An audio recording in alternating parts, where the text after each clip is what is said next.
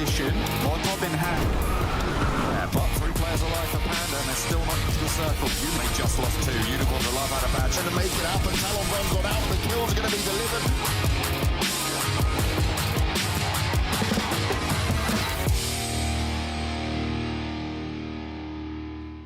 Welcome everybody to day 3 here at the PUBG Mobile Pro League EMEA Championship. We're on to day 3, and certainly the action was heating up yesterday as teams tried to rise their way up the overall standings, and some of them came in with some pretty big surprises. Others delivered 2 chicken dinners in a day. To discuss all of this, to enjoy the madness, and to watch the fun take place, I've got Froz, I've got Copter with me. And guys, yesterday turned into the day of many ups and downs, a lot of movers and shakers, I would say, but also one team that just stands strong over and over again. We've got to start with Na'Vi, surely.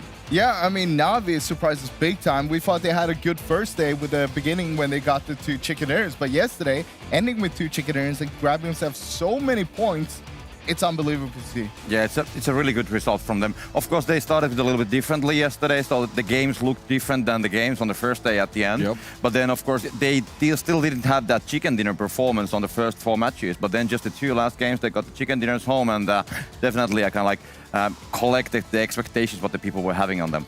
Massively so. And another team, right, we've got to look at is NASR Esports. They started the day yesterday in 16th place, and they went all the way up and ended up in a 4th place position. That was huge for these guys. Very, very big. Sadly, they were a little bit in the shadow of Na'Vi getting such a good day, but I mean, the performance from NASR yesterday was just over the top. We saw in the first day, they came in with 19 points after the first day, and yesterday they got themselves 80 points. That's 4 times more points, even more than 4 times more. That is amazing to see. Yeah, definitely. I mean, 80 points is a lot, and Na'Vi actually made 93, I think, yesterday. So they were, of course, the second highest performing team yesterday after Na'Vi. But of course, when they were having such a, well, not a good start from the first day, that kind of meant that they will be rising a lot on the scoreboard. We had some other teams also getting some, of course, good results and, well, like improving their situations. But of course, NASR was just completely over the top from the others. Yeah, it really was, right. And another thing we have to mention, and it's this CIS dominance we started to talk about, is 12-18. They have been this Mr. Consistent team. You love them so much, Froz, because it's always within this top 5, right? Yeah. They may not be able to get as many chicken dinners with it all. They've had 1 so far, but overall, they have been there at the top. They've been fighting non-stop, and they're playing the smart long game out here. Yeah, and that's what I like, because not only are they playing it smart, but we also see them that they're playing it aggressively when they need to, but when they need to play passive to actually make sure that they stay all alive, that's what they do time after time after time, and they put themselves into such a good positions, and that's what we see them in towards the top 5 all the time, doing really good.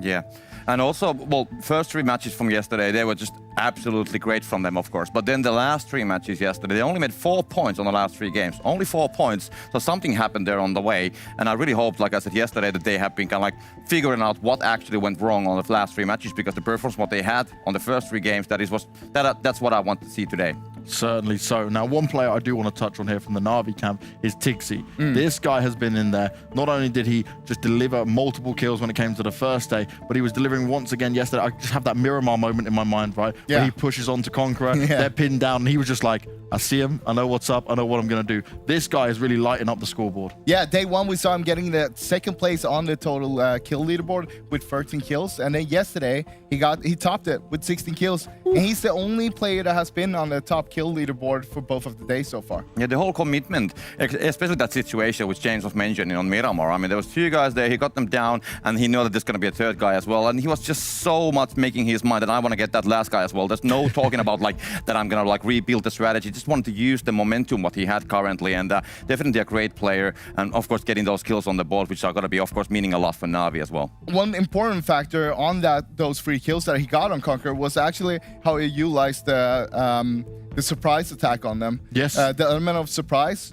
So the first time he actually got out of the vehicle and started shooting at them, he got 2 knocks straight away, and then he ducked down, took a little bit of cover, recessed the whole situation, and then just went for it for the last one. Yeah, definitely. Great performance, and I really hope that we will see the similar performances from him him today, and of course from the other players as well on the roster. Well, let's learn some more about this man, right? Because we have the pleasure of listening to an interview with Tixi to see how he was feeling ahead of the PMPL EMEA Championship.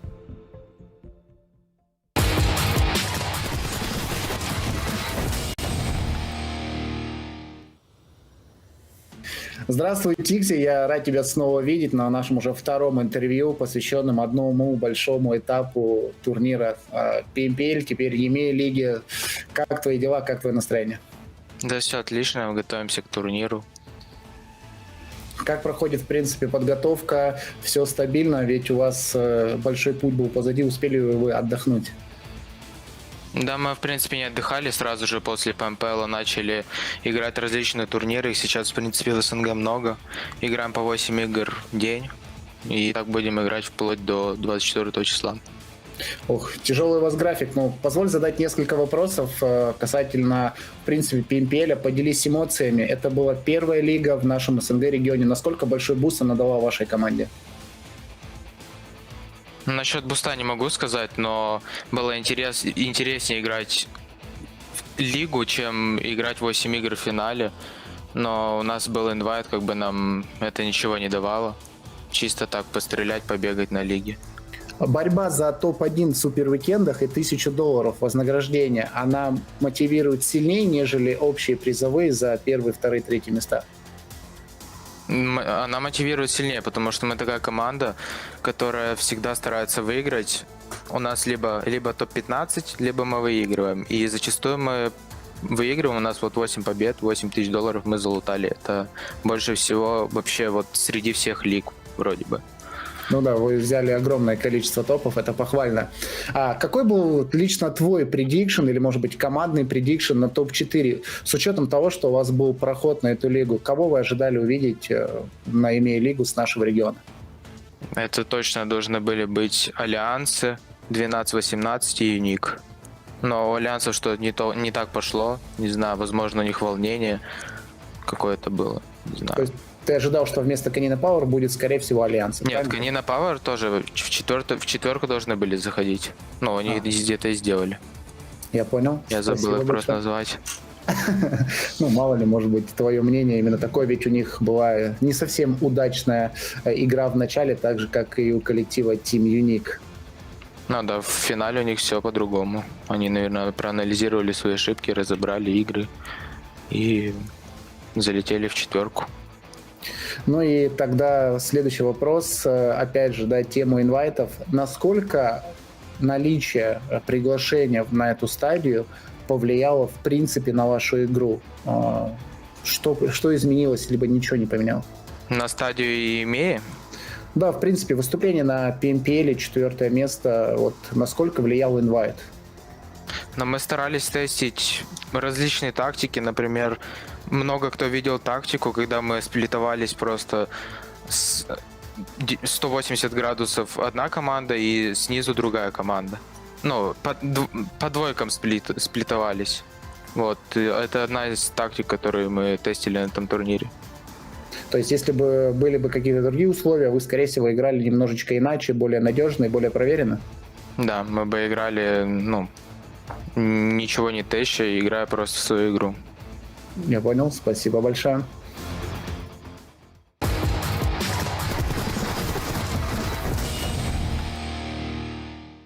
And there we have it, getting to hear from Tixi himself ahead of that. And there's one thing that's interesting, right, is that I love the point where he's saying, oh, we're a team that either win or we go top 15, you know? There's a very do-or-die mentality that come out from this team in the risks they take, but for the rewards they can get. And that's why we often see it, right? We talk about how good their winning games are. They're hitting right now the top points of any team when they're taking the wins. I can tell you this, yesterday what we saw from now is just exceptional. Their worst game was the 6th place with 4 kills. That was their worst game. Not bad. Not bad at all. Yeah, true. Just like the stats we saw yesterday when we were talking about the points which they made yesterday. And even without the second chicken dinner, they would have been leading on the kills and also on the damages. So they were definitely having a great game, even though they didn't get the chicken dinners, like mentioned already, on the first 4 matches. But still, they were doing the job. They were just not getting on the top 3, but still making some good job there. And then, of course, improving from there all the way till the end.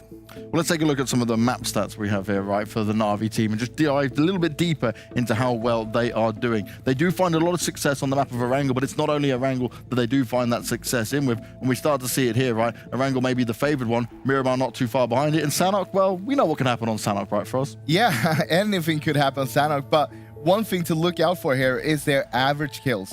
6.33 kills. That's on their worst maps. And then 7 on Miramar. currently they're sitting on 85 kills. And that is 30 more kills than the second place, 12-18 with 55 right now. That's ludicrous. Yeah, a lot of kills for them. And just like anything can happen in Sanhok, but these guys, they have been pretty stable in Sanhok. I mean, sometimes the games in Sanhok, they can go just completely wrong, but anything can happen, but it has been good for them. Getting that amount of average kills in Sanhok, you got to be happy with it, because sometimes there will be just surprises waiting behind the rock. One thing to also look at now is when they win a game, they win it big. They win it with a lot of kills. Yes. They're averaging 14.25 kills per game that they're winning, while the average of winning a game here so far has been around 11.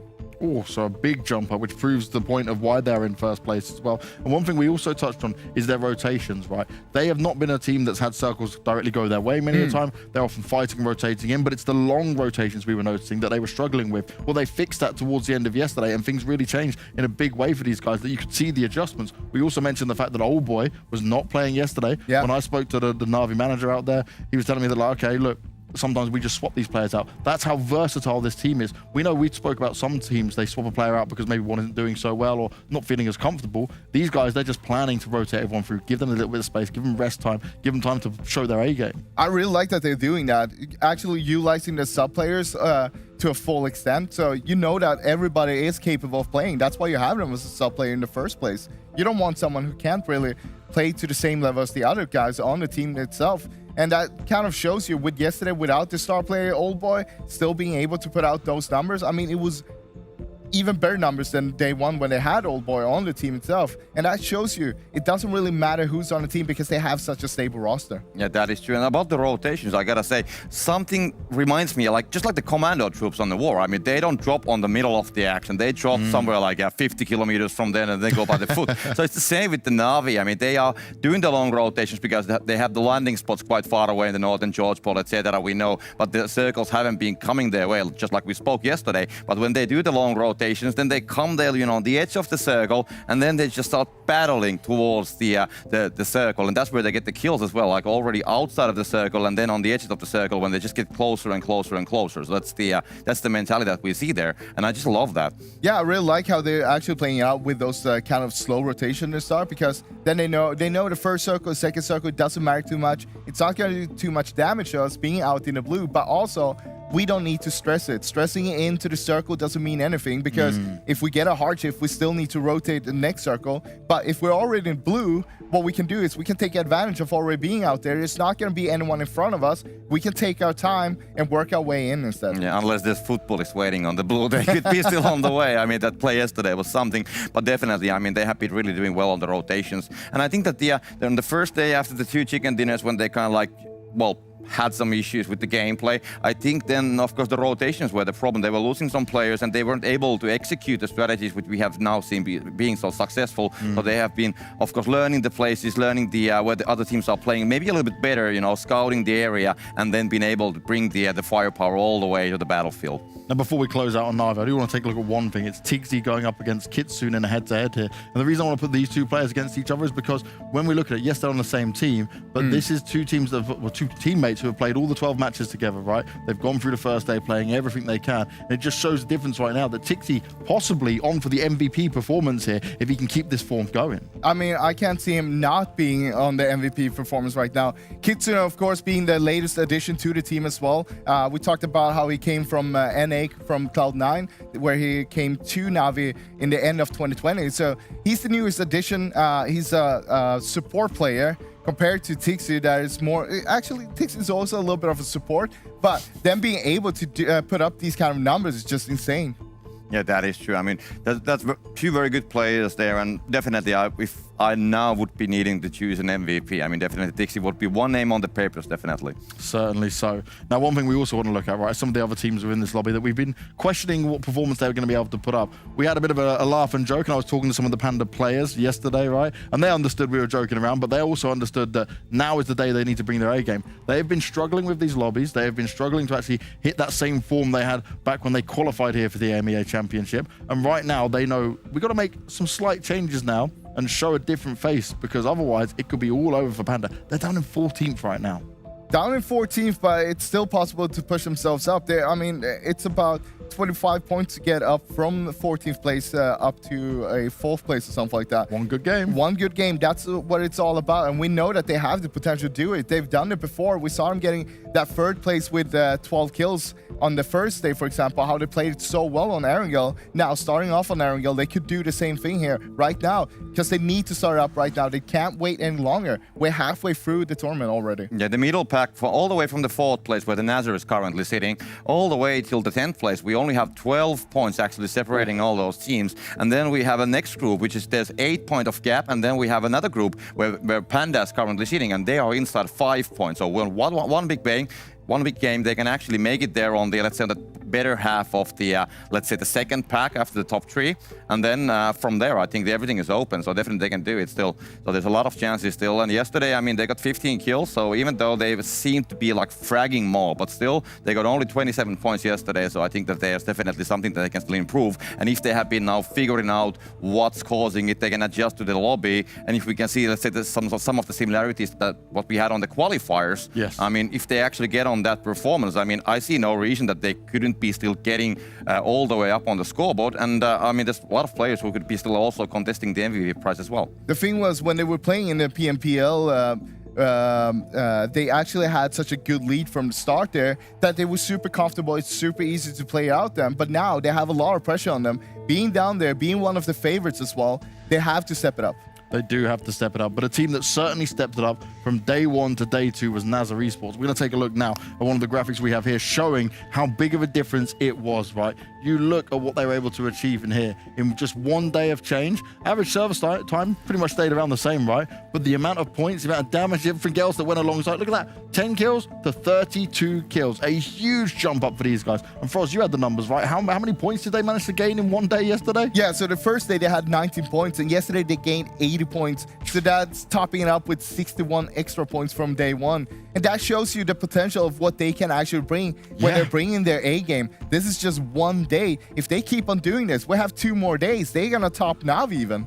Wow. Yeah, true. And the chicken dinner, which they actually got, that was also pretty big. They had 14 kills on that chicken dinner. We spoke about the averages. Frost was mentioning about it. Navi, of course, having a very good chicken dinners with the high kill counts. But still, there's only 2 other teams who are actually making about the same numbers. We do have Fate and NASR getting 15 and 14 kills chicken dinners. All the other chicken dinners are less than that. So that kind of like shows that when they get the kills, they get the placements, they definitely have the ability to do the similar kind of damage what the Navi has been doing on the game. We also got to bring up, of course, Hassan. He got himself 13 kills yesterday, being number 3 on the top kill leaderboard for yesterday. So that is the kind of numbers that we can see from NASR, and I hope that they can continue on that road today. And to continue on that road, though, for any of these teams out here, every day the lobby gets more competitive because every day they start to feel more comfortable. They start to read into things. We mentioned about teams doing their research, doing their prep work, right? Looking back at days, seeing if there's anything they can notice in it. That's what it's all about. Day in, day out, you need to be giving that a little extra percentage from what you already were able to do in order to succeed and have a better performance and try and do something like NASR's done here today. So this is still wide open. Yeah, but NASR is an extreme one, though, going from very low to very high. I mean, 80 points, that's the 2nd highest in 1 day so far, except for Navi yesterday's 93 points. That's the highest score in 1 day. Before that, that was Fate on 75 on day 1, and we know that Fate had a really good day on day 1 with 75 points. That tells the story of NASR getting 2nd place yesterday with 80 points. Yeah, Fate actually got only 35 points yesterday, so that's actually pretty less. But I always, now we're in the half point of the games, I always have this saying that what you can gain on the first half, you can lose it on the next one, or the vice versa. So basically, we're on the halfway, anything can still happen. So I think that at this point, what we're going to see today, that's going to be kind of like setting the tone, of course, for the last day, what we're going to be having tomorrow. So now is the time to shine if you want to be there. Certainly is, and I know another way a lot of people can shine at home. This is where we're going to look at the PMCO. It's an all-important way for you guys at home to be able to get in to your PUBG Mobile Pro level. The PUBG Mobile Club Open showcases the best PUBG Mobile players and squads among the 23 regions across the world. The PMCO is regarded as the gateway in becoming a professional PUBG Mobile competitive gamer. You guys can sign up today with your team and compete against others in your region, and we here on the desk are still waiting to decide who our 4th place will be. We had a few videos sent in, you know. One guy was tap dancing. I wasn't that impressed. It wasn't as good as you, Frost, but obviously you're the champion with it. No one sent in any break dancing yet, so Copter, you're still well in charge of that. Max wants to join the team. We haven't seen anything from Max No, yet. yeah, wait a sec. Max, you're listening out there, mate? I know you got some commentary to do in a little bit, but maybe you've got some time to drop this video, because otherwise, how are you joining the squad? And Killaris was pretty angry not getting on the team either. But you said he was trash, so... Yeah, but I mean, I'm just telling the truth. But, you know, he didn't like that, and I don't know what to say. Yeah, and then we had the last guy in the studio, that Panda dude. He was also like pretty interested about it as well. So I don't know. What is your opinion about it, Frost?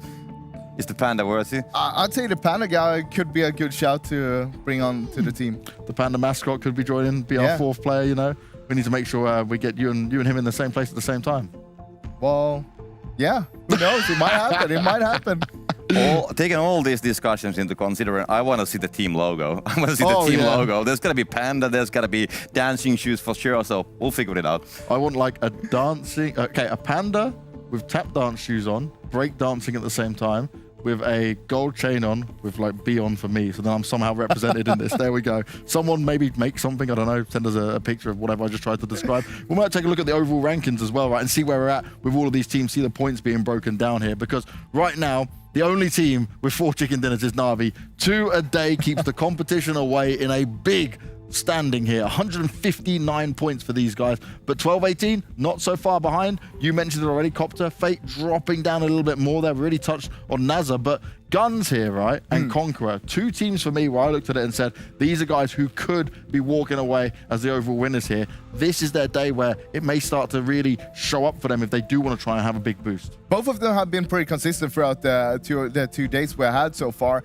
but I want to see them step it up a little bit more. One more notch and being up there, getting those wins going a little bit more. I mean, Na'Vi got 4 wins, and then you have next Rüya with 2, and everybody else only got 1. Isn't people hungry? I'm always hungry for chicken. Copter knows that. Yeah, definitely. I mean, definitely James is always eating chicken. But these 2 chicken dinners which Nextria has been having, they were with 11 kills both, so that is not as close, not as high, of course, what we had from Na'Vi and from the others on the top of the scoreboard. So that kind of explains why they are not more higher on the scoreboard. But of course, the situation with the scoreboard regarding the situation being tight, here we can see the 4th place all the way to the 8th place, only inside 9 points. So after the top 3, there's some gaps, yes, after the top 3, but then it's like so close.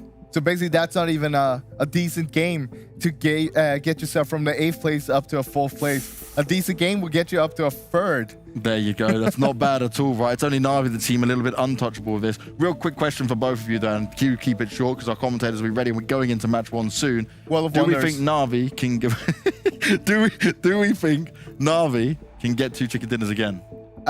No, I don't think so. Oh. I think they've had enough. They're a little bit fed up right now with the chicken dinners. They're fed up with chicken dinners?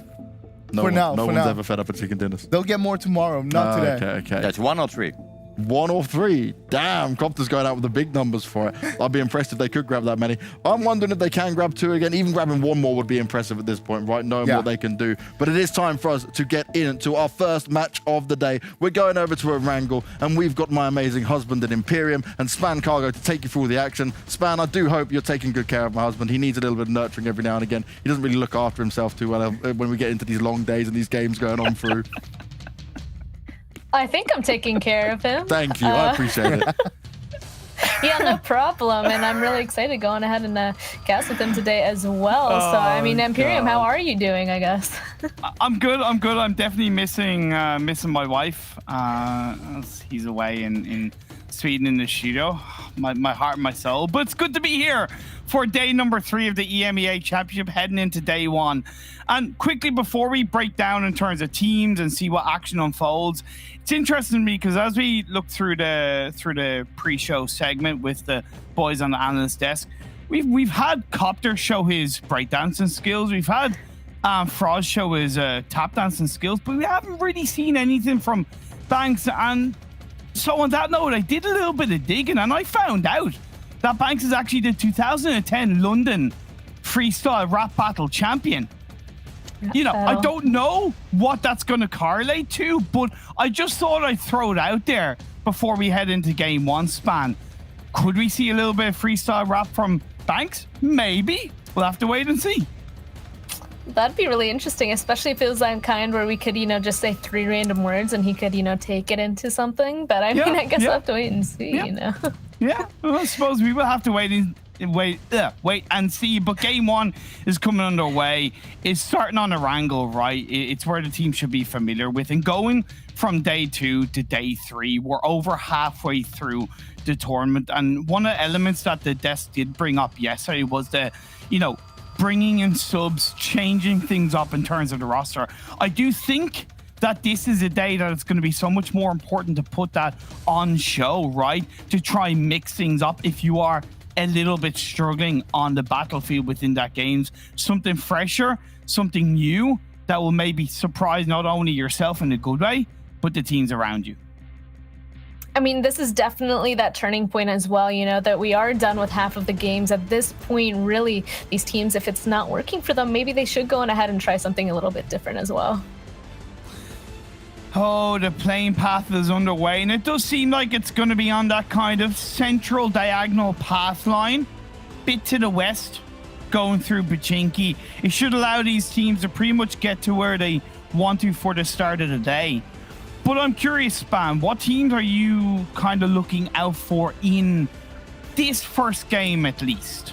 In this first game, I mean, we just got on ahead and took a look at Navi's stats, and there was a question of, are they going to be able to pick up a few more wins again? So definitely them, but also, I mean, I'm really looking forward to see what NASR has ahead of them, because they jumped up 12 placements just yesterday. Massive. Yeah, so I want to see what they're going to be able to do, and Fate as well, because they did amazing day 1, but then yesterday they still did well, but not as amazing. I want to see if they're going to be able to bring it back even harder today.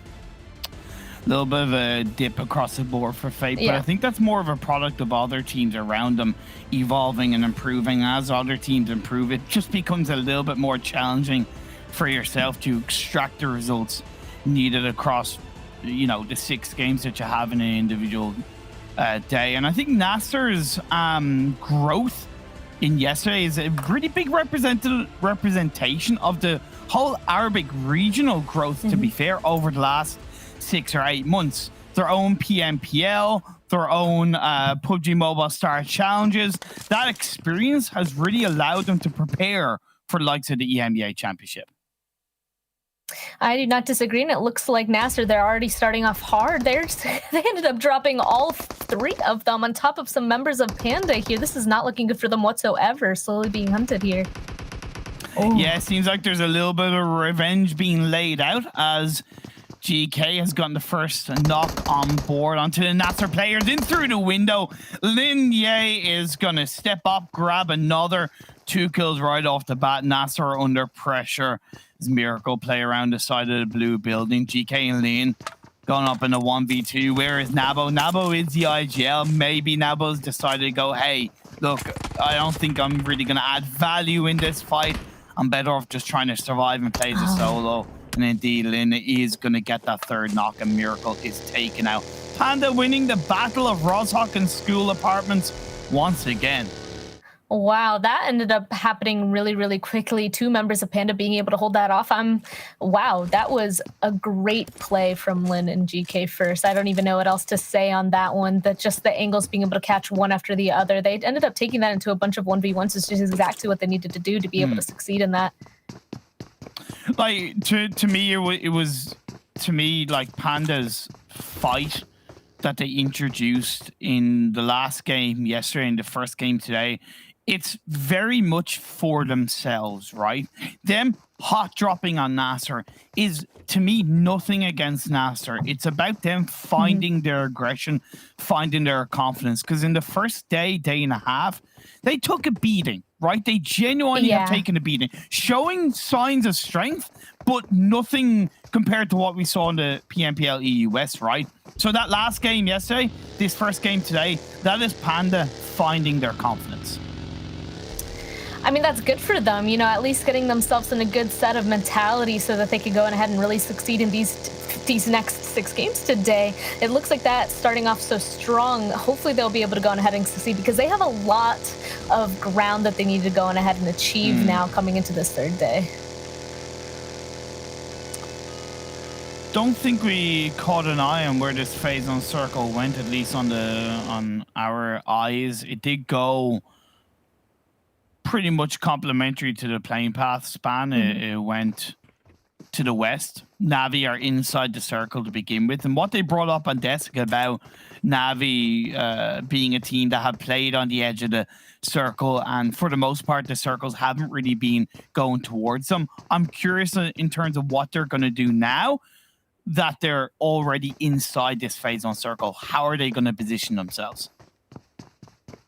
That is a great question. I mean, on this one, I feel like it would definitely be better to go on ahead and get to the southern side of that big river, start filling up that center pieces, definitely getting a little bit of a foothold to be able to cross at least, but also being able to scout a bit as well, because there are already so many teams inside of this zone. You already said it yourself. It's ended up popping right around where that plane path already was. So got to take it a little bit cautiously, but also, I mean, a big strategy is some teams along the edges don't want to go in super fast or entirely, because you kind of want to stay away from the masses of people. You kind of want to wait to see where everybody else ended up placing themselves until the next circle pop.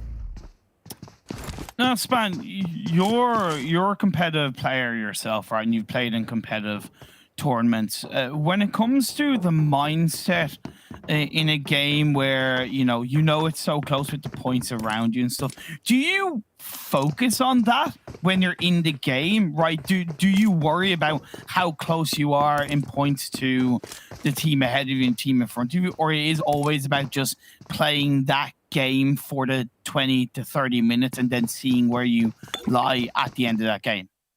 It's definitely, you shouldn't really be worrying about everything, but you should definitely be aware. So something that I would do with my team is, we'd be like, okay, like we have an idea of where we are on that leaderboard. We know we have to go on ahead and play well. Let's just continue to do what we're used to. But also if we see a team like right ahead of us or right below us getting in a fight or something, and it's something that we think that we can capitalize on or take advantage of, we can go on ahead and get involved, especially coming into these last few days. So awareness really of those teams around you. Yeah, couldn't have said that better myself in terms of awareness. It's so important in the world of PUBG Mobile, no doubt. When you're going up in a lobby against 15 other teams, you got to have your knowledge to back up any real decision making, any opportunistic moments that come on board. Teams are starting to rotate into this circle.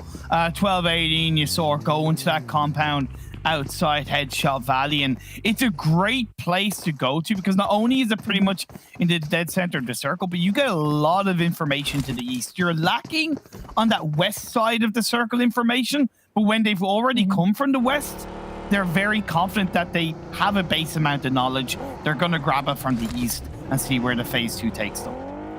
Especially since they have that very center spot as of right now, it's going to give them a higher chance of getting that next zone pop on top of them. So if they're able to spread out a tiny bit, maybe sending someone up, not into ruins, but in that little like military stuff on the hill right above them, they should be able to spread out quite nicely and get a lot of information, just like you said. And honestly, in the first few zones, that is the most important thing. Destiny, we've gone to the cube compound next to Rüya, converged onto Watertown. They actually have a 2-2 split between Watertown and the compound across the road from Watertown. What do you make of that split? Do you agree with it? Do you think it's a bit too much of a commitment to the north half of the circle? Or, I like it, but I'm curious in your thoughts, Pam. I think it's fine, especially coming into the second zone. Usually it's good to go on ahead and spread out a bunch, either to continue your looting or just to gain more information. Yeah. And if you don't quite know where this next zone is going to go, like it could totally hard shift up to the northern side. And that means they already have control of that bridge, and that's perfect for them. So it's all about, trying spreading out, grabbing as much territory as possible to really take advantage of it. And I think it might have worked out for them. We'll see in a second here. But also, it looks like all these guys, I think we can see when the circle popped, all of them instantly running towards that vehicle here. Yeah, we're going to have a look when this phase 2 does indeed pop up across the board. Conqueror have gone to that compound, not compound, but the hills down the southeast of Pachinki. It's where they're known to go. So there's a familiarity in terms of how they're basing themselves. A few more teams are on that edge of the circle after phase 1. Indeed, like you said, phase 2 popping up north. The river's in play. It's going to be tricky for a lot of these teams. Wow. I mean, so this is creating an interesting dynamic as well, because now it's 50 above that river, 50 below that river. So 50-50 kind of opportunity or a chance either direction that the zone is going to go. And because everybody's absolutely sending it as of right now, it looks like people are already running into each other. 12-18 trying to leave their compound. They ran into Destiny inside of Ruins. What? But Destiny were in Cube. Why would you go from Cube into Ruins? Not only is Ruins a much harder place to disengage too, but Cube is a much better vantage point to get shots on teams that could be converging around Ruins. A little bit of a surprise from Destiny on how they're positioning in this game one. I'm surprised by it as well. I'm trying to see where exactly they are as well. It looks like they just committed to this. I'm surprised by that they committed before the zone ended up popping. I mean, it usually is a gamble, you know, trying to set yourself up for one way or another. So it looks like in this situation, they gambled for that southern side. And unfortunately, it's just catching a really early fight for them. As of right now, they're okay, but definitely not in the most ideal of positions here, especially as 12-18. It seems like they've kind of committed to this hold as of right now, not entirely leaving just yet. It's a great cathedral area that 12-18 hold on to. All four players are there. For Destiny, they have that 3-1 hold, which definitely isn't a bad area to be in. However, I noted that they used quite a good few smokes to get Mazzaro out of the way. And the early use of utility without any real benefit in terms of pick up a kill to grab more smokes to replenish the utility use could hurt Destiny later on in the game. Plus, no doubt, Mazzaro's on the side of the river where he could still get punished by the likes of Futbolist or even next Rüya. Yeah, we'll just have to wait and see what exactly happens. Honestly, any kind of traverse, I really don't know how they're going to get out of that situation, because there's also fields all around them, unless they just want to go ahead and attempt trying to swim away or something. But I have a feeling they're going to be stuck there at least until this next circle pop. Maybe if it goes far away from them, that will mean that 12-18 leave that situation. But as of right now, I think that's just a hold going on there. And what was that we just saw there? Was that one of the GUNZ members DC'd or something? Yeah. We don't talk about it. No, obviously just a little bit of a small issue, but Mihi and the kill feed has gotten knocked down at the hands of 12-18, so 12-18 will probably look to push on that. Teams are starting to converge into the circle themselves from that southern side. Fate just moving across the eastern bridge earlier on.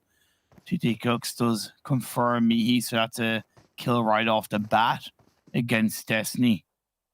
Well, Reese is going to get punished by Konina Power. Those two teams are used to battling close to each other. They have similar drop spots, similar pathing lines, so it should be no doubt Conqueror should not be surprised the fact that Konina Power are close by.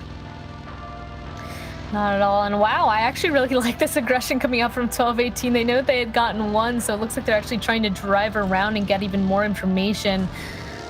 I bet they assume that they're somewhere down here, but they don't want to entirely go over there. They don't want to take that risk, but we can see that there's just one just chilling out in the water as of right now. 12-18, it doesn't seem like they've entirely spotted them out. And that zone shift, it looks like the people who decided to stay on that southern side have won that 50-50. Okay. Talk about a bit of a ping pong in the first game of the day between the first three shifts. Look, I feel for the teams, no doubt. But the convergence around school and apartment is absolutely wild. Konina Power instantly going to the warehouse and the buildings that's outside of school. Conqueror on the other side. Reeves got revived up, so they have replenished their players up to a full squad. Happy about that one. 12-18, they're moving a little bit more down south, but they have RICO Infinity, who rotated around, have a little bit of an advantage point. And 12-18, they did initially go to that drop spot, which is, sorry, not drop spot, but the compound outside of Headshot Hills, and they've let it go over to RICO Infinity because they moved towards Ruins. Yeah, they got backfilled, and now they have to go on ahead and potentially face that consequence. It does look like RICO Infinity. They probably heard that shooting, so now they kind of want to take advantage of it. They definitely hear that vehicle driving around there. I mean, at this point, you shouldn't go on ahead and just assume that the compound you left previously is going to be open. So I definitely think that's why they're taking this kind of cautiously, still committing to that very edge side of Ruins, especially because there's so many people actually making rotations around them. Oh my God, Navi, they're running and gunning there. They're driving and gunning as they pick up a kill onto Sulke. Football is being put down to 3. This is the familiarity of Navi's edge of circle rotation, sweeping around from the North George area down on towards the southern edge of the circle. They'll find a way in, probably through the cathedral of, or the church of Pachinki Hillside, and look to then control this area around them. I definitely have to say they're really, really good at that. I've noticed that ever since I believe it was you that pointed it out. They really do go for those really long rotations. And honestly, always doing that when a hard shift happens is usually really advantageous because you know, or can usually assume that that really far end doesn't have as many people. So them being able to do that, that really secures themselves a pretty good spot inside of the next one if they're able to make it all the way around. Well, we are getting close to the end of this phase 2. Conqueror moving on up, looking to use that third-person perspective to get information onto the RICO Infinity players. We see the picture-in-picture. Navi opted to go actually for the fields of Pachinki, which is valuable because of the dips that were introduced in the update. God, going back to over 6+ months ago, to be fair. NASR, unfortunately, not a good start to day 3. They've been eliminated. We're down to 15 teams. And at this point, it looks like zone shifting once again. I'm curious to see if they're going to actually continue this hold or if they're just going to go on ahead and disengage, trying to get into this next zone. It's really getting into that time, though, that any big move that they make into zone, they're probably going to be getting into a fight anyway. So do they take something that they have a little bit more knowledge of, or do they try to make the move? I mean, I guess we'll have to wait and see, but it looks like Destiny as well. They were shoved into that water on the northern side, and it looks like not much has really changed from that. They're still up there waiting to see if they can get inside.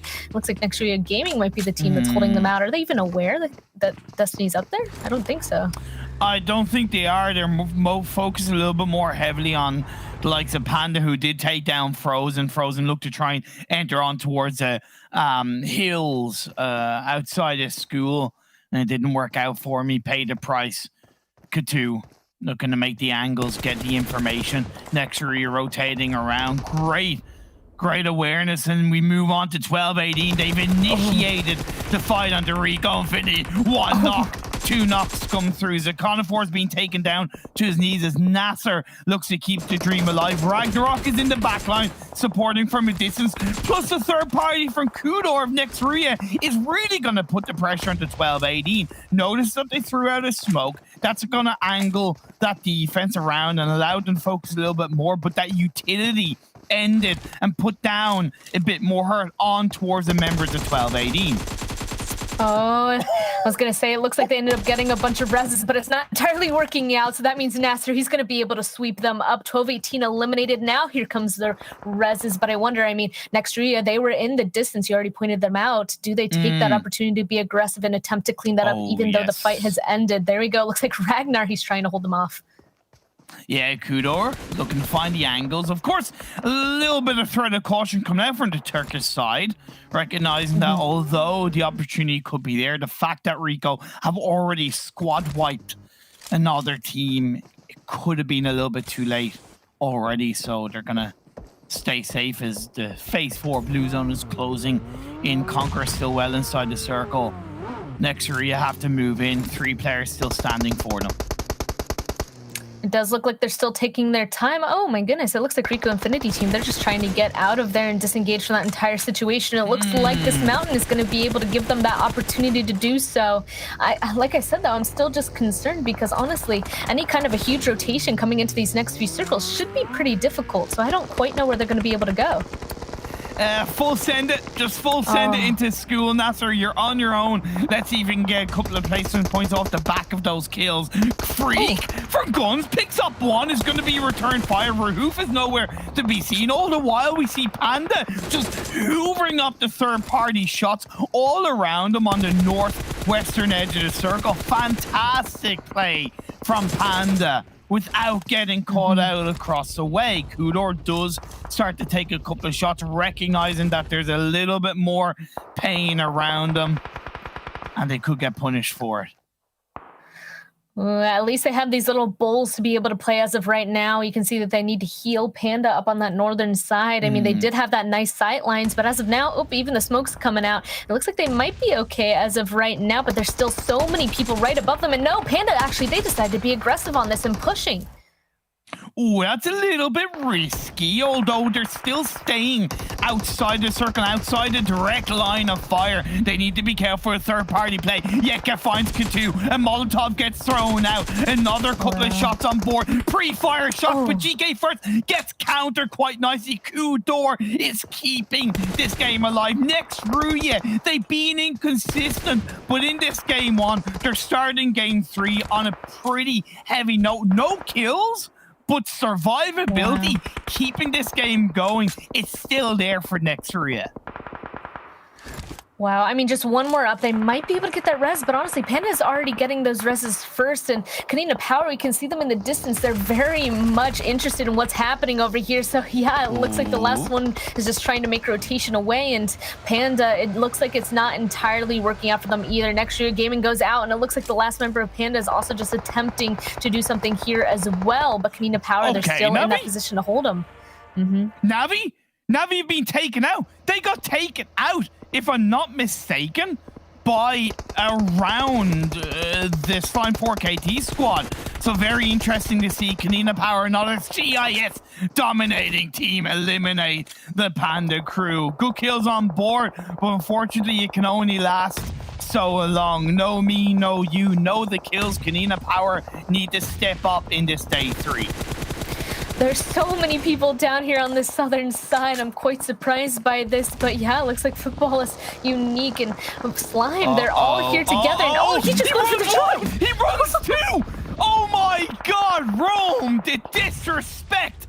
Unique has just mind left on his own. He's gonna step up in around a tree. He helps it get the squad wipe. He keeps it up. Unique, stay one man alive, but can the revives come on board? Slime 4KT, the African representatives in the EMEA Championship. Yes, they're down in 16s, but they have everything to win. They have nothing to lose, so why not look to push yourselves and grab a few kills on board? One nade followed by another. Will that one connect behind a tree? Yes, it will. Slime 4KT do grab another kill. I don't know how much Mind is going to be able to survive against that one as Fate wipe out SUDOR Esports.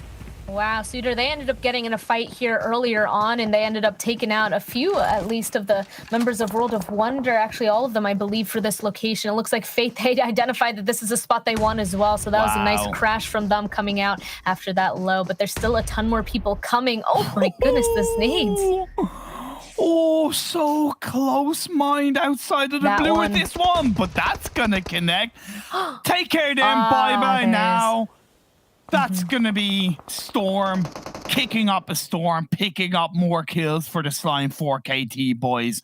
Conqueror, they've been quiet. We haven't talked too much about them outside of the knock that came through into Rees earlier on. They stayed inside this compound. They had the majority of the circles, but upon this next phase, they have to move out. I'm curious to see where exactly they're going to go on ahead and move to. Really, this close side of the zone is really what they're used to, so I wouldn't be surprised if they just pull up really close.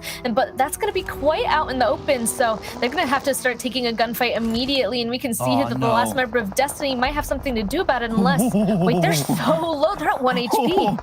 Oh, Mazzaro, you timed that one perfectly, but I don't know how much longer you're going to survive. Fate do take out Slime 4KT. They hit the brick wall, and was Fate Esports looking to kick things off in this day number 3, game 1. No, me, Konina Power. You're being put under pressure, trying to hold on to the low ground. You allowed Conqueror to breach on into the western edge of the circle, but as he's knocked down, Pioneer doing wonderful work to try and push back the members of Fate. Fate do not want to overextend in towards this area. 10 kills with a full squad on board. The Arab team are stepping up to the plate.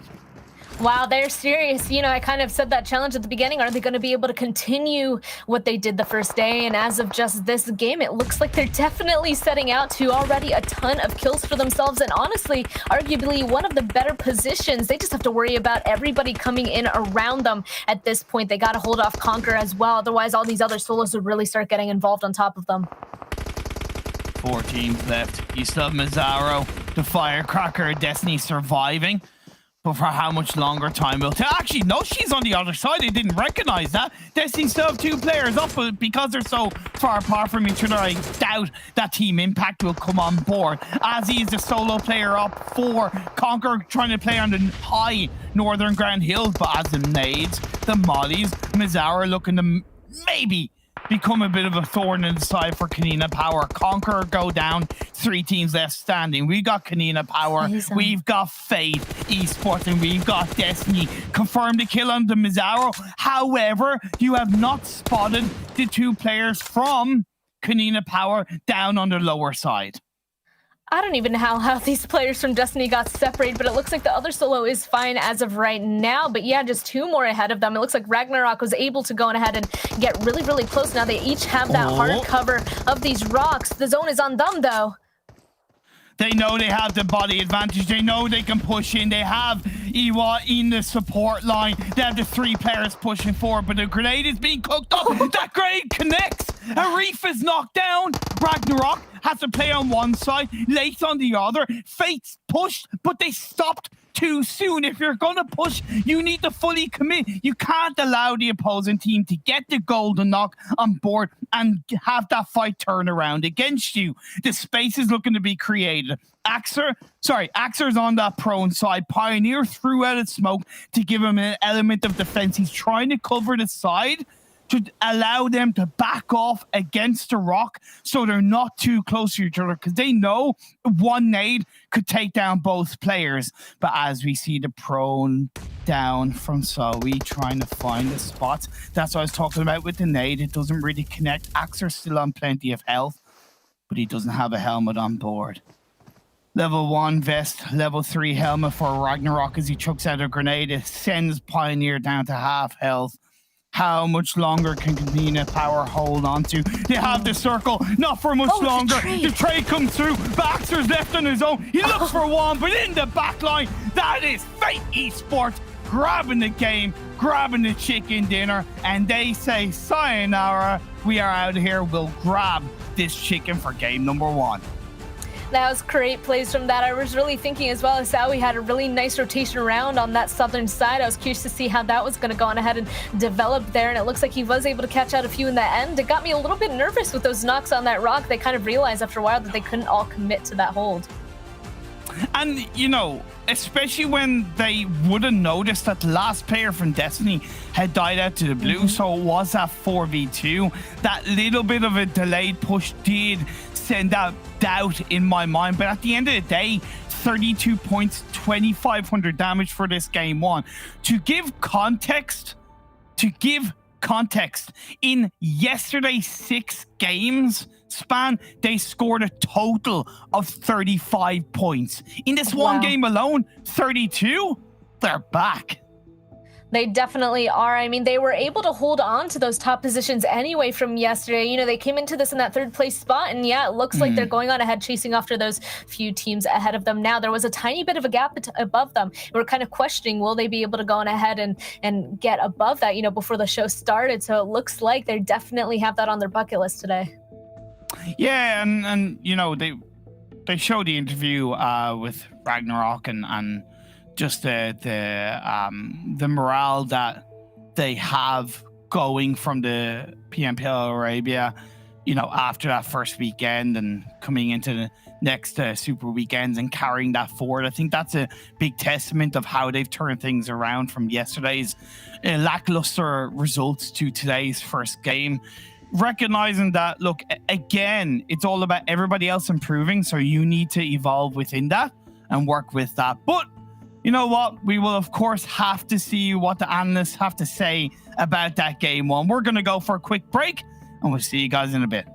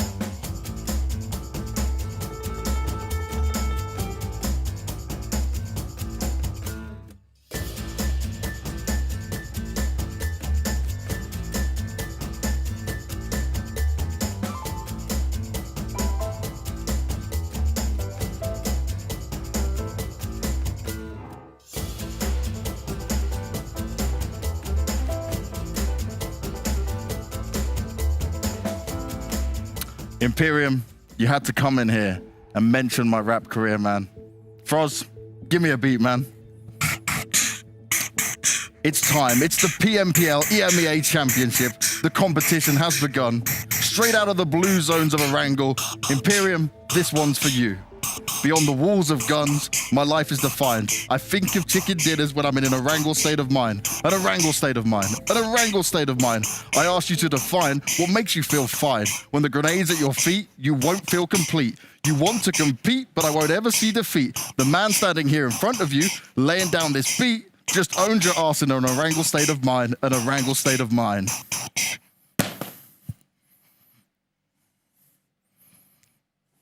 They weren't ready for that. They were never ready for that.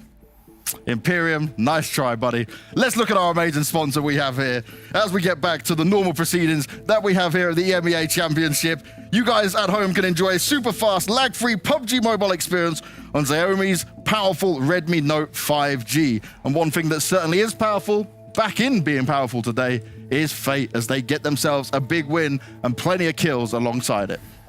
Yeah, I mean, Fate is definitely back. I mean, yesterday we saw Fate a little bit differently than we saw yesterday, so we spoke about it on the starting of the day. They didn't have the performance yesterday. They made those 35 points, but definitely, I mean, this chicken dinner, getting the high amount of kills as well, 17 kills collected with, of course, with the 15 placement points of 32, and that's definitely gonna put this chicken dinner high on the Frozen score sheet. The Frozen score sheet, I love it straight away. I mean, it's always going to be up there with Fate, of course. Having such a good game for 17 kill win. It is a really high win. It's the second highest. We saw, of course, Navi in the first game with 18, but this is the second highest. And that shows we're on day 3 now. This is when all the teams are getting very comfortable as well. So you got to remember that. Getting those high kill wins it's easier on the first day because everyone's a little bit nervous and stuff like that. But now coming into day 3, when people feel warm, they feel good, and doing this kind of stuff, that's much harder. It is definitely much harder. We're going to take a look at the rankings, though, of this match and see how everyone's got their scores on the door. 32, as you mentioned there, guys, for Fate, rocking it at the top. Konina Power with 21. But look at this. We don't often see it. Everyone else just about trying to make double digits there and then drop it on down. It's because it was so top-heavy this time around. Not what we usually see. Yeah, not at all. And it kind of played out from the start, right? We had this kind of 50-50 circle with a river kind of breaking the whole circle. And then we saw that only Slime was the only team that was on the north side. Everyone was already on the south side. But we did see that not too many went to the south side, and the circle actually opted to go down back on the south side. So it was so packed down there. Yeah, I mean, the circles, how it actually went down. Yeah, we had the river on the middle, and then it kind of like hard shifted on the south side. So yes, definitely committed on the southern side. But after that, we also had 2 hard shifts towards the eastern side. So that also not just being the river on the middle, but then also later on, putting the teams on the move all the time, like chasing the circle. That's what's going on. Now, we really got to make a big note on this as well, guys. Slime 4KT, not often on even the first page. Right now, getting 10 points alongside Conqueror and Destiny. This is a huge motivational and confidence boost for a team that's right down the bottom, right? And they were very separated compared to the other teams within that bottom 8. Their first top 5 placement actually so far. But I mean, if they can keep on doing that, if they can keep this up, it's going to be good. They're going to rise up on the leaderboard, and that's what we want to see. Coming in here, they've had 2 days now to prepare themselves a little bit more, and maybe that's what they needed. If they can continue with this, I want to see, because this is looking great for them. Yeah, what I saw there with this line was that when they were fighting with Unique there in the end, I kind of saw some kind of confidence on the play because the games which we have seen from them, I mean, of course they have been getting some points on the way, but they have been kind of like coming from below all the others. And now I really felt that when they were fighting with Unique, putting those nades behind the tree, I saw that they're actually living on the server. See, that's something we wanted to see, something we were waiting to see come out from these guys. We're going to move on to the second page now and see how the rest of the teams were able to do. And look how many 0 points we got in here. And Navi, okay, they still get 3 points. They're way ahead anyway. We're not going to really touch on that too much. But Rüya, GUNZ, and NASR, 3 teams that we all mentioned today. Have we lost our magic powers here for us? No, it's going to come back. It's going to come back. Cool. It's just a slow start on our powers. But no, seeing that, it's not great, right? But at the same time, you have, of course, NASR had a little bit of problem there in the start with Panda being very aggressive from the start, actually. Hot dropping them, killing 3 of them straight away. And it was a great start from Panda there. a little bit less of a great start from NASR, if we say that. Question though, do you think you're going to see that more from Panda right now? Do you think that's their way back in? Is this new game plan to like hot drop, attack teams and throw all this aggression in one place? I think we'll see more of that because it's unexpected. No one is expecting to get dropped that early on the game, or even not maybe hot dropping people, but being super aggressive from the start, from circle one, when people are trying to just get the loot, getting into a position, trying to get to the vehicles. If you can catch them off guard there, just get 1 or 2 kills. That's all you need. That's 1 and 2 points straight in the bag. Yep. And then you just continue playing your game and you already crippled your enemies. Yeah, I definitely agree with that because all the discussions about Panda, there's always the Panda aggression. They're always on the same sentence. I mean, they're never like separated at all. So definitely, I mean, Panda is just now taking it to a whole new level on this lobby because we haven't seen this was the first hot drop which we saw, and I'm really hoping that we see more aggressive plays. And of course, maybe some hot dropping as well. We'll see. I mean, that's always not so nice for some of the teams, but the Panda, I mean, they've already showed on the past that they really don't care how the other teams play. They want to play their game, and they knew that they had some issues. So if this is their way to fix things, I'm all up to it. Now, we had a solid day 1 for Fate. Then day 2 wasn't bad, but it was just quieter, right? But now we've seen a very good, explosive start to this game. This is looking great for him, right, Copter? Yeah, definitely. I mean, definitely a great start. I mean, you can't hope for anything more. They had 32 points in this game alone. Yesterday, they only had 35 points. So almost in just this first game, they got as many points as they had in 6 games yesterday. That tells the whole story right there. That's a huge difference. I mean, they started when their hard shifts happened. So we discussed about the circles. It was coming on the southern side. They were actually located there on the eastern side. So already starting from the phase number 4, they were actually on the middle of the circle. They had a good circle when it hard shifted twice on the east. So yes, they had some luck with the circles as well. But still, they kind of like got back on the old play, which we saw on the first that they were kind of like holding ground and, you know, keeping enemies at the distance. And even here on the last matches, they had a reasonable amount of distance on Konina Power. It's all about that poking. When you get the circle like that, you have the high ground to play. You got to keep everybody away. You don't want them to get close because the problem is if one team gets close, then you're gonna have another team getting even closer from another angle that you're not taking care of right now, and that's when you get third party. But if you keep on poking people all the time, make sure that they keep their distance from you, that's how you're gonna succeed, and that's what we saw from Fate.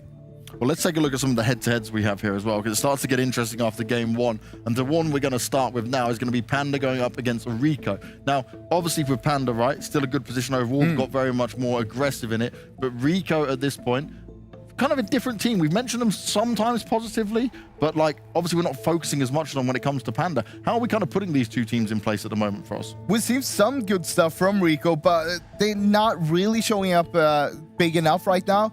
On the other hand, Panda, we could see the aggression from them time after time after time. And if you look at that, 7 kills, 1,500 or almost 1,600 damage. And we're talking about them getting out on 11th place, if I'm not totally wrong, in this previous game here. Imagine if they got to the end game. How much damage, how many kills they could have gotten. Of course, they did lose some people when we saw them taking that aggressive fight on the rolling hills there, but that's kind of the Panda playstyle, and I like to see them continue with that if they can keep it going like this, because yesterday, it didn't work out for them. Today, so far, after one game, I'd say it's looking way better. Yeah, I think the biggest difference between these teams is Panda is very dedicated. They have their play. They execute their strategies. I think RICO is more like, you know, going with the flow. They're kind of like moving with the masses. And they're not in the control into which situations they're currently running into. They will just take whatever is given to them. But Panda is like really clearly like executing their strategy. And when you have that lower time on the server, getting more kills, that kind of like tells that, yeah, they have been executing something, they had a plan. But when you're like, you know, staying there with the other teams. But of course, RICO had a problem with there on the western side with the 1218 actually, and then there was also next Rüya was part of that, so there was a lot of teams battling there on the western side when the circle started to shrink. But still, I think that I haven't seen from RICO that they would have been like doing those like let's say like a Navi rotations, like clearly dictating. Like for example, now Navi when they didn't get to the, of course, the better half of the scoreboard, but still the rotations which they did, they actually did a huge rotation all the way from the western side to the southern side of Pochinki when the circle shifted. They were actually starting from the northern George Ball, the circle came on the southern side, this circle, they rotated all the way on the southern side, and that was a huge move from them. Of course, it didn't work, but still, they were executing their strategy, same as the Panda.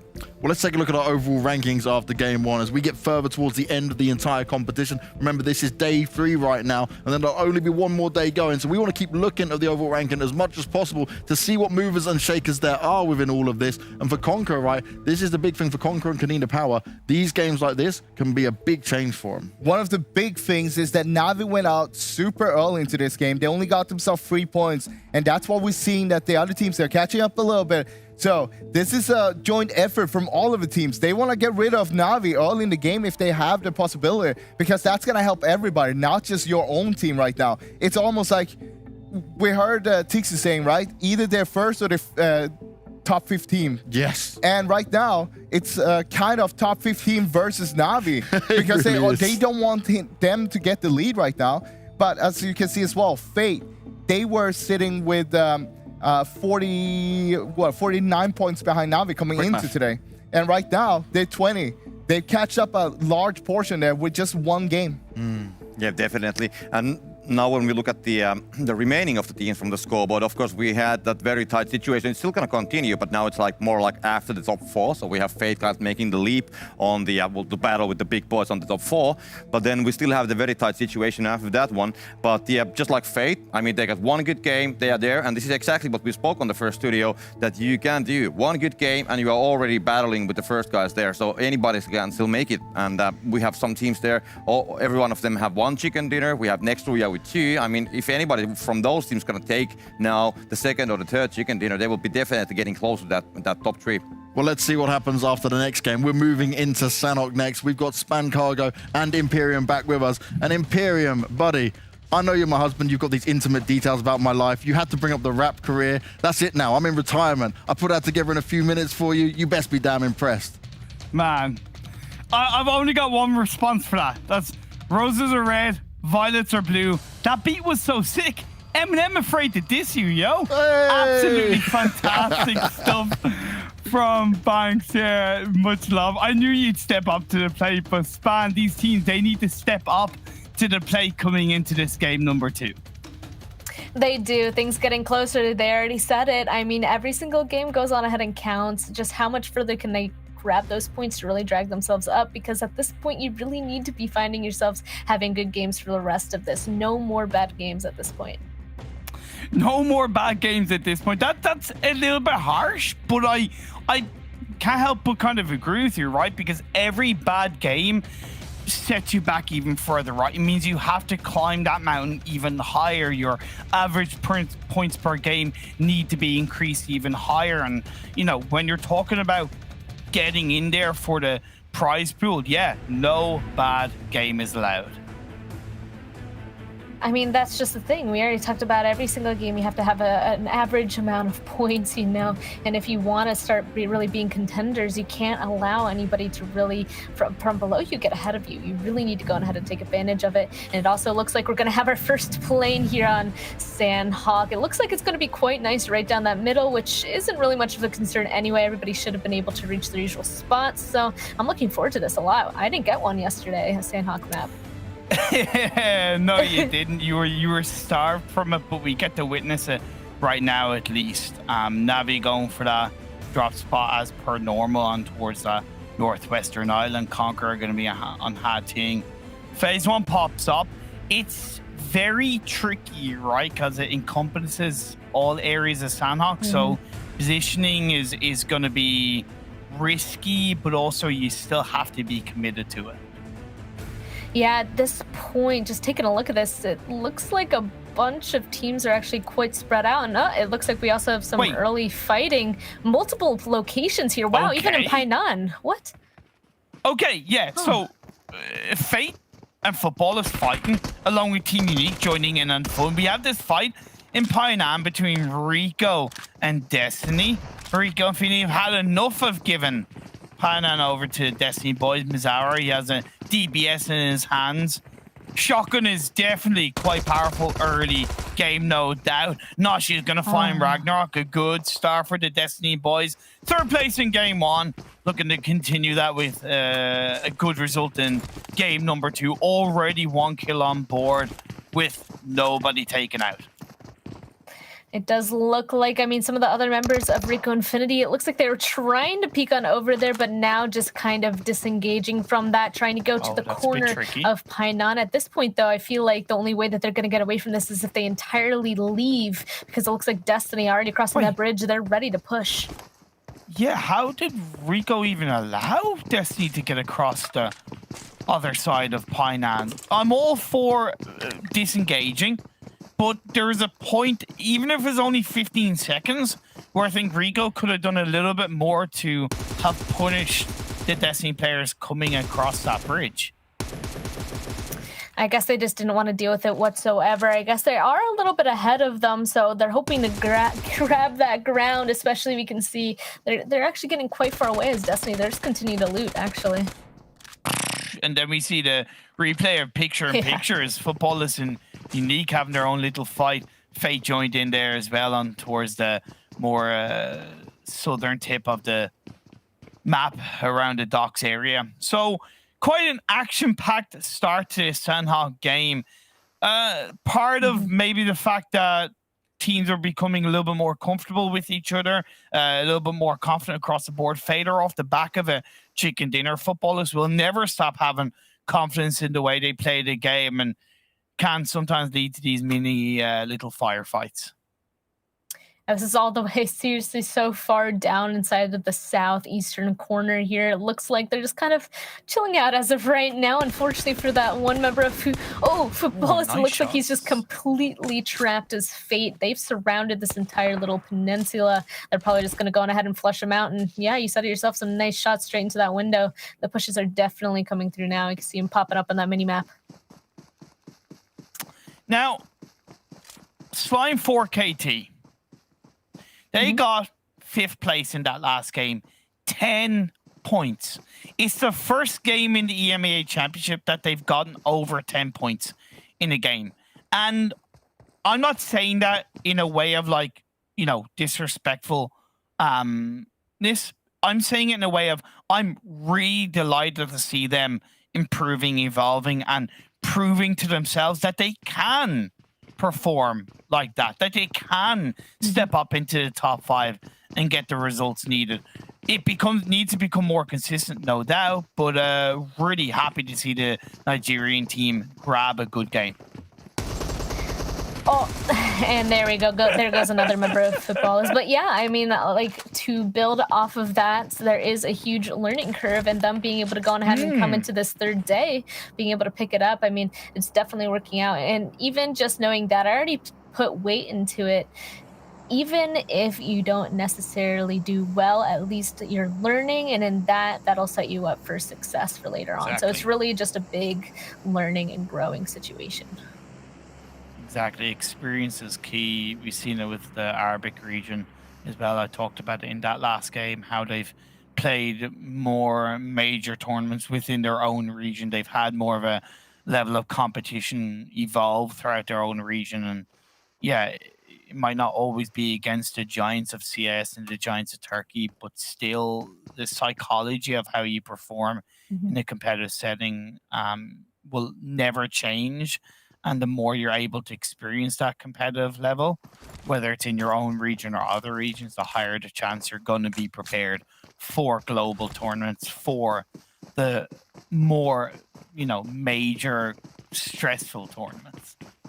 Exactly. So there's still success happening here. You know, maybe it'll just, you know, be a bit delayed or come in the future, but definitely a big situation for honestly all these teams. And we're slowly moving around this map right here because so many people are really trying to get in that center position around that Painan area because they're trying to set each other up, their teams up to be ready no matter where this next zone pops. Is it going to pop onto the mainland over to the eastern side, or is it going to try to commit to that southwestern island? We'll just have to wait and see, but everybody is still condensing from their drop spots, trying to get as close as possible to make it easier later, but that is also going to mean a bunch of people are about to be on top of each other, and we're seeing that even right here. It looks like Destiny kind of actually leaving Painan. They're going to start getting in the territory of a bunch of these other teams that are already kind of setting up in the mountains above them. They're aware. They're a little bit respectful, but I still think it's a bad decision from Destiny. When you fight early on, you slow down your rotational path line, right? You slow down your ability to move into a strong position outside of your drop spot. NASR, they dropped close by on the western side of the quarry. They didn't fight. They got there first. In my opinion, Destiny would have been better off staying in Painan, even though I'm not always a fan of staying in Painan. With how Destiny fought, they would have been better off staying there until phase 2 popped up, whereas now they could get backstabbed by the likes of Panda, frags coming in from that southwest island. So, you know, I worry about Destiny coming on board and towards the end of phase 1. They're actually all pushing now. I was wondering if they were just split up to maybe make sure that the top of the hill would be free, but now they're all actually coming. So this could go either way at this point if they're starting to set each other up. Wait, they're not aware whatsoever. He was looking in complete opposite direction. I don't think they're aware, team. Oh, they are aware, team is there. A knock from Beast onto Hassan, but Nabo instantly returns with a knock and a confirmation kill onto Mihi. 3 players up for each team. That NASR player that's on the off angle, he needs to join up with them. Another nade goes flying out by Beast. Nabo, they know where he is, so they're actually better off, Destiny, focusing all on the other side. But Batika comes in to knock down Beast. Nashi prone down behind the wall, trying to look to heal up in time, but the members of NASR are pushing forward. I would recommend Nabo, you need to push in on that flank angle, create that pressure on the side. Do not allow Nashi to get those shots off without being punished for that. He's allowed to do it. Miramar, the savior of the last game, allowed his team to get up into 3rd place. The prone down shot, the knock comes in, and Miramar is going to be returned up. That counter play comes in, and I said Nabo needed to do that, but it shouldn't have come down to a knock. Destiny are squad right. NASR will survive as a trio. Actually, as a full squad. Yeah, they're getting that res and they've survived that. Those are such great nades starting it off, but it looks like NASR, they're just set up a tiny bit better, a bit more ready in that situation to actually be taking that huge fight. So they now have control of that entire mountain, and that means Painan could potentially be away from them and make a rotation if nobody already went on ahead and backfilled them. We'll just have to wait and see. And also, our next zone has popped, so we have to see where that went. Everybody in these corners, they have to start getting a move on, because it looks like, I mean, Fate, they ended up taking a fight with Futbolist, and it looks like now they're trying to hold out Slime for KT as well. This is a circle that these teams are definitely more used to, where it holds around the trifecta area with all parts of the map in play. Ragnarok finds a knock on to one of the Slime 4KT players. I'm wondering, Span, is this, I don't want to say a targeted engagement by Fate, but again, like I mentioned with Konina Power on the Slime in a previous Sanhok game, knowing where Slime land, is it an opportunity for Fate to once again pick up some early game kills while they wait out in the blue and avoid the other teams that are more heavily inside the circle? I mean, I said before, you know, it's all about awareness of the teams and what exactly you need to do. If they think that they don't have enough points and they're aware of where Slime is, or any team that they believe that they have the opportunity or the chance to win that fight, yeah, I mean, this is definitely a strategy that they can take and be successful at. So it could go on ahead and be a targeted move. And I feel like in this situation, they do have the opportunity to just entirely disengage. Honestly, no matter what team it is, if they're stuck inside of this blue zone, inside of this compound, why not take this fight? So I do think this could be good for them. As of right now, though, I'm not really liking where Ragnarok is with his teammate there on that little helicopter. Not the best case scenario for them. Very little cover and play, but the 2 other teammates are by the side of the wall. And that's where they need to put in the work. That's where they need to put pressure on the aimer and not allow him to get the shots onto both Ragnarok and his teammate Eastway. Now, nade is being thrown up by Lath. Looks to make a bit of noise across that. Pushes in, 3rd-person perspective. Confirms that knock. Grabs the kill. Slime 4KT down to 1. And again, great work by Lathan Harif to give freedom to his other 2 teammates that were exposed, as you correctly pointed out.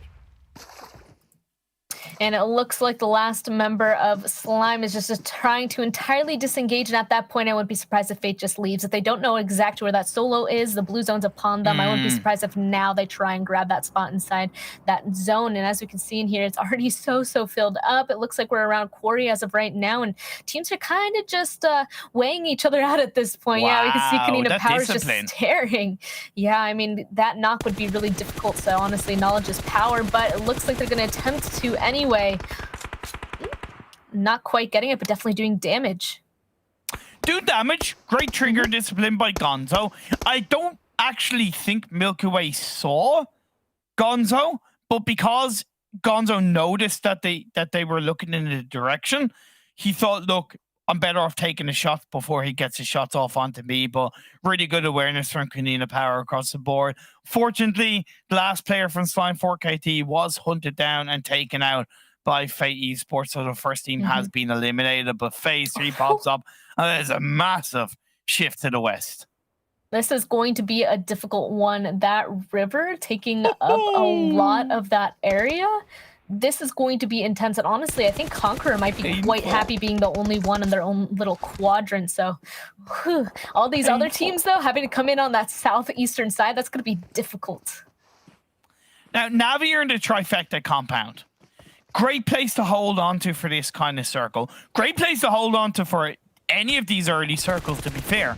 But often teams struggle to really control it. If there's one team that can, I recommend it could be Navi across the board, as Konina Power are going to move away and toward the underside of Quarry down on the western, southern edge, should I say, and then they'll make their way into the circle.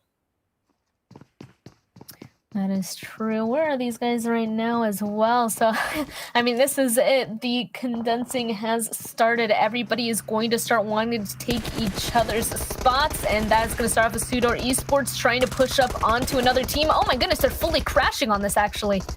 Okay, SUDOR making noise. A double knock comes on board. Frozen is going to be the third to get knocked down. Yetka left on his own, and Nexury do not know what hit them.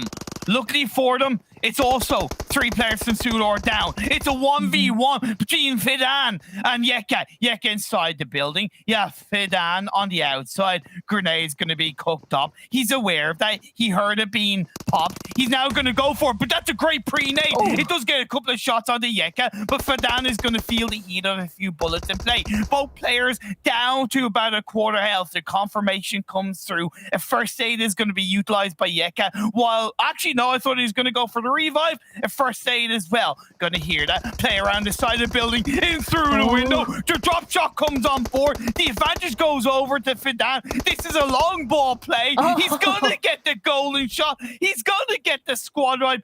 For SUDOR Esports, Fidan saves today.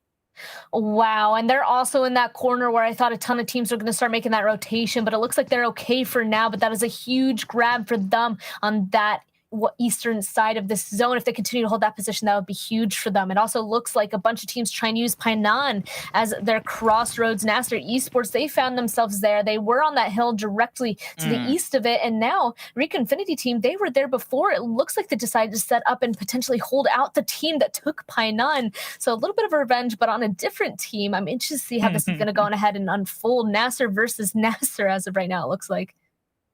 NASR versus RICO. RICO being put down to 2 players early on at the hands of Destiny, who end up going down to NASR. So, yeah, indeed, that's going to be the play coming on through. You have GUNZ playing in on the south side of the circle, outside of Runes, which I think is a great place to hold on to. 12-18 have the mountaintop, but they're going to have to go down because that next shift is on that southwest island.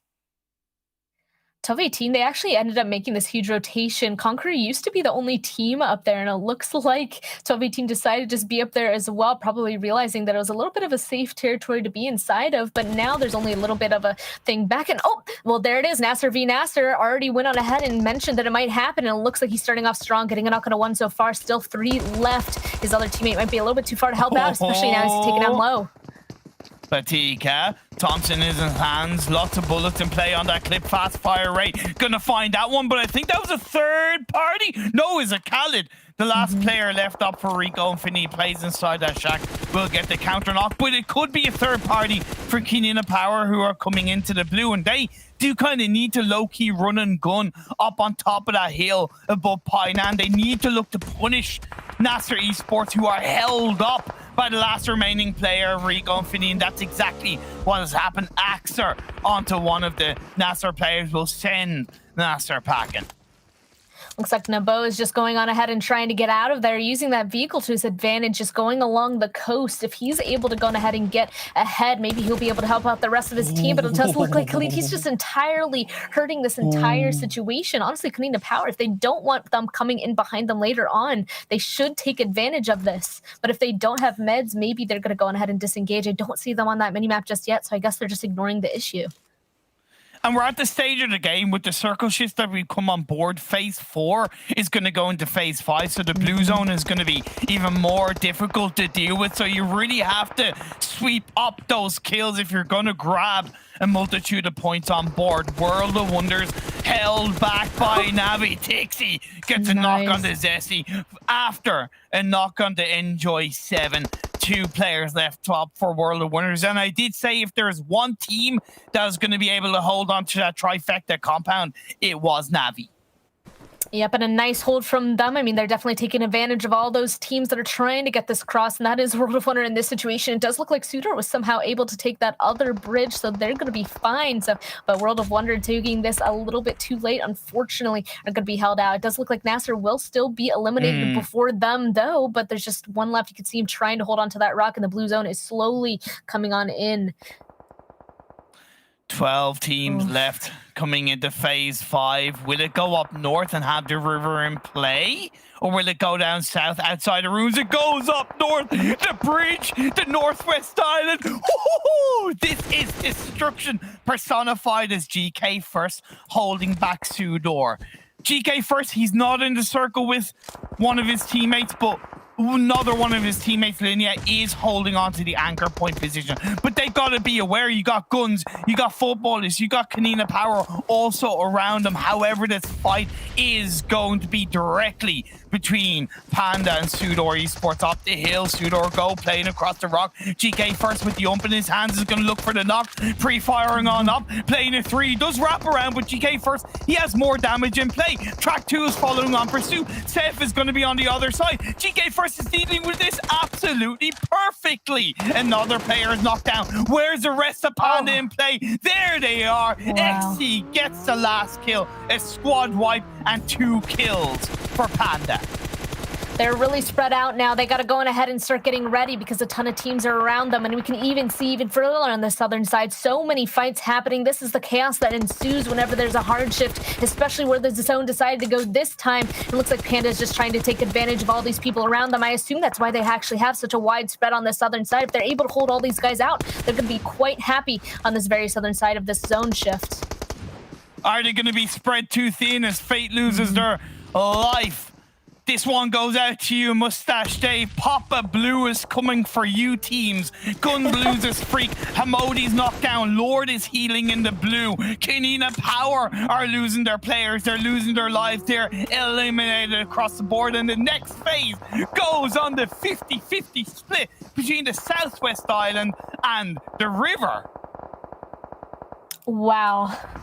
I mean, in this fight between 1218 and Conqueror, that's been happening this entire time up there on the northern side, and it looks like they're really going to have to finish this off now, especially because all their next option is water. And I think 1218 realized they need to take out Conqueror because that is the closest spot to this next zone. They need to take that fight now, or they're just going to be on blue in the water. Not a good situation whatsoever. And Panda, they're just entirely getting involved everywhere. Another kill for themselves. They still have 5 as of right now, but still in a really good position. The next big fight that they're going to have to take is between them and Navi, though. That nade! Take care then, bye-bye now. Panda in the PMPL EU West, they dominated Sanhok. In the EMEA Championship, they found their confidence over the last 2 games between yesterday's last game and today's first game. And now coming into Sanhok, not really surprised with the amount of kills that they've been able to pick up. But the leaders of the pack, the bruiser weights of this lobby is around them. That's Navi. They may be down to 2, but no doubt it's amazing what these two players can do. Meku in the front line. Sorry, on the sideline, you have Tixi in towards the front line. Tixi's going to get caught out. Nice play by K2. Really good job from Panda. And unfortunately, even though the circle has gone towards Navi, they only have that one player up as Conqueror eliminated. We're down to our final 14 and 12-18. They're swimming in the water. What else do they have to do? They have to go on ahead and make this cross, and it looks like them being able to push up on top of this is so far helping them out a tiny bit there. It looks like GUNZ will go out in the distance as well, and a bunch of members of Panda are down, but we can see that, wow, one of them trying to hold out from the blue zone. Too late. That's it. Too late. The shots didn't come out. The heal didn't pay off, and now we're down to 2. CIS team versus CIS team. Navi, 12-18. It is a 1v2.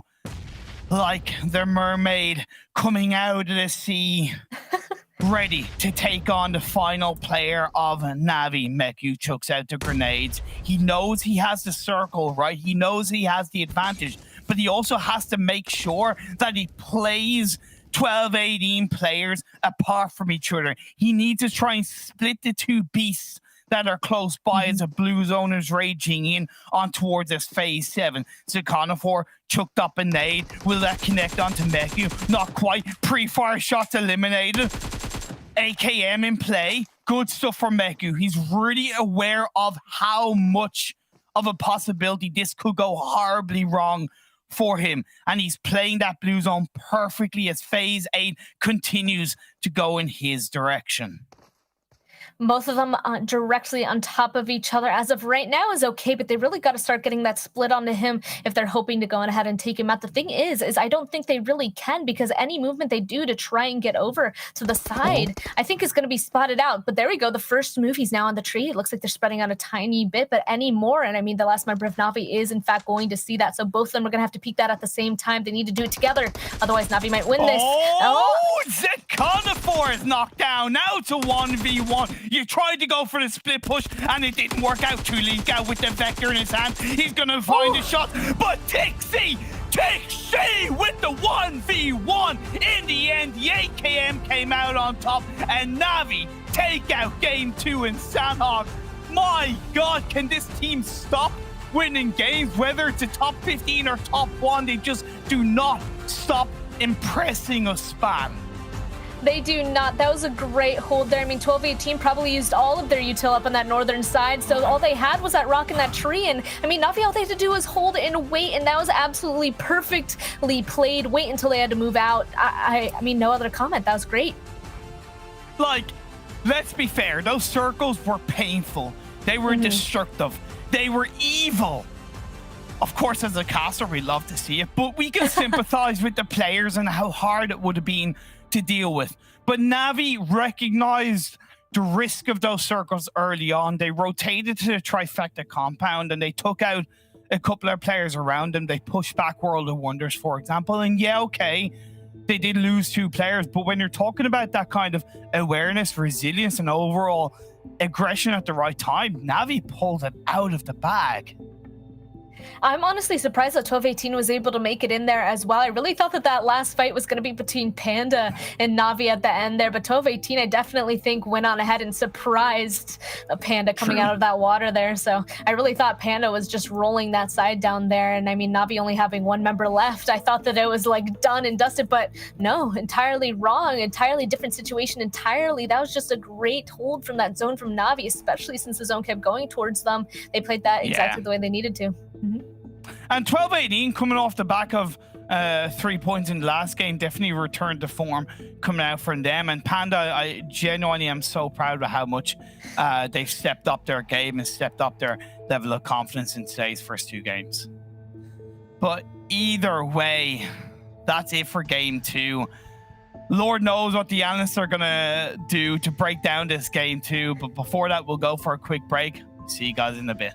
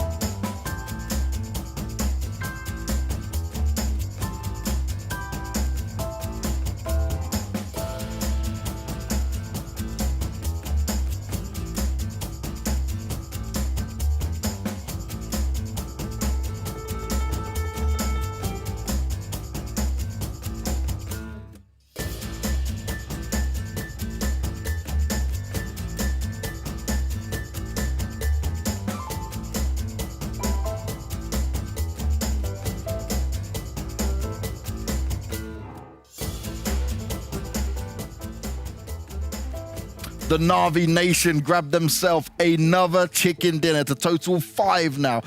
Again, pulling off something miraculous. A 1v2 at the end. He manages to make it work. Na'Vi grabbed one, and Froz, it's not day 4 yet, you know? You said 0 chicken dinners for Na'Vi today? Yeah, they go a little bit too early here. They go too early, you know? But you know, if they're gonna do it like this, they might as well just win the next game as well and get themselves 2 wins on each map.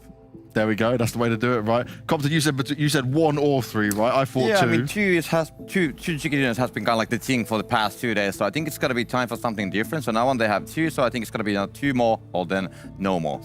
2 more or no more. But before we go any further, we've got to talk more about the amazing sponsor we have here in Xiaomi, looking after us with all of these amazing PUBG Mobile opportunities that you can get done on the phone, because you guys at home can enjoy a super fast and lag-free PUBG Mobile experience on Xiaomi's powerful Redmi Note 5G. That is a beautiful phone in front of your eyes right now. And if you do want to level up your game, if you do want to be challenging some of the best, well, you better put your hands on the best when it comes to it. Froz is continuing to try and put his hands on.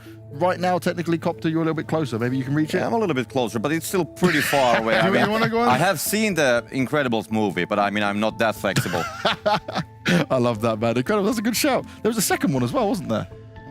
Hey. I need to go back and watch that. I need to go see that. Good memories flooding back, you know, all of a sudden. Memories that what we're going to look back on, though, is not the circles. Let's start with that. This trifecta on the river was hella complicated for these teams. It's one of the hardest endings on Sanhok, honestly, because you don't know exactly where it's going to end, and we saw the circle going towards the trifecta, which is where the 3 islands meet by the river. And the thing is that it's super hard because you don't want to take the wrong part of it. Yeah. And I mean, we saw Conqueror on the north side, we saw Na'Vi on the southwest side, and I think it was Konina Power on the east side. And basically, everyone's just trying to hold each other out, but at the same time, you're helping each other out as well, because you want to hold all the other teams out. You don't want them to get close to you either. And that's what makes it so hard, because, again, once you focus on one team, you leave your other side of the compound vulnerable, and people are going to try to come in there. Yeah, that area is very tricky. I mean, now we had phase 4 when they actually finally committed on the Charlie Island. So there was basically 4 circles, well, three circles, and the initial time before the circle time when the teams had no idea where it's going to go. I mean, when all the time when the river, all the islands are still included, it can still go on all the islands, and that's the difficult part, because we don't want to be crossing those rivers too early if it's not needed. That's one of the reasons why the teams also like to prefer Painan, because if you have the control of Painan, it's very easy to cross the rivers because we have some cover from the buildings on the both sides. So we had some teams fighting there at the start, but usually, of course, Bravo and the Charlie Islands are the kind of like the most typical ones where the circle will be ending. But now, when the Alpha Island was still so long on the plate, then of course the teams were like wondering what's going to happen. We saw multiple teams playing on the blue as well, because the circle just wasn't able to make up his mind at the early stages. No, it certainly wasn't. But what we should do is take a look at our match standings for this Sanhok game. And it is, okay, the Na'Vi at the top. We've spoken about them to death. The thing I'm going to get loud and proud about is Panda. There we go. We're finally starting to see some life from them. All I had to do was poke them with a stick. Yeah, I mean, it seems like it worked. You poked them, and now you have woken the bear or the panda, I mean. Awoken the bear. Smooth, bro, smooth. Well, I mean, them getting that 3rd place, of course, but we see them with 7 kills as well. And we're talking about a Sanhok game, which we know this is not how they normally play that. Normally what we would see is that they would leave one behind straight away with all the meds, and all the others just keep on pushing in and try to do something, get as many points as possible. But this time, it was all about all of them trying to do it together instead. And this is the change that we want to see from Panda. The aggressiveness, keep on doing that and keep on playing a little bit different style, because if the other teams aren't expecting you to do this kind of stuff, they'll expect you to stay back in the blue instead, and you surprise them.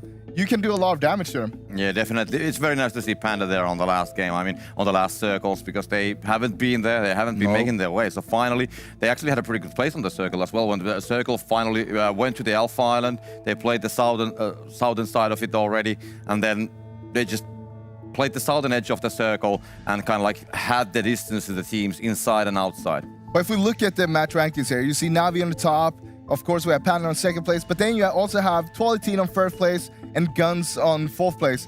And the thing is that so far in the tournament here, on Sanhok itself, it's all about Na'Vi, 12 and GUNZ. Those three teams has been dominating on Sanhok, and once again we're seeing them here towards the top, and they're doing an amazing job because we know that this is one of the hardest maps to be consistent on. And it's because how easy it is for other teams to come in third party. But these three teams have been playing enormously good here. Yeah, they've definitely been locking it down. We'll take a look at page 2 now as we come into this. And okay, still a good amount, at least 1 point across most teams. Sadly, after Slime 4 QT, they had that success in game 1. It dropped off again this time around. But a few teams in there to be mentioned, right, is NASR, obviously World of Wonders as well, and RICO Infinity. 3 teams we've touched on quite a fair bit.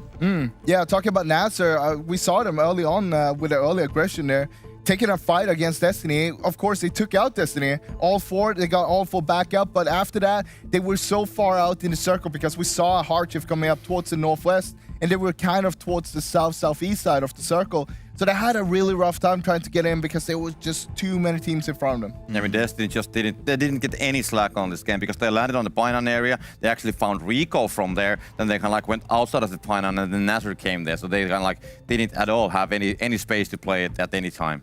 Well, let's take a look through some of our other stats we've got here as well, right, and understand exactly what's been going out throughout this game. Because for this one, right, when you look at Na'Vi's team stats, huge amount of damage, only 7 kills up in it this time. But when you've got a game that chaotic, it's good to even be able to do it. And the fact it was a 1v2 at the end that he managed to pull off, that on its own is impressive. Yeah, really good 1v2 there. I mean, getting that initial knock is so important. We saw straight away that first nade that was thrown right behind the rock there, doing a lot of damage and trying to do something with that straight away, trying to take a little peek, trying to tag the other one down a little bit. Miku played that so well. Yeah, Miku was there behind that rock, and he actually had the circle 12-8. He needed to push a little bit towards them. So they kind of like, of course, they used that advantage as well. But of course, they did a lot of damage while they were also on the side compounds of the Charlie Island, because there was the World of Wonders, for example, coming from the other side of the river, and they just took those guys down before they were able to pass the rivers. They were holding it very nicely as well. You can also see how Miku was, he learned a step or two from my tap dancing there towards the end, how he was juggling back and forth behind that rock there, making sure that he could reload the gun, that he had the advantage, and then that's when he striked and took the last kill. So what you're telling me, right, is tap dancing means you can dance all day around bullets? Yeah. There we go. So another reason people should be learning tap dancing, you know. Or breakdancing. Or breakdancing, not just to join our team, but also to avoid the bullets, to avoid the damage coming at you in PUBG and try and find your success with it as well. Have you tried on the studio live? Yeah. Let's go again. You want to go again? Is that Copter's trying to push you? Actually, wait a sec, Copter. You haven't done any yet live on the studio in terms of tap dancing. Tap dancing? No, I haven't. Can you do some tap dancing? Yeah. Is it your turn? Well, I need some time to prepare for it. Okay. I'll do it at one point, I'll promise. That's it. You guys heard it. He promised. He certainly promised. Yeah. Let's take a look at our overall ranking as well and see where we're at after game 2. Because it's all important to see where we're at number-wise now. And there we go. 5th chicken dinner coming through for the fantastic Na'Vi right now. 184 points. It's very likely they'll be the first team to break 200 points, I would say, at this point for us. But I also think it's very likely they're going to get another chicken dinner. So it's going to be 2 a day, I believe. Right now, if I were any other team, I would be afraid of what Na'Vi can do right now. Basically, they have such a huge lead that they can comfortable just go and do whatever they want. If they want to take out the Fate or 12-18 straight away in the game, they could just drop on them, do some serious damage on them. Because you have that kind of lead, you can make sure that you stop them, because they're the only threat to Na'Vi right now. But again, Na'Vi's a big threat to everyone in the lobby, and it should be a 15 versus 1 team right now. It should be everyone going for Na'Vi. You see them in the kill feed, you hear the shots, you know they're over there, you want to take them out. So what this sounds to me like you're saying, Froz, is that you want the teams to conspire against Na'Vi at this point and just hunt these guys down. Well, but what happens then when they're all running to Na'Vi? And then they're all going to be fighting each other, no doubt. Well, that's kind of what's happening right now. And then Na'Vi just shoots everybody else and takes all the kills. So it's like a shooting range for Na'Vi, just spraying them down as this horde of other players run at them. It's like a zombie apocalypse. Yeah, I mean, what I would love to see is Panda putting that aggression towards Na'Vi at this point, because they're so good at it. So if they find the space that there's no third party, anything like that, I like it. If they would be jumping on them, I mean, that would be definitely a talking point. It certainly would be a talking point. Overall rankings, though, are looking very good, right? It's still a lot to play for, obviously, except for if we count Na'Vi out of it, we look down the rest of it. We've got to be fair, you know, we've got to look down at the other teams in with it. Who do you want to see more from, though, today already? Because for me, we've spoken about NASR, and it's not been looking hugely impressive thus far. Yeah, NASR definitely. I mean, they had their moments on the last game. It was a very good fight with the Destiny on the last game. So they took Destiny down there on the next to Panda. So that was a good fight. But then, of course, kind of like they didn't find the speed. They also battled with RICO on the phase 4, did some damage towards them as well. But of course, then they kind of like lost this pace at one point. But they were still part of the last battles. There was a lot of, well, not the complete last battle, but I mean the phase 6, 7, and so on. So they didn't get eliminated that early. But it just didn't have the placement. There was, of course, also when the circle shifted there on the Charlie Island completely, we had a lot of teams coming from the southern side, and then we had actually Panda there controlling that area. So it was easy for nobody who was coming from that direction, and NASR was one of those teams. I'll tell you two teams to look out for in the upcoming game here, because we're going to move over to Miramar. Oh, yes. And we have two teams that has been doing a real good job there, and that's 12-18 and Fate. Two teams that are in the top 3 right now. Close. So, yeah, it's going to be rough for the other teams. Once again, if they can pull off what they've done so far on Miramar. Of course, Navi's still a big threat as well. They've both been fighting as well. That makes me excited. I'm glad you mentioned that at the end. That's something to certainly get excited about. And I'm also excited for one last time of the day to introduce our commentators before we swap things over. Span Cargo and Imperium are ready and waiting to enjoy the Miramar madness. And Span, we've already touched on this, right, with Na'Vi and their success. Do you reckon they're going to be able to get another chicken dinner? Can we get a second one in for them again 3 days in a row? You know, I wouldn't count it out. We took a look at their stats at the very beginning, and their Miramar stats, I mean, they were the strongest in terms of kills on Miramar, if I'm not mistaken. So will they be able to go on ahead and continue that is kind of the question. I mean, definitely not possible, so. Come on, they've won 2 games a day across day 1 and day 2. The possibilities of them winning second game of the day here in this game 3, it speaks for itself. They're 35 points ahead of second place alone, never mind the rest of the lobby. Plus that top 3, they're holding on to that strong bubble, right? 4th and 5th.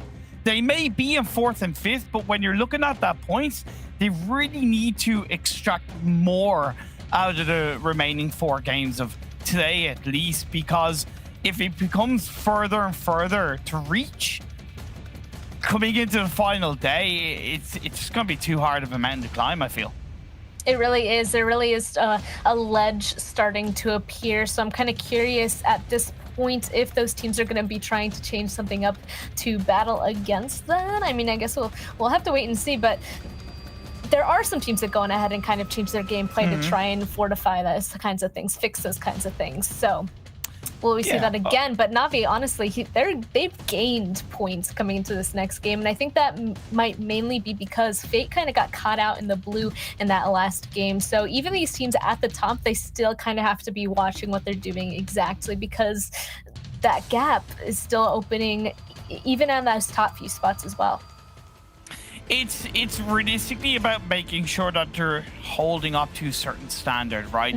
Whether it is through a consistency in terms of 3 or 4 games, or whether it is through that massive 1 to 2 game run and then dipping off on 1 or 2 other games. Either way, when you set a certain standard in the lobby, in the leaderboard, you really have to continue it. Otherwise, you're on a little bit of a path downhill. But as we get into this Miramar game, that playing path is quite heavily up north span. Yeah, kind of gritting my teeth looking at this one. This is not going to be really pretty. Everybody is going to be kind of stuck up here on this northern side. That means everybody's going to be really close together, and depending on where this first circle is going to pop, it could entirely go on ahead and affect a ton of people's rotation. So not the best kind of situation for a lot of these teams, especially when it comes to as well having to go to an alternate drop if they can't reach their usual one. Yeah, definitely. We'll have to wait and see how it works out for them. I was down in the shops actually before the broadcast today, Span, and I was getting some milk, and on this side of the milk I saw a missing persons label, and it was 14 unique. 14 unique. They're missing right now. Where are they? Coming into the EMEA Championship, they were first in the CIS PMPL finals. Slayed all the beasts around them. Frozen was their MVP, but right now, not only are they in 15th place, but they're only on 68 points. They're not even anywhere near overtaking 14th. You know, and look, pressure, stress, mentality, it can be hard to deal with, but Unique, they really need to step up to the plate. I do not disagree. So that's kind of the team that you're looking out for, huh? I mean, yeah, as of right now in that 15th place spot, definitely not looking too hot. So they do need to go on ahead and grab a ton. And honestly, if they do well in this game, they can go on ahead and jump up a few places. So fair. Man, they really have to go on ahead and start focusing on changing things up at this point, because it's obviously not working out. So hopefully they're able to grab at least one good game, and hopefully that'll change their entire mentality for the rest of these. For the rest of these games, indeed. Of course, phase 1 popped up, and it kind of complemented the playing path, but it is quite heavily on the west. The guitar plateau that is on the western edge of the map isn't accessible. So for the most part, we have a tiny percentage of this phase 1 out of bounds for all of these teams. It will create more of a cluster for the teams that are on the eastern side of the map, where there's SUDOR, 12-18, NASR Esports. But I think the good part about it, at least for those teams, is because that playing path was quite heavily on the north, it allows them to utilize that southern side of the map to rotate a little bit more freely into this phase 1. Exactly. So I wouldn't be surprised if all these teams that actually, it seems like a majority of these teams ended up jumping out of that plane quite early. So they're kind of stuck over on the eastern side. At that point, especially with how the plane path was, you know that going straight in probably isn't the best idea. So all those teams further up to the north probably going to be making a more northern rotation, while all those teams further down to the south probably going to be trying to get as far down to the south and then rotate over to the west as possible. And hopefully from there, they'll be able to find some sort of footing inside of this next zone. And just honestly, I love this kind of circle pop. I feel like there's so many options that could come out of this. It could be a city ending in Pozo. It could be right out in the open with a bunch of high versus low terrain in those crater fields. Like, there's so many options that these teams are going to have to, you know, adapt as each circle pops. And I like seeing that difficulty. Yeah, exactly. You want the teams to be tested somewhat. And, you know, what areas would you love to see the teams really position themselves in this phase 1, right? What locations in this phase 1 circle do you think are the strongest to hold on to? Honestly, in this one, it's that little church area right above Pozo, the compound up above the ridges. There's the big ridge of Crater Field, honestly, especially on that eastern side, the big hill, and the little mountains even further down to that southern side, where it's a little bit of a crack, like kind of up to that northwestern side of Power Grid there. Those 3 locations are the top 3 spots. And notice how all of them are actually pretty high up in terms of terrain. So up there, you know, you can get a lot more information from up there. You can see all the compounds around you, get involved in a lot of fighting, and that helps you out a ton. You can be like the Eye of Sauron, overlooking all your opponents. I've never really watched Lord of the Rings, fun fact, Span, but I do know the Eye of Sauron, as my best friend Sandstorm is a massive Lord of the Rings fan, so that goes out to you, my friend. Do you like Lord of the Rings? I do, yeah, I do. Okay. You know, just thought I'd ask a random off-the-cuff question. Why not? Let's see who can be the Eye of Sauron in this phase 1.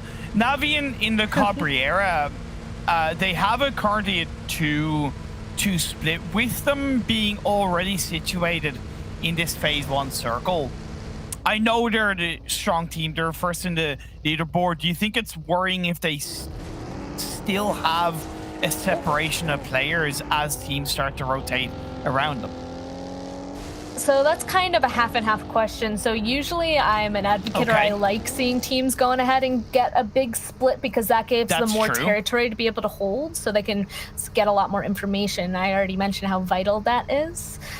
But on the other hand, you should not go on ahead and do a 2-2 split in locations that you know a bunch of teams want, because that just leads to potential crashes. Or if a team wants your location but it's taken, if they identify that only half of your team there, obviously a crash might come into play, and that'll be a 4v2 situation that's definitely not good. So in a case like that, if you do try and take really good spots, you kind of have to be ready the entire time. If somebody comes, either our other half is going to have to be ready to get in their vehicles and recrash, or we have to be close enough to our vehicles to get in them and get the heck out of there. So it kind of a half and half, but usually at least attempting to do something is big. You just have to learn how not to get punished.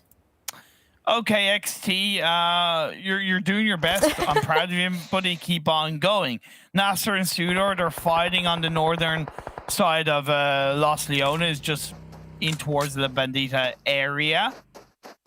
They're outside the circle, so time wasted will put them under a little bit more pressure as they will gain knowledge coming into the end of phase 1. Hassan will get a confirmed kill onto Seiya, so SUDOR definitely down to 3. Good shots by track 2 to keep the pressure off. Fate might hear those shots and look to try and third party. You can see Ragnarok is edging a little bit more forward, getting a bit of information, but because he's on his own right now, he doesn't want to obviously catch himself out. Honestly, I think this is another early fight coming in from the side of NASR, and I don't think it entirely punished them last time, but definitely didn't set them up for success. So, oh man, I don't like where they're fighting right now. The blue zone is actually already upon them as well. So, and I'm not mad at Ragnarok. So it looks like he tried, but now he's disengaging. So I think that was a good attempt, but definitely you need to know when it's time to leave. So they've identified it. I'm kind of upset that SUDOR and NASR are actually continuing this. I guess they're just stuck in this now. Yeah, they're kind of committed to it at this stage of the game. And knock played out onto track 2 will give a little bit of advantage over to the NASR players. Another one onto one of the other SUDOR players. Now 2 players left up track, although he was revived up. A counter knock comes through. Miracle is wrapping around, try and get the side angle play. He gets one. SK Ton is his last victim with this glimmer of health. Comes on board. Miracle will keep the game alive for NASR, but if I'm not mistaken, that does put them down to just 2 players. I don't even see a second player. It might just be Miracle left. I saw the flush came through at the very end. Maybe I'm mistaken. Maybe get some sort of res is coming through, but a huge disadvantage now. Definitely lost a lot of men and now super far outside of the zone. It even looks like inside the zone, actually, there's a ton of fights happening inside of these few spots. Just getting inside this zone. Futbolist again, early fight versus Conqueror. Yeah, Conqueror disengaged away from Picado. They got, to me, it's just a little bit too close to this region. Reese is knocked down. The hands of Rom. Nice shots from Futbolist. The Turkish side continue to punish the EU West crew. World of Wonders joining in on the mix. Steals that kill away from Futbolist, but it is going to see Sun HP taken down by Futbolist, so great awareness.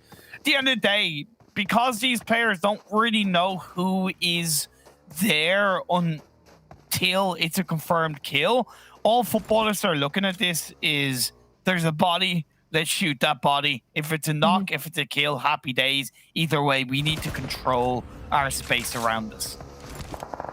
Exactly. They wanted to go on ahead and try to make this rotation here. Kind of seems like they were here first. They set up here first, so they're kind of holding out Conqueror, pushing into their territory. So, I mean, luckily they ended up getting at least one in that situation. Conqueror just trying to disengage, so that was actually quite successful for them. And oh, I didn't even realize I actually have a huge split here. Sulke, he's actually on the entire other hill. Oh, it's Saturday. Sulke Saturday? Maybe. We'll have to wait and see. Sun HP does look to disengage with the bike while his other 2 teammates are in the truck. They'll go into the safety of the compound on the underside of the hill to try and survive, but with the other Futbolist members like rabid wolves hunting for their prey. It's Turkey going up against Turkey, and it's great aggression from the Futbolist crew.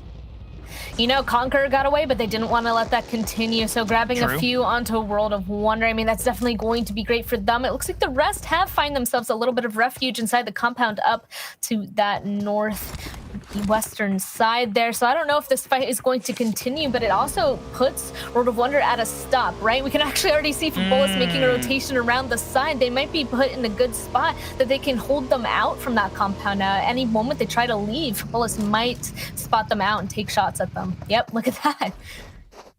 Yeah, they are looking to find those angles onto the World of Wonder players. And, you know, I'm going to be a little bit harsh, to be fair. Turkey, as a region in this EMEA Championship, I have to say have been a little bit disappointing. Oof. Right? Futbolists are the closest team towards the kind of the upper echelons of the standings, and they're in 8th. you know, let's be fair. Turkey as a region is incredibly strong. The pool of teams are very, very competitive, supported by orgs, supported by coaches. There's no doubt that they do have all the ingredients to win these kind of tournaments, to succeed. But right now, the recipe isn't there, right? Whether it's a bad baking time, whatever you want to call it. So, you know, still plenty of games to go for them, and the opportunity is there. But I just want to be a little bit harsh. You know, Turkey haven't really stepped up to the plate so far. I mean, they do have the opportunity to gain some ground. They're in 8th place right now, 10 points away from 6th, 20 points away from 4th. And we know that that is achievable. But, I mean, you said that they have to go on ahead and start being really consistent, grabbing a lot of points. And it looks like this zone is not going to be helping them out whatsoever as it pulls away over to that western side. So they're going to have to finish up this fight with World of Wonder, just leave them alone at this point to try and grab something inside this next zone. And to me, the biggest thing about this circle shift is that it's in an area that the teams might not be too familiar with in these later game circles. So have teams really, you know, the confident teams in Miramar, I kind of feel can succeed. In this case, as the analysts have talked about, GUNZ, 12-18 and Navi, will they succeed in this Miramar game off the back of some weird circle shifts? We will have to see. I mean, that's the whole point of this, right? You know, if any, no matter what the zone gives you, no matter what the game gives you in general, these teams should be able to know or have some sort of an idea of how to approach it, how to attack it, whether it be with rotations or taking fights. And I mean, that's what's interesting. That's the dynamics of this game. So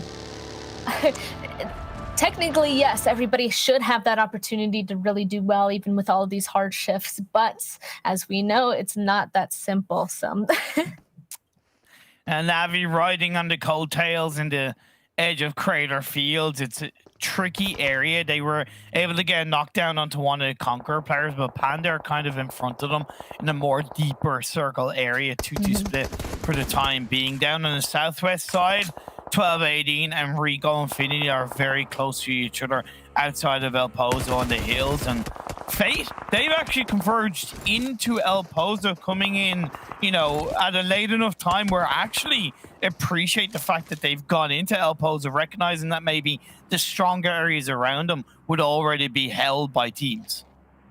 Yeah, at this point, I wouldn't usually think there'd be anybody inside of that big city, especially since it's so far on the edge, because there should be a bit difficulty to get out of it. But yeah, you're right. They were so far away that they were just like, you know, there's probably nobody in here. Let's just go for it. So yeah, you're right. Kudos to them for being able to find that spot. It's just a question of will they be able to get out of it at this point, especially as a two-man after that big fight. It's kind of concerning. 12-18.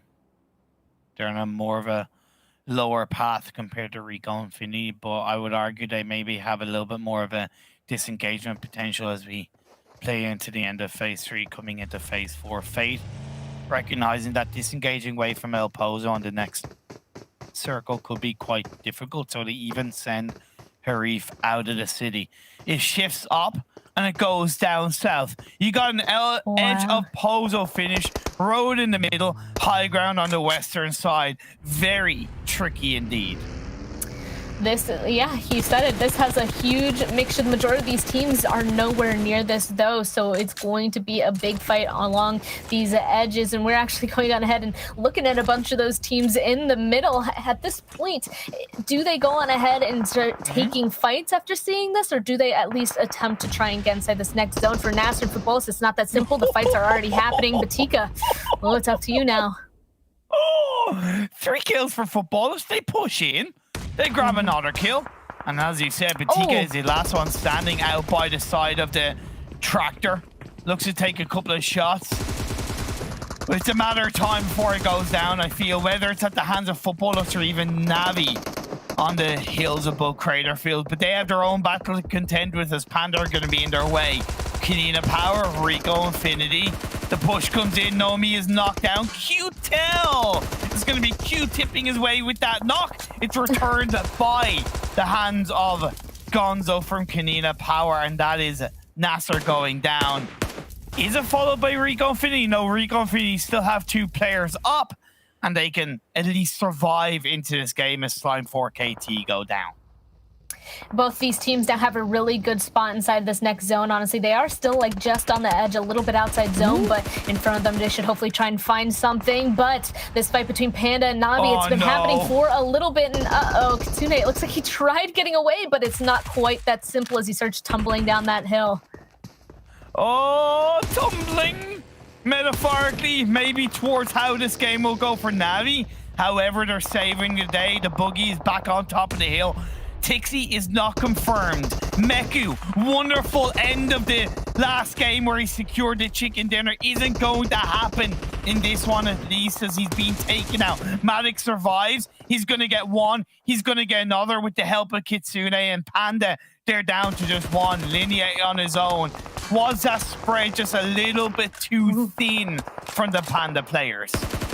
Oh, now at half HP, he really is the last one up, and it looks like he sprayed out that vehicle. That's just going to put a stop to his rotation, and that means Navi, I mean, they're just going to try and hold him out, I feel like, at this point, try and get that kill, but that blue zone is still looming, so maybe not. Okay, there we go. The disengage coming into play. Looks like they just don't want to deal with it. They know that he's deep inside of that blue zone, and they need to start figuring out what's in front of them. They probably have no idea what is ahead of them, what teams, where they can go on ahead and play safely, so they need to start figuring it out now, and then they can deal with Lin later. Oh, Conqueror going out in 13th is not good for their EMEA Championship run. The cushion between them and the top 3, top 4 is going to get harder and harder for them to claw back. As the circle is getting closer to phase 5, Fate did take down one of the World of Wonder players on a side note. They still have a full squad. Futbolist on the east. Konina Power in the dead center. Well, I do not know where this next one's going to go, but honestly, that road smack dab in the center is definitely going to be something that creates a barrier, and it looks like it's just going to continue. So down to the south once again. These teams on the northern side, they get no break. They fought their way in up here, and it looks like they're going to have to continue to do so. Futbolist already grabbing vehicles and making a send for it, because on the eastern side, there's a little bit of a ridge to be able to play right beside that road, but otherwise, that compound that 1218 has, that's absolutely a huge position for them. It's definitely looking good for them, or potentially the other teams that are going to jump up ahead of them. Yeah, but none of Futbolists have anything to say about it. They send one player in, they send a second player in, but Konina Power are from behind and could put a little bit of hurt onto the members of Futbolists. I love this play from Futbolists. They know they have to control the results. They have to control the results in these games, and they're looking very solid. 12-18 surprisingly passive, but I think they recognize that they weren't really in a position to contest that building, so they're better off for the time being giving it over to Futbolists and hoping Futbolists get caught out by a third party. I mean, I said it. That is the compound that is the compound. And it looks like Futbolists recognized that immediately. They sent it from the other side of the zone, crashed that in 12-18. You're right. They were too spread. There's only 2 people in there. The other 2 are holding the compound up above them to that western side. So they needed to go on ahead and disengage. Otherwise, they would have lost some members. So maybe at this point, if they're able to catch a member of Futbolists, maybe they can take it back. But crashing onto a prio compound, that's definitely a difficult situation for them, and that might come back and bite them later. 12-18 just not quite fast enough on that condensing there to grab that prio compound. Well, that's the question. Where are Team Unique? Well, they're back in the lobby as they've been taken out by GUNZ. Navi are down to 1. Fate Esports doing a wonderful job on the eastern edge outside of El Pozo. Now, it's still going to be tricky if the circle goes away from the warehouse that they currently hold onto. But when you're talking about playing on the edge of the circle, Fate have done a wonderful job upon these circle shifts. Navi have been taken out. Still a decent amount of kills for them as they look to hold on to the cushion at the top of the standings. Oh, and it looks like Destiny was spotted out too. They're going to go on ahead and be eliminated. So the majority of these teams are on this western side. So that could go on ahead and create a lot of fighting over here. That could actually be a little bit of a breather for teams like Fate, like the last one up for World of Wonder. And Fate, I mean, you mentioned it will be hard if the shift goes over to that western side, which is true. But that road, you see that it's a little bit darker. That is a huge ridge that they could play off of. So they still do have a little bit of area to play. But no, taken taken away immediately. This is the worst zone, honestly, for, I feel like, everybody. I have to say it, but I can't but feel like you're the circle cursor in this EMEA Championship. Day one, the first 3 games were good. The last 3 games, those circle shifts were painful. Yesterday, the first 3 games were okay circles. Last 3 games, when you were casting, a little bit painful. Today's first 3 games, these circle shifts across the games have been so hard to deal with. I'm sorry to the Arabic teams. I don't know how you dealt with Span across the PMPL Arabia, but either way, Fate are going to send it in across the road. Doing it quite early across the circle shift is beneficial, but it does still come with a bit of a risk. You've made noise. Konina Power are aware, and now they're going to look to focus and shut you down. Yeah, the only team that's actually kind of waiting on this one is Futbolist. All this fighting is going to pop up first, and that could be a great entry for them. And it looks like it's not working out for Fate. Yeah, they're going to be eliminated. I feel like they could have potentially waited a little bit on that one. They could have. They could have. They should have waited, and they should have waited to ride on towards the blue and allow the other teams to focus on each other's. Konina Power focusing on the players from GUNZ. They got 1 kill. They've now gotten a second, but they do only have 2 players left. Let's be fair. While GUNZ, they still have Roof, Lord, and Freak on board. On across the mountain, it is that covering in play. 12-18 are not spotted out by Konina Power, so 12-18 can focus on Futbolist on towards the higher ground. But Futbolist, they have their own coverings on through. Honestly, this zone is so difficult because just look at this huge mountain here. Wow. This is like one of the worst situations ever. Honestly, there's honestly a chance for, if based off of this next zone shift where this goes, a team could be entirely cut off by blue. They might have to take some blue damage to make the next rotation. So that's definitely going to come into play. I feel like teams kind of have to prio the move before the fights. And RICO Infinity team, they're just chilling for right now. And they can definitely hear 12-18 right beside him. He's just perfectly in a little ridge right there. Oh my lord. He's the solo player for RICO Infinity, got his team into the top 5. Pioneer has been taken out. Great play by GUNZ with the nades. That's going to be the squad wipe. 3 players up, looking for the last players of World of Wonders. They have themselves into the top 4 along with 12-18. So the statistics don't lie, Span.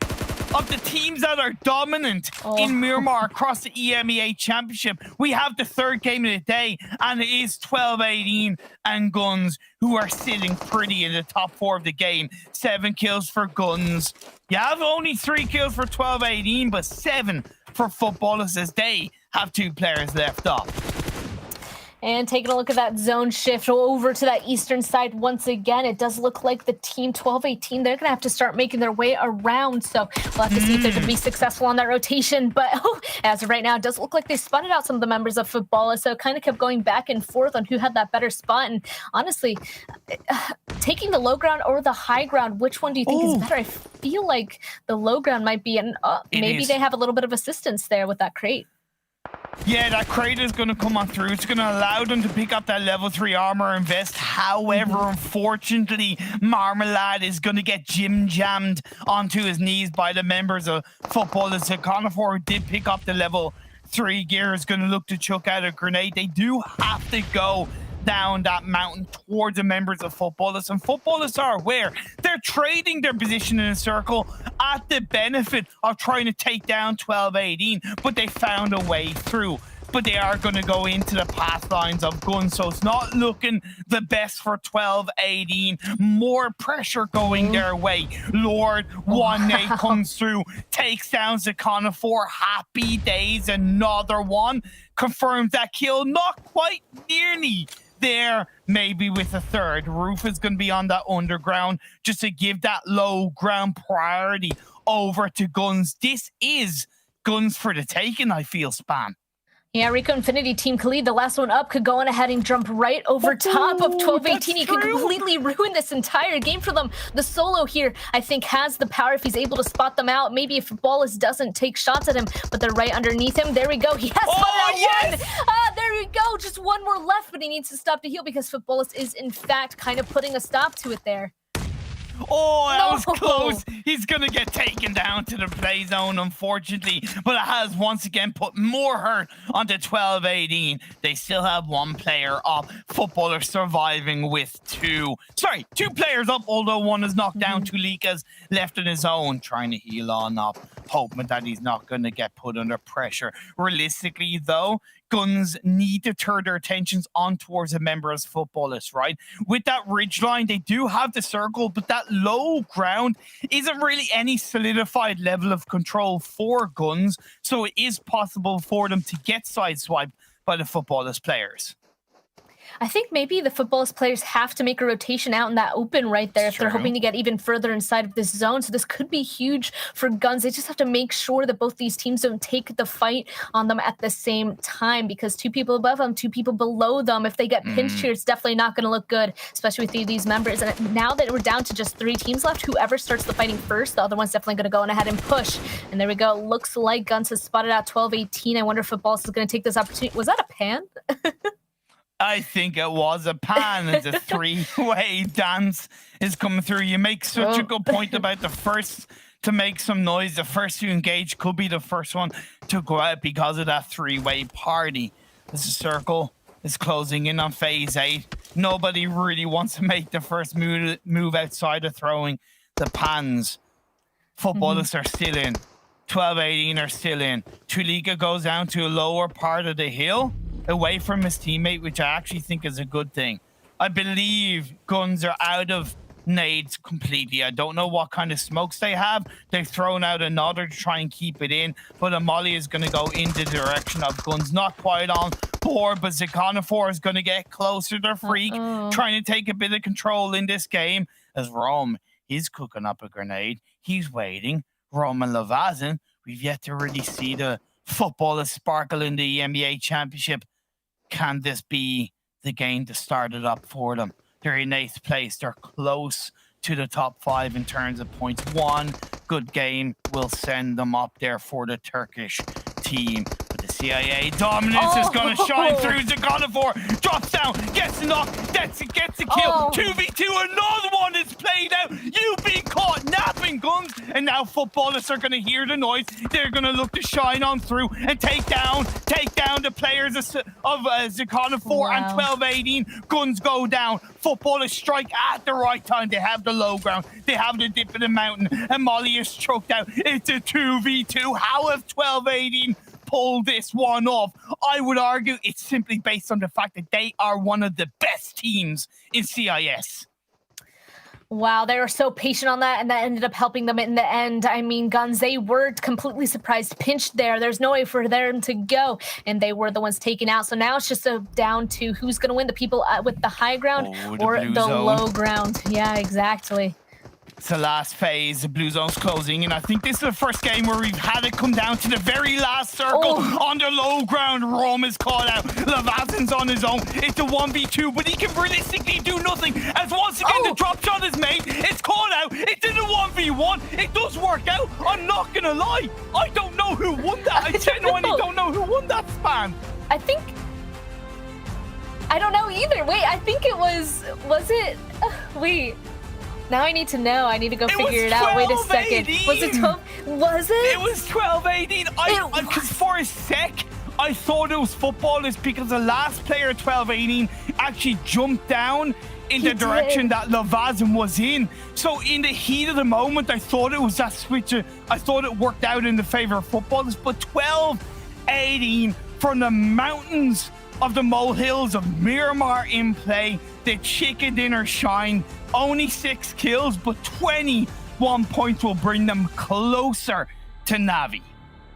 Honestly, I thought that they were the team that honestly had like the most questionable position up there, stuck on top of the rocks. I thought they were going to have the most pressure, but no, they were up on top of the rocks. They did it twice. Like right when that blue zone was against them, they're just like, well, time to go ahead and do the surprise attack. Jumped literally just on top of GUNZ, jumped down directly up on top of Futbolist, and it worked out for them perfectly.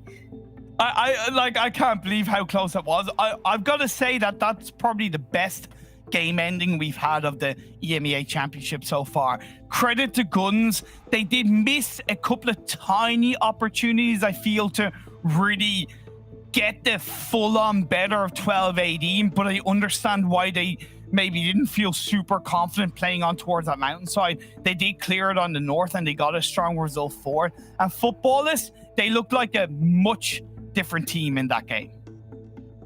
That was a great showing for both those teams, and it's a great game when you're not quite sure who's going to win it. There's just so many options, so many variables that could have come into play there that, I mean, it was a surprise to us literally until the very end. We weren't even sure who won in that situation, so that was just a great game. And that terrain, I mean, I said I was excited for that different terrain, and it came through. Wow, 3 games down, we got 3 more to go. Max and Claris will be taking you through all the action. Before that, we're going to go for a quick break, and the analysts will break that Miramar game down.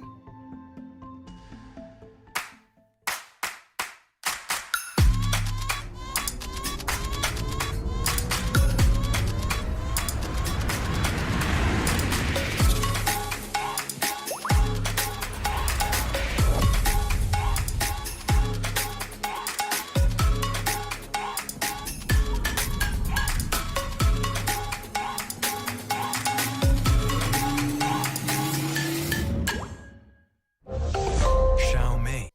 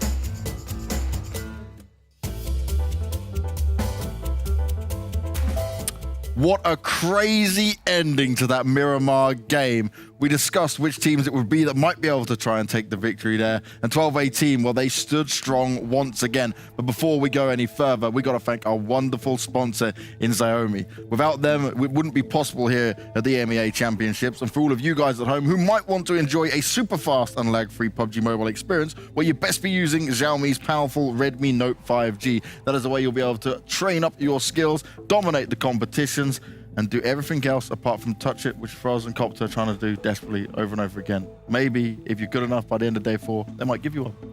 We'll see if those two will still be there tomorrow. Oh. Okay, he just said live on broadcast, he's just going to steal the phones, you know, probably not the smartest bit to do. Now if someone else steals them, I'm in trouble. Yeah, there we go. Anyone in the office want to steal these phones? Froz will now take the blame. He's just put himself out there for it. No, we got to discuss this ending, right? Because it was the teams that are all sat there, and you think, I think you mentioned it in the green room, right? Whoever's going to be the first one to move to the disadvantage because the others will now pounce at one time.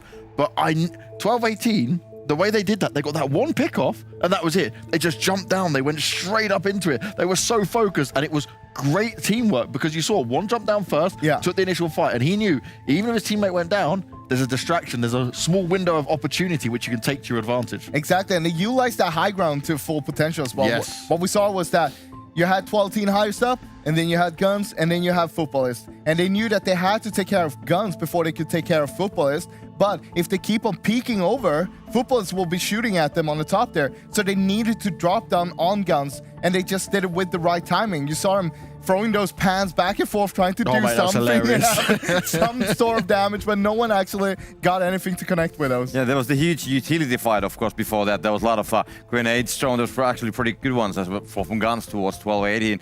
And then I think when they run out of the utilities, there was actually 1280 was saving some. So they put some smokes actually in the wrong direction towards the, I think intentionally, towards the Futbolist direction. So basically GUNZ weren't getting any of that smoke. They had one molly remaining as well, which they thrown towards the GUNZ. And kind of like, I don't know if they were trying to make sure that nobody's going to be on the next platform or what was the case there. But still, they put one molly, no damage still. And then just they made the approach. And it was a perfect one, I mean, definitely. I mean, I was definitely expecting that they can, like, from my point of view, they had the, let's say, the worst position at the moment, coming all the way from the up. Everybody can control it from the down below because they will still have to come down. But definitely, they had a great execution. And that's where the individual skill shines. They were just jumping down and still getting the guys down. So that was definitely, I think GUNZ wasn't completely expecting that they would be coming like that down from there. You also got to look back a little bit there when you had Marmalade trying to go for a Futbolist early on that flank as well.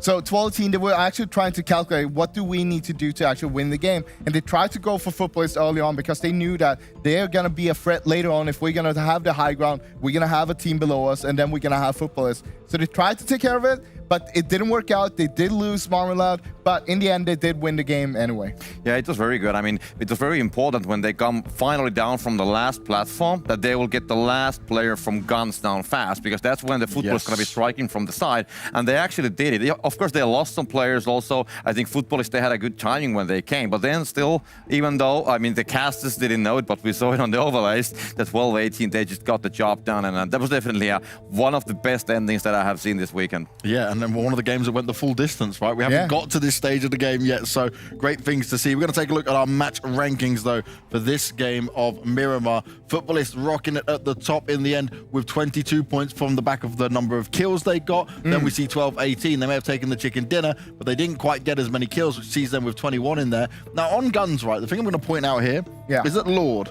We saw him 2 times throw grenades, get knocks, 2 times again throw grenades and knock down players, and also, after he threw 2 of the first grenades, he looked across, saw someone trying to cross the road, and just lasered them down. Lord was hunting non-stop. He was looking for any opportunity he could to get this extra point. I just loved how on point he was and the precision he was able to deliver. Yeah, I mean, we could call him the Nade God, but I mean, he has Lord in his name, so Lord Nade, maybe? Nade Lord, that works. Nade Lord, Nade Lord. let's we go got with Nade that. Shot, right? So now we can have Nade Lord in PUBG Mobile. I'm all down for it. Yeah, I mean, yeah, that's fantastic to be able to utilize your utility to that kind of extent, because a lot of times you might just be throwing them. You're not 100% sure if you're going to get anything happening, but make sure you get usage of it up to 100%, getting those double knocks. That's just amazing to see. I think the guy who was knocked down on the road, he was on HP from World of Wonders. And what actually happened, all this end craziness happened, was that the World of Wonders, they only had 1 player remaining anymore, and he was staying there on the east side, on the other side of the road. And when Fate was actually also trying to join the end battle, they were actually coming from the east side as well. But this last player from the from World of Wonders, he took down, I think, 2 or 3 guys from Fate when they were crashing on the side of that mountain. And then, of course, the guys from the mountain did the rest of the job as well. But he was actually playing a very important role before the whole craziness started. And then, of course, his destiny was to be taken down by the Lord himself.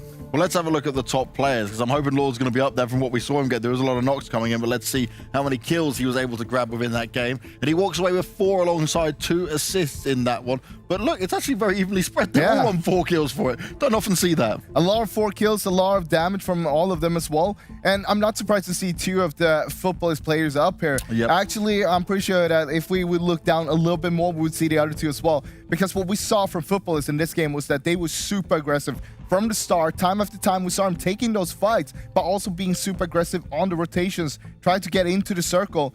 One of the first fights was when they were up against World of Wonders, for example, and how they were chasing them down, trying to kill them, and then they were like, all right, win the blue now. It's not worth it anymore. We got the upper hand. We'll just head into the circle, and kept them going time after time. They crashed Panda and so on as well. I've just remembered something as well, right? So Futbolist, Team for Turkey getting the win in there. Imperium said during the cast, I've been very disappointed with Turkey, you know. Maybe he's got the anti-curse as well, you know. He's gone the opposite way, because then we start to see them have some success and deal some damage with it. And we haven't really been talking about these guys much. Yeah, I mean, Futbolist, they have been getting some nice games today. I mean, what I have been really enjoying, they actually hunting players now with the vehicles. We saw I think it was the first Erangel game. They got 2 guys now with the buggy driving through the smokes. That was definitely fun to see to happen. And then I think also on the Erangel they had one situation where they're trying to hunt down the players from the smokes with the buggy. And Futbolist, I mean, they have been definitely playing today differently than yesterday. I can definitely agree on that one. And exactly what Frost said about the aggressiveness, they were just like, well, not like completely going from door to door, but still like very aggressively seeking the fights. And we had the situation with the World of Wonders earlier with the Futbolist, where we had the road on the middle and the 2 concrete compounds. They were kind of like surrounding them from the both sides at the same time. 2 guys on the next building and 2 guys on top of the hill. Sometimes that is just the way it goes, right? Good positioning can net you it, and then if you're confident enough to chase them down, you can go on and have a game like they had this time around. We also, though, need to focus before we go any further on the PMCO, because you guys need to be getting involved in this. The PUBG Mobile Club Open is what showcases the best PUBG Mobile players and squads among the 23 regions across the world. So no matter where you are, there is a chance for you to get involved and get trying. The PMCO is regarded as the gateway in becoming a professional PUBG Mobile competitive gamer. So sign up together with your team and compete against others in your region. I'm still waiting, Max, man. You're coming up next. You've not sent in your video, buddy. Like, at this point, he's just a lot of talk and not backing up his chat, is he? He says, oh, I'm good. I can play PUBG Mobile. Well, you've not even sent a submission video yet. You know what? He said he could beatbox as well. Oh, yeah. Okay, so maybe he could do that while he's breakdancing. My man. I know you did, Froz. There we go, Max. You've got your task at hand now. Froz is on point now. If he can do that and he's good at PUBG Mobile, then we have to accept him, right? If he can do both at one time, then I'm down. It depends on what we get from all the other people. Oh, okay. So you're still waiting for more submissions? Yeah. I'm obviously a lot easier than you, Froz, in like accepting people into this moment. my level is lower. Froz is like, no, we need the very elite. We need to win. We're gonna be up there towards the top. I get it for sure. Now, another thing, right? We got to look at this. When it comes to 12-18, they had that game. They obviously get away with the win, but they don't get all the points with it. But one thing you guys were mentioning was just the rotations they took within Miramar, right? They didn't just go for a conventional from the set distance they were on. They were actually going for some longer rotations, making over from the east over towards the west. Yeah, and this is something we see from 12-18 time after time, not just on Miramar, but on other maps as well. They're playing a little bit passive in the start. They're trying to take those kind of rotations where they know we don't want to engage straight away. We don't want to get into circle 1 or 2 because we don't know where the circle is going to be going after that. So we don't want to just like commit straight away, get into a bad position, get surrounded by all the other teams, and we need to wait for them to rotate before they can move themselves. So instead, what you see is 12-18, they're going to be playing more on the edge, and they're going to do the rotations when they need to do them, and that's going to put them in a good spot, and that's what we saw. Straight away, you saw when the circle went to the southwest, they just got there from the south side, rotated over there, and when the circle went up towards the north later on there, towards the end circles, they just kept on rotating there because they had cleared that west side. They knew that they had free rotation routes, and that's what you see from a team like 12-18. Yeah, it was a good rotation, definitely, when they came from the south, and at the same time when we had the hard shift, 2 hard shifts on the southern side, so they were definitely benefiting from that location. But then we spoke about the Futbolist aggression, and what actually happened was the 12-18, they took the very good compound, and there was another building in front of that, which 12-18 was actually trying to spread on that one, but Futbolist actually made a very aggressive move. They sent 3 players on that compound and kind of like kept 12-18 on the farthest compound from the middle of the circle. But when the next circle came, it was the shift on the northern side, when it actually went on that hill where everything ended. 12-18 just sent it like immediately, and Futbolist, I mean, if you would have a, like, let's say a Corvette and a normal car, I mean, 12-18, they definitely were the Corvette, and Futbolist, they just stayed on the dust, and they were like rotating like 30 seconds later on. So 12-18, they had a really good start for the rotation as well when it was needed. Oh, yes. Now, guys, when we're getting towards the end of the whole competition, right, we're the halfway mark of day 3. We've still got another day to go. The beauty and what I absolutely love here about PUBG Mobile is looking at our overall standings, because now we're really just trying to count points, trying to throw all these numbers up in the air and see what can happen. But there is still very close points for a lot of these teams. But 12-18, they're back in second place. Na'Vi, obviously, they're sitting in the top as always. This is where it's been for these guys. But they're only 10 points away from grabbing themselves that juicy 200 score. Yeah, of course. But 12-18, of course, they got the second chicken dinner here. And both of them have been on Miramar. That's why they are the kings of Miramar. Yep. And that's what you want to see, a team being able to thrive on a map like that. But you also got to remember, we're playing 12 games of Erangel, 6 games of Sanhok, 6 games of Miramar. So Erangel is the map that you want to be best on. Yeah, and I mean, it's only 1 kill away when they're going to be hitting the 100 kilo mark also on the game. But yeah, on the last studio, I think we mentioned that we were talking about Panda, and then I think Frost was mentioning Bear. But I think Na'Vi, that's really the bear of the lobby. They truly are, right? They are showing it with all the claws out and the aggression, the grizzly bear in Na'Vi that it be. But let's have a look at our other 8 teams and see where they're sat right now. Probably likely that we'll see Slime 4KT down there at the very bottom of this all still, because they had one good game today, but right now, and the thing is, right, obviously people will look at this and go, oh, okay, that's not a good team. This is a team that's had its first chance, right, coming from the PMPL Africa to go here to the EMEA Championship. This is a huge learning opportunity for a team that does have some very skilled players on it, and this is where they've just got to make the most of all these officials. They also have the most pressure on their shoulders. Compared to all the other teams, they have several teams from their regions representing them. Slime coming in here all alone from the African region means that they have to carry all of the African region on their shoulders. That's a lot of pressure, and coming in here without too much experience, it's going to be really hard, but they've been doing a phenomenal job so far. I believe that they could still do some better job, though.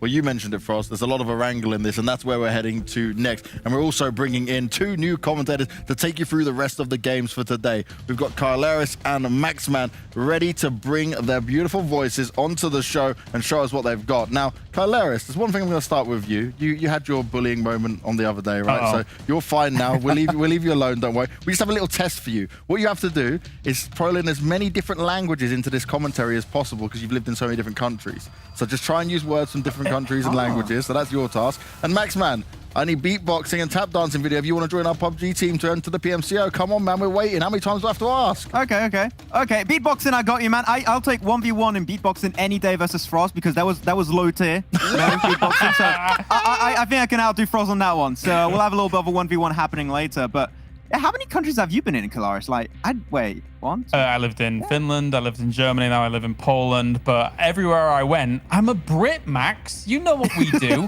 We just speak more loudly in English, and hope that that's a method of communicating. And a little bits here and there, but he's a demanding guy, is Max. Damn. I'm gonna do 3 languages, and I'm cheating because I was born in England and live in France. So yeah, I think that can be very complicated on your side. But you know what? We got 3 more games coming right up today. We're gonna have some Miramar action later on too. But 2 Erangels, I mean, is the best map. We're not gonna see, hopefully, some of the circles that happened earlier, because those were wild for a lot of the teams. And I'm happy I was not in the place of those teams, because those were hard circles to deal with. Yeah, very difficult indeed. It was funny because I looked at the Sanhok one and I'm like, oh yeah, that's difficult. And then the Miramar one came along and I'm like, wait a minute. But anyway, let's get into this. We have ourselves a difficult playing path to start things, Max. Very southern. I'm hoping to see a military base, or potentially Sanhok Island circle shift. That would be an interesting one for these teams. I think is a good test for a lot of these squads. Not going to be great for the likes of Na'Vi, also for the likes of Destiny. They like to go typically towards Severny. And Slime 4KT, they changed their drop location. Typically, it was a military base. They got contested by Fate. They shifted it towards the likes of Stauber. They got a little bit chased down at some point, and they're going to have to change it up once again, and seems like they're going to go towards the hospital position down south of George Pole, with the likes of Na'Vi and also Futbolist to drop in that location. So I would say Slime not taking the easy way in for this game. Yeah, definitely so. I mean, it's funny because in PMPL Arabia, sometimes we would see Fate over towards that kind of hospital area. However, that's not to be here for this tournament in particular. I'm a little bit sad that they couldn't go over towards their Stauber drop that they had before. We were talking about it before. Yeah. I like that split that they had. It's just that, unfortunately for them, the circles really didn't go their way. Yeah, it was a little bit of a hard one in the circle. That's another game that had a horrible circle. Went over to the river, then boom, hard shift down south towards the likes of Roscock and Skull, and they tried their best, and it was kind of complicated. Luckily enough, they did get to apartment, which was not too easy, and there you go, phase 1 circle pops. Not going to be the best, not going to be the worst. I mean, teams probably know how to rotate around this one without too much of an issue. Destiny, wait, is this Destiny another drop location than Severny? They're not being stubborn anymore. They're actually changing their drops from time to time. So nice to see Destiny in Primor's position. We did see back in the Western European PMPL teams like, I'm thinking back on your Team Umbrats that tend to struggle. So I'm hoping to see Destiny be a little bit more proactive than what we saw with Umbra in that PMPL. I mean, even Na'Vi has used it as the backup location sometimes here in this tournament. So for them, Destiny to just say, nope, straight down here. We believe that someone like Na'Vi, for example, will just drive up the coast to their normal North George position.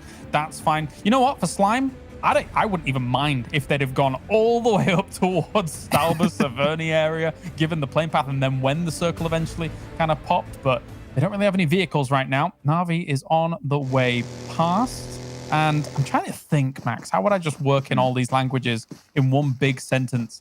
It's kind of difficult, though. Damn. I mean, if you can say hello in any one of those languages, I mean, I guess you're fine, or thank you. Like, thank you and hello is the words that I know in a lot of languages. And also because I'm a weeb and I watch a lot of, like, stuff from Japan, China, so that helps. And I guess to deal with, yeah.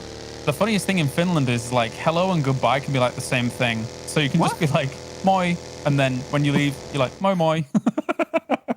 I'm not good at social interaction. I'll be confused. I'll be like, oh, am I coming? Am I leaving? I don't know what's going on. So I'm happy that I did not get that kind of ordeal thrown my way by Banks. But yeah, Na'Vi, they're going to go for a little bit of a wider rotation than we said it. They passed just by the likes of Futbolist and Slime 4KT. They want to go to their typical drop location, which is going to be Northern Georgia. And because of the circle, if it keeps eking towards the northern side, that can make it very easy. And we saw a lot of times that Na'Vi, if they win themselves a game, it's a lot of time because they have an easy entry point to get to the edge of the circle on the west. If this game goes up north once again, this could be another opportunity for Na'Vi to not only get a win, but continue that streak of getting 2 wins a day. And I'm hoping to see them trying to get that to happen once again on the third day.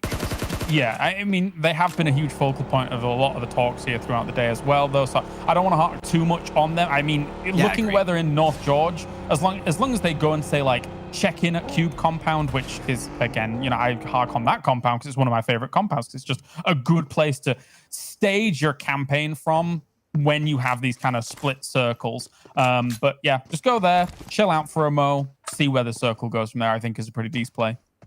What was Frost doing already? Is like box formation. Back in PMW. That Box Gaming. Oh, yeah, it was Box Gaming. Yeah. Are they still here? I don't know where they are. Well, I don't know. We'll see them back maybe eventually. Team Unique though, and Imperium did talk about them a little bit on last game. These guys have disappeared. All of the CIS teams are doing so good. We talked about Na'Vi first position, 12-18 in second, and Konina Power currently in 5th position. So 3 of the 4 CIS teams in top 5. But Unique, yeah, very surprising because they have been going for strong rotations from time to time. I especially like where they are currently in the Puffcat. That's a very easy entry point, depending on where this phase 2, phase 3 circle could go. But when it comes to fighting, they've been having a real hard time in this event. Yeah, definitely. It's been a bit unfortunate. I think that, of course, at the same time, it's almost like a system shock when you're kind of going into a lobby quite as powerful as this. Because I think, for all intents and purposes, the entire EMEA region has leveled up something fierce compared to when we last looked at that big conflict that EMEA had in 2020, right? Now, the level of play to me looks fantastic across the board. Maybe some of the bottom teams toward, like Slime, for example, kind of being incorporated into all of this. They need to have that little bit of step up, but as they've already explained on the desk, this is great kind of exposure for them to the other teams in this region to then take that back with them into their own region and then kind of level up from there as a group. Yeah, a little bit of a trial by fire for Slime 4KT. Of course, they're struggling coming into this, currently in last place. But I'm hoping to see the region, not only the team, but the region as a whole, evolve as more events happen, and hopefully they get even more slots in these kind of events in the future. And hopefully they're in PMPL. That's what I'm going to be hoping to look out for. But you mentioned especially the entire EMEA region improving, and the one region that really stands out to me that has improved the most is going to be the teams from PMPL Arabia. This was a region that was also always very strong, very aggressive, but the rotations in my eyes were always lacking a little bit. But seeing how a few of the teams have been roaming this time around, that's been really strong, especially Fate. Always finding great opportunities to get into the circle and be proactive is great. So I would say that's the main thing that the Arabic teams have improved on, and it really shows in this PMPL. Well, 3 people on a 3-seater. You know what? That tree's not your friend there, Panda. I think we'll move off from that. Speaking of spicy rotations, I know that currently Destiny's in vehicles, but you know what I'd love to see? A boat rotation all the way up to Savernia. It might take a while. You might be in blue a little bit, but it would definitely unlock you a northern spot. I mean, of course, if the circle goes south and you're absolutely scarpered, you're not going to be able to do too much from it. But still, Destiny's not been too shy about doing those boat rotations in the past, eh? Yeah, back in the Western European PMPL, for sure, they would do it, especially a lot in Sanhok. That was their go-to map for those rotations. But this time, I think they're a little bit unsure because they're also trying to warm up to the lobby a little bit. Even though we are now more than 50% done with this event, it's still relatively short, so they're trying to get used to how things run out. There's a saying in France, I don't know how you say in English. It's... chasser le naturel, il revient au galop, is when you hunt the natural, it comes back running, or something like that. So they're always going to try and go back to there. No, I thought you got me for a second. You know what, Panda, they're going to be completely caught out by GUNZ. GUNZ still up as a 4-man crew, and Lin on the forefront, completely surrounded. Freak gonna try and surround him behind that, and the great nade from Freak will actually assist that push in the first place. GK first from distance with the M16, gonna try his best to back up the rest of his teammate, but not in a position to get those reses, unfortunately. Yeah, a bit unfortunate. And this, I mean, this conflict went from 0 to 100 extremely quickly. I think, again, you know, I was talking about system shocks just before, but this one kind of felt this way as well. And NASR is going to be third-partying this. This is the perfect opportunity for them to lay down the hammer on some of the big names here. That's going to be a great opportunity also because they're not too far away from GUNZ. If they can take them down, that will be a great chance for them to not only get extra points, but also catch up to GUNZ themselves. Peeking on over onto Ralph, greatly done with a Thompson there, down to 37 bullets, and switching with the DP28. That is an extremely aggressive double weapon loadout. And GUNZ, they know, they heard the audio cues. They know this is going to be a one aggressive player, but Hassan going a little bit wider to try and maybe get an off angle, but they're not going to be going any further, and they might give a little bit of time for the rest to come through here. I think GUNZ already anticipated the off angle with the buggy and actually threw a smoke onto that left-hand side, which was very smart of them to do so. But the buggy comes in anyway. Oh, my GUNZ. Oh, no. Okay, and GK first using that as a distraction to get out of here. Well, I mean, hey, I'm not going to argue his results. It worked out. That's great. Original way of doing so, for sure. And NASR not going to be able to spot out Lin. They know a fight was unfolding, so like, where's the rest of the team? That's one team who just got eliminated. They're being very safe, and that's one thing that I really enjoy seeing from this team, is they're being very cautious of their approach. They're talking about cautious. Futbolist going to slowly but surely eke their way forwards onto this fight versus Destiny. Destiny now down to 2. Mihi and Mozaro both on their knees in submission. Beast and Noshi, this is not going to be an easy one. What a nade from Rawn from a distance. And a pretty big range too, as now only Noshi is going to be left alive. Lovazin goes for the res onto Lutz. This is Noshi potentially forced into a 1v4 scenario, as Lutz is indeed going to get resed away. He's going to have to run out as Noshi's waiting for him to get pushed, gets himself thrown, but he's extremely low. One more bullet, and that is game for him as he gets completely surrounded, and that's Destiny already out of the game in 15. This is a frantic pace to come into some of these later games for day 3. These teams are very clearly on a razor's edge right now in terms of getting themselves points. We already saw that fight going down in the middle, you know, with Panda, with GUNZ, etc. That was quick. NASR jumps on the opportunity there. I think, without having seen how this would played out, Destiny effectively crashed into this location pretty frantically themselves. Obviously, them trying to go for this car rotation on the west side with the blue slowly encroaching. It's not the best of situations, but yeah, very fast, frantic fights here. Yeah, I think a lot of teams are understanding that they're at the point where we need to actually change something drastic if we want to get in a strong position. So they're going to try and make those things work out for themselves. SUDOR Esports, I've really enjoyed how they've been playing so far. Their car, they're not looking in a very kind of healthy position, but they should be able to make it out of range of Konina Power. But needs an MOT. Konina on the race, they're trying to chase that one down, and Axe is going to be on top of the car and taking the spray down with the M4. I mean, SUDOR getting chased. They're going to make it to the compound in time, I do believe, but they are going further and beyond to get those kills. But SUDOR will remain as a 3-man crew for now at least. Okay, maybe I'm going to have to take that one back because they're going for the full-on crash here. Konina Power right onto SUDOR. It's going to be a 4v3. Get an extra knock, now 4v1. As only Track 2 is going to be left remaining in this fight, in this compound. Konina Power have GUNZ currently knocked down the IGL of the team. Track 2 is going to try his best to make it over to the rooftop, but it's just a matter of time before he gets taken down.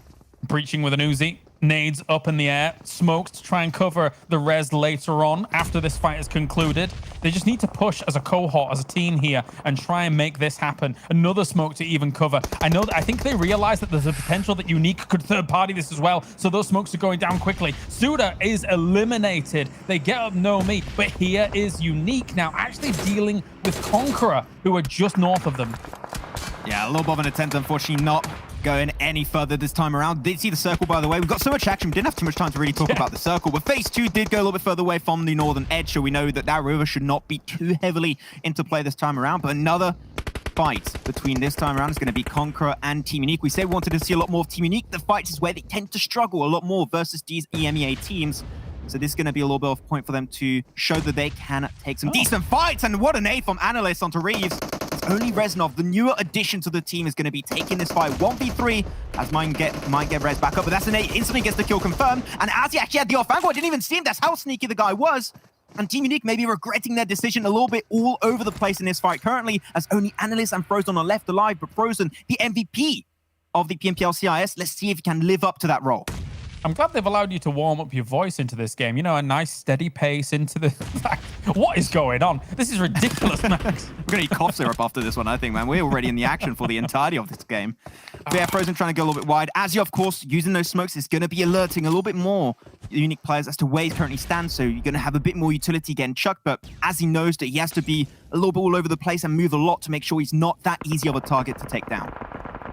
Circle favoring these kinds of positions. So if you win out here, as well as maybe even a little bit further south, you're going to be sitting pretty against the other teams coming in. The problem is now World of Wonders can potentially either just drive by this or third party once again. 0 to 100 in this game completely, and we have not left 100 throughout. Zessi is going to be passing across. Hassan likewise is also passing across this area. So we have a situation here where a lot of these teams are going to be up in these hilly areas and will be looking down upon these fights and potentially a third party from that position. Oh, that triggered discipline from Azzy. I thought he was going to go for the shot, but he knows this is a complete team change. They got swapped positions. Panda unfortunately does go out of this game. Seemed like picking them with a stick on the desk was not enough to revive them on this third day. But yeah, the fact he didn't take the shots was great because he knows he's really well hidden and it's a completely different team. They do not have the information on one player currently being present. So he might be able to actually get a few extra precious minutes in this game to maybe snatch a few kills as Konina Power try and rotate away from this position later on down the line. So I like this from Azzy. It's a ballsy play. It could not reward you in any way, shape or form later on. But as of right now, it's working out and that's what's important. I mean, Konina Power in this game, we're how long in? 13 minutes in, they've already done about 1,000 damage. That is absolutely ludicrous considering the state of the game right now. We have teams rotating in from the west side, like Futbolist, for example, who have already done quite a bit of work on their angle. Azzy, I can't believe he's just very, very still. Oh, there's no way he doesn't see him. No! He saw it. No, I'm sure 100% he saw him. He must have given the information over. There's no way. You don't think that's a rock. That's a weirdly shaped rock if you think that was a stone. Come on. Even Azzy is confused. Come on. He stood up and he was like, okay, I'm ready to fight. You're going to fight me. And then, no, I guess I'll lie down again. Didn't he have like his reticule on him for a second? I'm sure he did. He was like, why is that? And he's like, no, okay, I don't think it's a player. Maybe it's like a weirdly shaped loot crate or something, but let him go. As Konina Power going to go for a little bit of a spread now, sending GUNZ the other side of the road, potentially as the circle is about to shift for the next phase, going into phase 4. They want to try and make up for potential hard shift. I think that's good, but we've got to be careful. Na'Vi are going to be moving in the background towards that eastern edge. And Futbolist too, we might have some pretty decent clashes happening between these teams, but Love isn't already down. Na'Vi are up as a full crew. This is not a fight Futbolist want to take, as some heavy shots are already going to be landing on that buggy. They're going to try and make it away. They're both extremely low, and that's going to be a spray and a half coming out from both Tixi and Matic. Then with Tixi still trying to remain on that MVP position for this event, and he's looking good once more in this fight. Noticeably, Na'Vi has an AUG in play as well, so having these kind of lasers available to you when it comes to those kinds of sprays, very, very nice indeed. I actually want to touch back on where World of Wonders was and has actually kind of retreated back to. Zessi initially took a very far in approach to this circle and actually retreated back. I think that shows a lot of maturity from World of Wonders. Not necessarily, well, I mean, you send it to scout, but then actually coming back to the rest of the team, realizing maybe there's a little bit too much trouble there. I'll go back, reinforce, and we can play edge from this position, because it's not too bad a position to play edge from, considering a lot of tree coverage. Yeah, it fits them so well too, because World of Wonders is not a team. They're going to go in with a whole shebang and get a very aggressive position. They typically an edge of circle team. They like to eke their way forward, get a few kills here and there, and if they have a chance to go for the win, then they'll do so. Very similar to what we saw Na'Vi do when they did secure themselves a win so far these 3 days. Futbolist will get eliminated. Seemed like they're losing those trickster players, and they actually got chased down by Mekyu, I believe it was. So that's Na'Vi, an extra 3 kills to their name, and they're looking dangerous this time around, as they're going to be completely uncontested on the eastern edge. But we saw in the circle actually for a second, and now we're going to be right on top of that fight. Next, Rüya versus RICO Infinity, both locked down on Potato here one. Because they're both here, they may be struggling a little bit to move away to avoid that backstab. Yeah, for next Rüya being the ones that are being held out here, it's not easy to actually rotate even around this. Once you come off Potato Hill, there's going to be easy angles for RICO Infinity to try and deal with you. So that fight kind of has to happen here. So many buggies. I don't know how Patika got knocked out there, but you know what? Fair enough. TTS's going to roll right over him. Can't argue with the results. Man, we had so much action already unfolding. Normally I have 1 glass of water per game and already emptied it. And the game just barely begun, so I don't know how I'm going to survive the rest of this one. Hey, stay hydrated, man. It's important.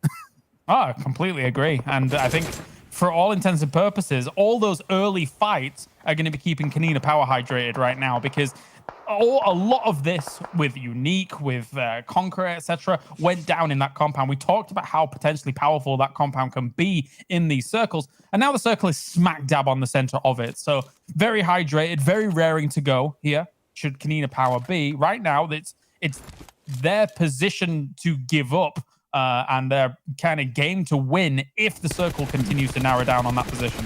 That's what they're going to be hoping for. Nice shot from Khalid above that little ridge line. Not the headshot, but could have been. Next, we're now alert that there's definitely going to be a team they're going to have to fight with. World of Wonders and Na'Vi actually going to be taking their very own fight on the northern eastern edge, but they're so far apart, I'm not really sure that's going to result in a flush to happen. Kudo, what a nade onto Ragnar. RICO Infinity, there's an extra one. RICO, gotta be careful. And very clearly, RICO Infinity has been going a lot more aggressive in how they play the early game. It's a very good shift. They need to get as many points as possible to catch up in the rankings. But it does take a little bit of risk to get access to the late game. As Slime4KT send 3 players onto NASR Esports, and all 3 of them just get completely decimated. And Storm trying his best to make the most out of it. But yeah, he's out of here. He does not want to deal with that. Yeah, why not? I don't mind that at all. If you know that you're going to be absolutely dunzoed by NASA down there, just go for the middle. Do what Frozen was doing before after Unique lost that fight in the compound. That is okay. Storm looking to salvage some points here. I'm surprised that next Rüya even actually did not take the full fight against RICO Infinity. RICO Infinity had good information based on where those cars were moving, and now 12-18 is bombarding their position here. Yeah, I mean, next Rüya don't take the fight, they go straight into another one that they're completely unprepared for. 12-18. Gonna hold that angle as much as possible, and yeah, I don't think the next Rüya can really make it away from this one. There's only one player up and ready to go. It's going to be Frozen X, the MVP of the Turkish PMPL, but is that going to be enough to take down 12-18 that have been on such a streak throughout the past few days? And he spotted out around that smoke thanks to the third-person perspective, and Marmalade gets it done once more, and they got full control and ownership of the West now. Really? Are we still here? Oh! He gets it! That scared me a little bit. Peekaboo, but unfortunately, we'll be losing that gunfight versus Gonzo. The headshot connects, but I got a little... That scared me for a second. That was a buddy I can't even imagine Gonzo. Oh. Jeez. Oh, damn. Gonzo just peeking in the distance, and you just got a big face in your in your aim. Just like, what's happening right there? That's a jump scare and a half. Feels like Five Nights at Freddy's. Gonna have to move out. World of Wonders still looking for that information, and they're gonna be sending a player to cross forward. The Na'Vi's gonna be on the receiving end, and that is not gonna be an easy push for Zessi for sure. No, definitely. It's Na'Vi here at the moment with the position that they have. They can easily swing on in.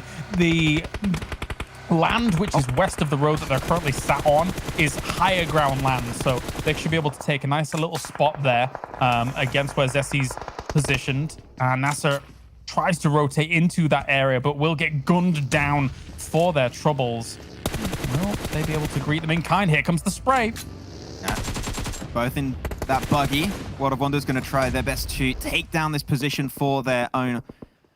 But Na'Vi, very good spots too. And these nades are so easy. He's just going to be sliding on down, rolling on down to World of Wonders. So they know they have to move away, go a little bit wider, go a little bit thinner on how they position to make sure that utility is not as impactful as Na'Vi might initially expect. Stixie's cooking up a second. Zessi might roll on down too, but the smokes are really well positioned. Does hide a lot of information away from Na'Vi, but those nades, if one connects, that might just be Na'Vi going for the full-on aggression because they know there's no one else on this northern edge. Yeah, and the one threat that could have potentially come over the road from them on the west side was, let's say, one of the Konina Power members, and he got gunned down when he was actually making that move. So whilst that compound was strong, now not so much. Zessi being knocked. And Tixie, I think, had good information about where Zessi had moved to for that off angle. He was already looking at him, and then he decided to throw the nade to where it could do most damage because he realized that there were maybe 2 or 3 members of World of Wonders down that way compared to Zessi, and then just decided to gun down Zessi. So very good play here by Na'Vi once again. Yeah, and as you said earlier, James, this is the Konina Power being in new winning gaming on the winning position if the circle win their way. Not just yet, but they're still Yeah. being extremely aggressive, trying to take down as many opponents as possible to facilitate that rotation. Talking about rotations, maybe you don't have to. You have a 2-2 split currently. 2 players already on the east of the road, and 2 players still in the compound. Na'Vi will have to try their best to take down World of Wonders to then put the focus on Konina Power. Talking about that fight, Na'Vi still up as a 4-man crew, and World of Wonders getting completely overwhelmed. And Konina Power also going for the third-party sneaky attack from a distance. And Konina Power playing this one just so damn well, James. And Na'Vi still got 1 player to get rid of to have full control of the Northeast. I'm amazed that they got GUNZ up with that send across the road, because technically it was the perfect time to do it. RICO Infinity had great line of sight on that angle to be able to just down him when it would come along for that 2-2, but they were in a fight. So Konina Power used that opportunity to get over there and try and get the revive. However, now they've got 1 down on either of these 2-2s. Na'Vi is racing on in here to dislodge their CIS brethren. That worked for Tixi, must be kidding me. Fascist Pioneer going to be also knocked away. Konina Power trying to send the cavalry up to join on the party. Axa and Gonzo will be joining up. Na'Vi down to 3. It's a 2v3 currently happening as Na'Vi is going to try and go for the pro play, but Na'Vi are able to win and take down the entirety of Konina Power. And that is now going to be Na'Vi's position to play for, but it's not quite in the circle, a little bit too far up north. Here's the thing. Right now, Na'Vi is put themselves in the winning position. Not necessarily because of the compound, but because RICO Infinity and Fate are going to have to fight one another at this point. The wrecking ball that is Na'Vi, they already have 5 chicken dinners under their belt. What an amazing rotate coming in from Na'Vi to take that fight, knowing that the 2-2 split of Konina Power was weak and vulnerable. They might be able to make it happen. On a 4-day event, 2 chicken dinners every single day. Insane. It's mental on such a small amount of games to get such a consistent outcome of wins coming your way. It's astonishing and really mind-boggling when you think about it. But Na'Vi came in 4 favorites in this event, and it's for a reason, because they are, in fact, that good. RICO Infinity, unfortunately, they're not going to be going any further in this game. Still top 4, pretty decent for the team that has been looking to change their playstyle, and it works out pretty decently with a 4th place and a few kills up their sleeve. But Na'Vi up to 10, and they need to move out and get position. They seal a little high ground position, and that's exactly where they're going to aim to go. That's virtuoso play right there. This is something of beauty. Moving up to this location, you could, in theory, have chilled at that compound and kind of waited to see where Fate was going to try and wiggle their way to. They're using, just a few rocks here and there. They're kind of clumped up, but taking this high ground position and making Fate have to make uncomfortable decisions is where Navi's strength is really going to lie here, potentially. I think it's still Sun HP of World of Wonders. He's just might get an opportunity to go for sneaky few shots and backstab Na'Vi. But I'm not sure of how many first aids he has. I think on a low. This is great. They're just going so wide to just surround the entirety of Fate. There's no escape. Fate are just having to take this fight, are forced into it to fight versus Na'Vi.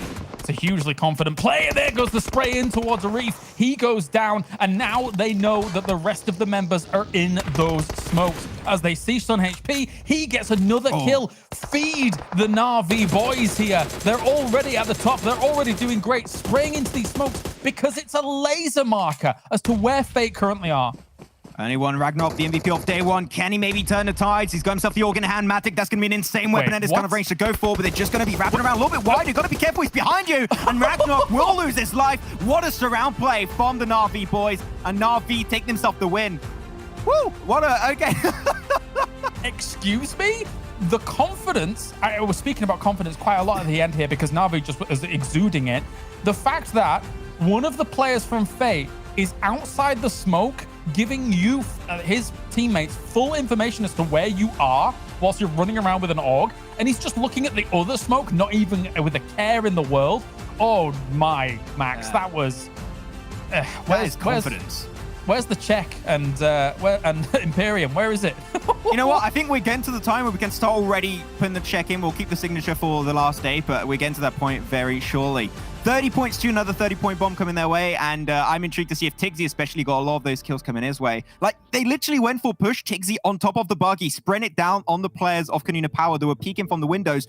Those are hard shots are typically so hard to hit because you have that hit fire is going to be really hard to land those. And yet Tiggsy makes it look like it's so easy and it's just a second nature to him. And Na'Vi, there you go, make it happen. 2 games every single day, and we still have 2 games to go. They could make it 3, they could make it 4. But Na'Vi are definitely on the streak that is looking really hard to stop them from now on.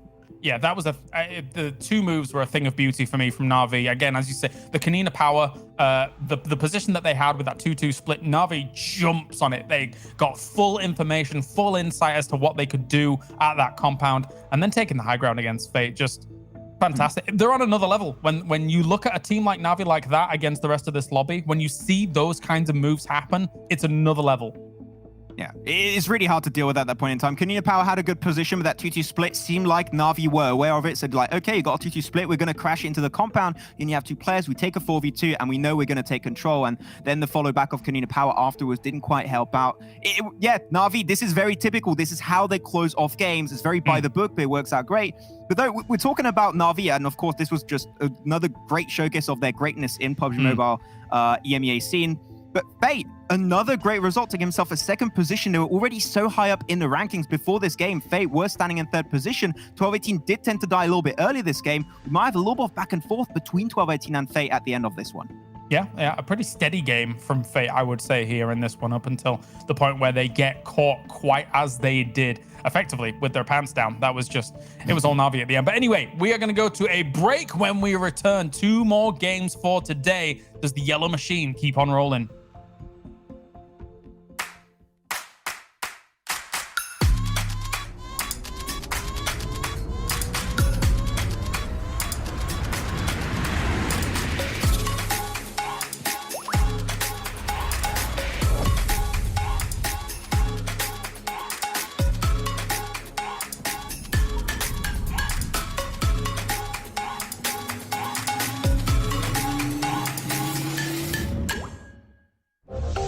Xiaomi.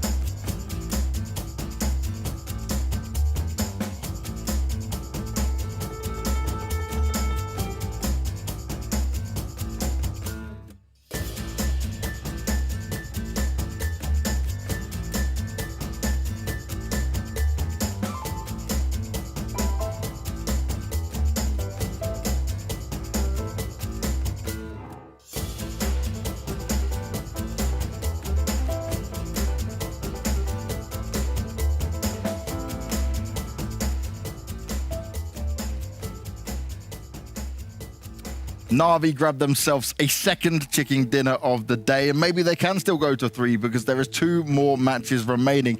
And not only have they already stretched their lead beyond what everyone else has done, they look to continue that as we've still got plenty more to come your way, including a whole nother day. So let the madness continue with it all. And if you want to talk about some madness, well, this madness would not be possible without our fantastic sponsor in Xiaomi. You guys can enjoy a super fast and lag-free PUBG mobile experience on Xiaomi's powerful Redmi Note 5G, the beautiful phone in front of your hands. And I guess the Na'Vi players are definitely playing on it because they're one step ahead of the rest of the competition in this one, Frost. Yeah, looking at it, I mean, second win for today. That's the third day in a row they're getting 2 wins, and we're not done yet today. So, I mean, there is a potential that you might be right about today, Copter. They might get himself 3 wins there. I mean, definitely looks like they're definitely on a roll. Getting those chicken dinners, definitely, well, I mean, of course, there was expectations. I mean, 2 days already with 2 chicken dinners. So yeah, it's another surprise. But I mean, definitely there's still room for one more. I mean, if they continue like this level of aggressiveness and this level of perfection when they're executing the strategies, and they are definitely not shy on the server. They really are not shy on the server, right? And one thing we got to look at with this, what you predicted 0 for today and it'll come tomorrow. Yeah. I predicted 2, so I'm cool. But I even said in the green room that I maybe didn't want them to win this game so that I know that I've got at least less chances for them to try and get a third one. Because Copter, you could be right on the money. What I want to look at, though, is damage that we're seeing from these teams, right? Let's have a look at the total damage that are the scores up there right now. And 15 kills, 2,505 for Na'Vi up in there. Even with Panda not getting much done at the very bottom, though, still able to put some damage up. They're always shooting, they're always fighting, they're always aggressive. Well, it shows if Panda has that low of damage down there already, you can see that all the other teams have even lower than that. So it's very stacked here towards the top here. And of course, Na'Vi getting 2.5k damage, that's a lot. But also Konina Power, I was expecting them to have a little bit more damage, honestly, because they had that compound for such a long time. They didn't need to do anything to take over it, though, because we saw that fight between Conqueror and Unique that fought for that compound. They both opted off to leave. Oh, well, AZ was just chilling on the side there, but Konina Power took over that compound, and they were basically just holding it down until Na'Vi said, not anymore. This is ours now. Yeah, I mean, Na'Vi just came guns blazing, definitely, and they just took them down. But yeah, I mean, Konina, they had their moments. They were fighting with SUDOR earlier on the lobby, so that's how they got some of the damage. Also, the Panda's damage, they only had like 1 kill, if I saw correctly, and then they had the damage there. They had the early engagement. There was NASR was there. They were actually originally fighting with guns. They lost 2 of the guys, and then NASR came and just collected all the knocks there. So unfortunately, they did the damage, but just didn't get the kills. Didn't get the kills at all. Now, one thing, you just mentioned SUDOR. Remember day one? Go all the way back to day one? We're very happy. We're looking at what SUDOR will be able to do. Yeah. What's happened to these guys? We've not really heard from them. Well, what it feels like is that they took advantage of the early stage of the tournament when everybody's a little bit nervous, you know. Yeah. Again, if you play aggressive from the start there, you're going to gain a lot. But then you got to keep that up, though, and that's what we haven't seen from SUDOR, while all the other teams has been catching up to them and actually just surpassed them, basically.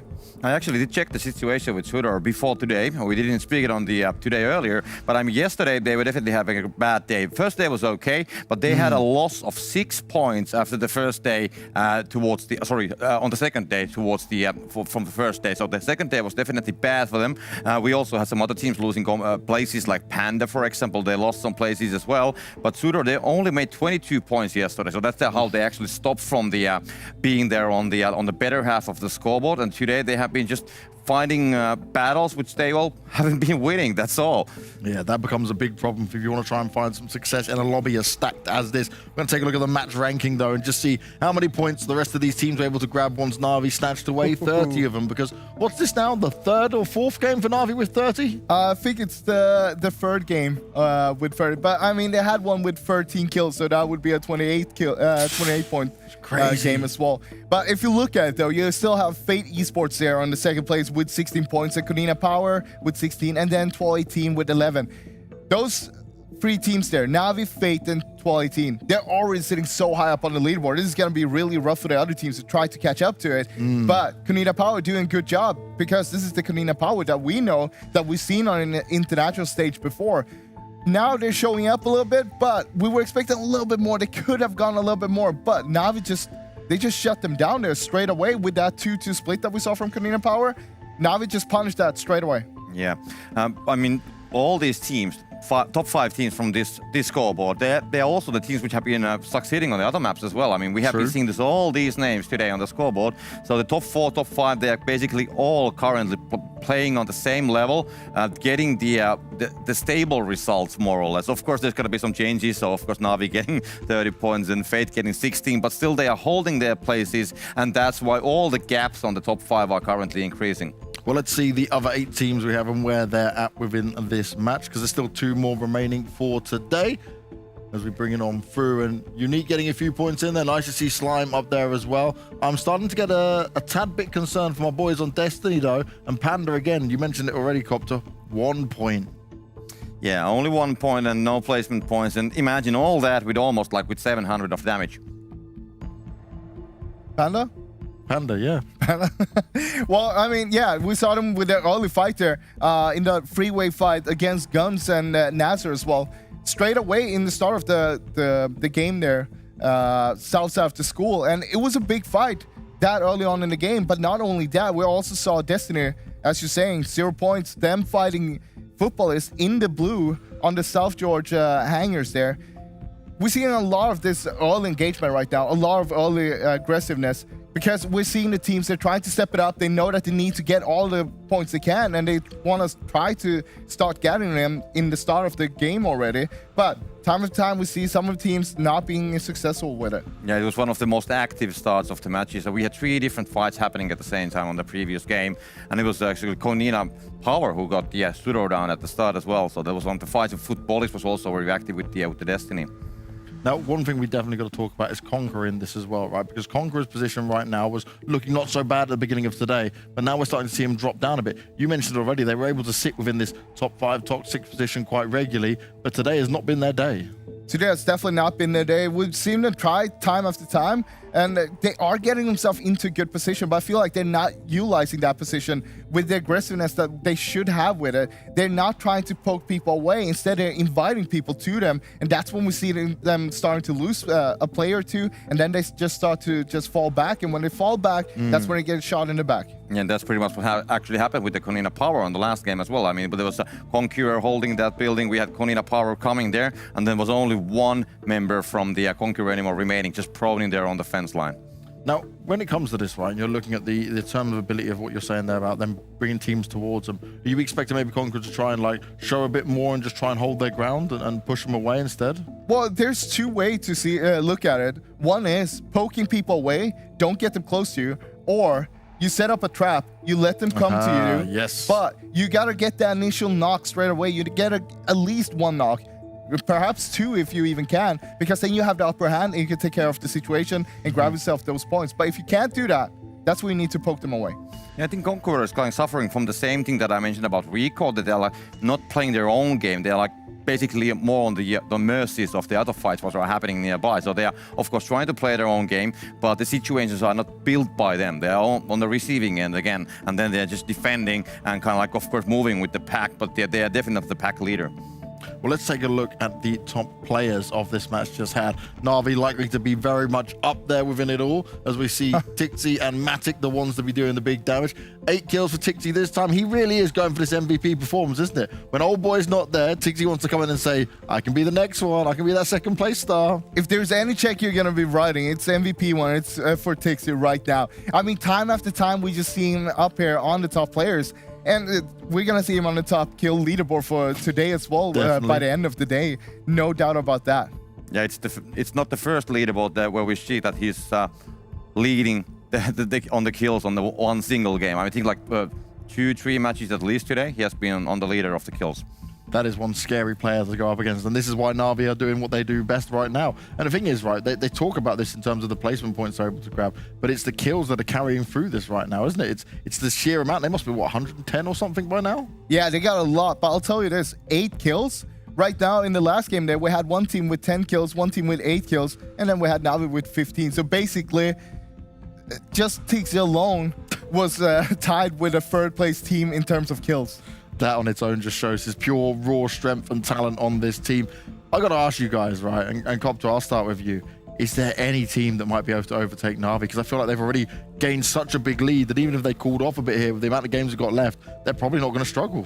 Well, 12-18, of course, is one of the teams, and of course, Fate. I mean, those guys are there on the, the 2 of the closest teams, definitely. 12-18, I think they have been doing great, but they're kind of like missing the highest peak on the performance that they could be matching the performance of the Na'Vi. And of course, I don't think that even though they have great self-confidence, I don't think that they have the completely same. I think they are lacking a little bit on there. Na'Vi just goes all the situations so they're very comfort everywhere where they go. They just take the kills. And also Fate, I want to bring them out because they have been having some great games, some bad games as well, but I still think that they have been still, even though they haven't been so visible, they haven't been the most aggressive party on the lobby, but still we find them on those top 5s, top 4s, top 3s all the time, even though they're not so heavily pushing towards. So if on the first day we saw the passive start and then we had the aggressive ending. So if they can maybe just a little bit more of that aggressiveness, maybe then there would be a chance for them to kind of like get on the same level. But even if they get there, I mean, there's a huge gap already that is just increasing all the time. So it's going to be difficult. I mean, if we're going to be real, there is only 2 teams who can trump Na'Vi right now, and that is 12-18 and Fate. I don't think 12-18 can do it. As Cop is saying, they're a little bit too passive. Yep. We do see them on the top 5 time after time, but they're not getting those kills because of their playstyle. how passive they're playing it. But at the same time, what Fate is doing is that they have the potential to do it, and we see them being able to get those 10+ kill wins. And I want to see more of that. And that's what we kind of seen from them. They're trying to do it, but a little bit too aggressive and taking those fights when they're not having the upper hand, and that makes them lose a player early on, and then they just go on the defensive side. Yeah, definitely true. And also, what we don't see Fate players there on the top killers on the matches either. I mean, they are not on those stats. We have some 12-18 players, but not Fate. Well, I want to look at Fate in a little bit more detail. We can bring their team stats up in that game. So I'm glad you mentioned them, because Fate, right, we saw day one look really good for them. We're very impressed with what they were able to deliver, especially considering what we learned was going on with Ragnarok and his personal issues, right? Then they come into this one, 4 kills for the game, 16 points in total. Not too bad with the placement points playing alongside it all. But for Fate right now, they are being the closest to them. What would you say needs to happen for them in order to be able to overtake Na'Vi? Obviously not just chicken dinners, but it needs to be a different style of play, I would say. They need to be scouting a little bit more for the fights that they want to take, and they got to make sure that they have the upper hand when they enter that fight. They need to get that initial knock as well. That kind of small stuff that we're not seeing right now for Fate. It's more like they're bombarding into it. They see a team, they want to take the fight, but they're not really thinking through. Instead, they just go head first and just rush it in, and they kind of lose a player, spread away, and because of that, they're not doing too good. Yeah, I mean, on the last circles today, they haven't been there on the circles when the circles have came. When we saw the kills coming from that team, they were actually always inside of the circle, and they were getting the kills from the inside of the circle. So every time when Fate needs to rotate, let's say phase 5, 6, or 7, they are usually finding themselves in a trouble. Well, we're going off to Sanhok next, and this is where potentially Na'Vi can grab themselves the third chicken dinner of the day. Don't want to say it is going to happen, but you never know at this point, because these guys seem to be able to do whatever they want. But in terms of your top teams we're looking at when it comes to Sanhok, where are we looking at if we want to keep a keen eye on a certain team? It's going to be 3 different teams. 2 of them we know are in the top. It's going to be Na'Vi and 12-18. But you also have GUNZ. Those 3 teams are the teams that have been performing best on Sanhok so far. So I'm expecting a lot from them now. And GUNZ, it's about time we see some more from them. Yeah, I'm going to trust what Frost is going to be saying. He's the master with the stats regarding Sanhok, so he's got to be right. So, in terms of GUNZ, though, you mentioned at the very beginning of the tournament, right? Yeah. We've had some highs, but they've been, for me, they're not like the roller coaster team where they're doing a bit of up. They're like the mountain peak, you know? Right to the top for a little bit, then back down, and things are not looking overall too good for them. Yeah, we've only seen 1 win from them so far. A few top 5s, but it's not really there yet. They're still like lacking the kills as well. And it's a lot of times to just cripple. But we saw them earlier, of course, on Miramar there, for example, what Lord can do if you just hand him the utilities and he can play them right. He's just going to get those double knocks, and I'm expecting kind of similar things, because if you look at the ending there on Miramar, how was a lot of high ground, low ground there to play with. That's kind of the things you're going to see on Sanhok itself naturally throughout the whole map. So if he can utilize that with a utility, woo, you're going to be in trouble. Yeah, imagine the Alpha Island ending. There's the hills, those you need. There we do need as well. I'm looking forward to seeing what our total points are going to be when we get to the overall ranking eventually, right? Because we had a little game outside. We were predicting how many Na'Vi might end on if they do win the whole thing, you know? Yeah. I obviously didn't put enough faith in them. I was like, maybe like 250 or so would be something that comes in. Right now, they're already at 220. We've still got 2 more games today. If they really wanted to, they could go for 250 today.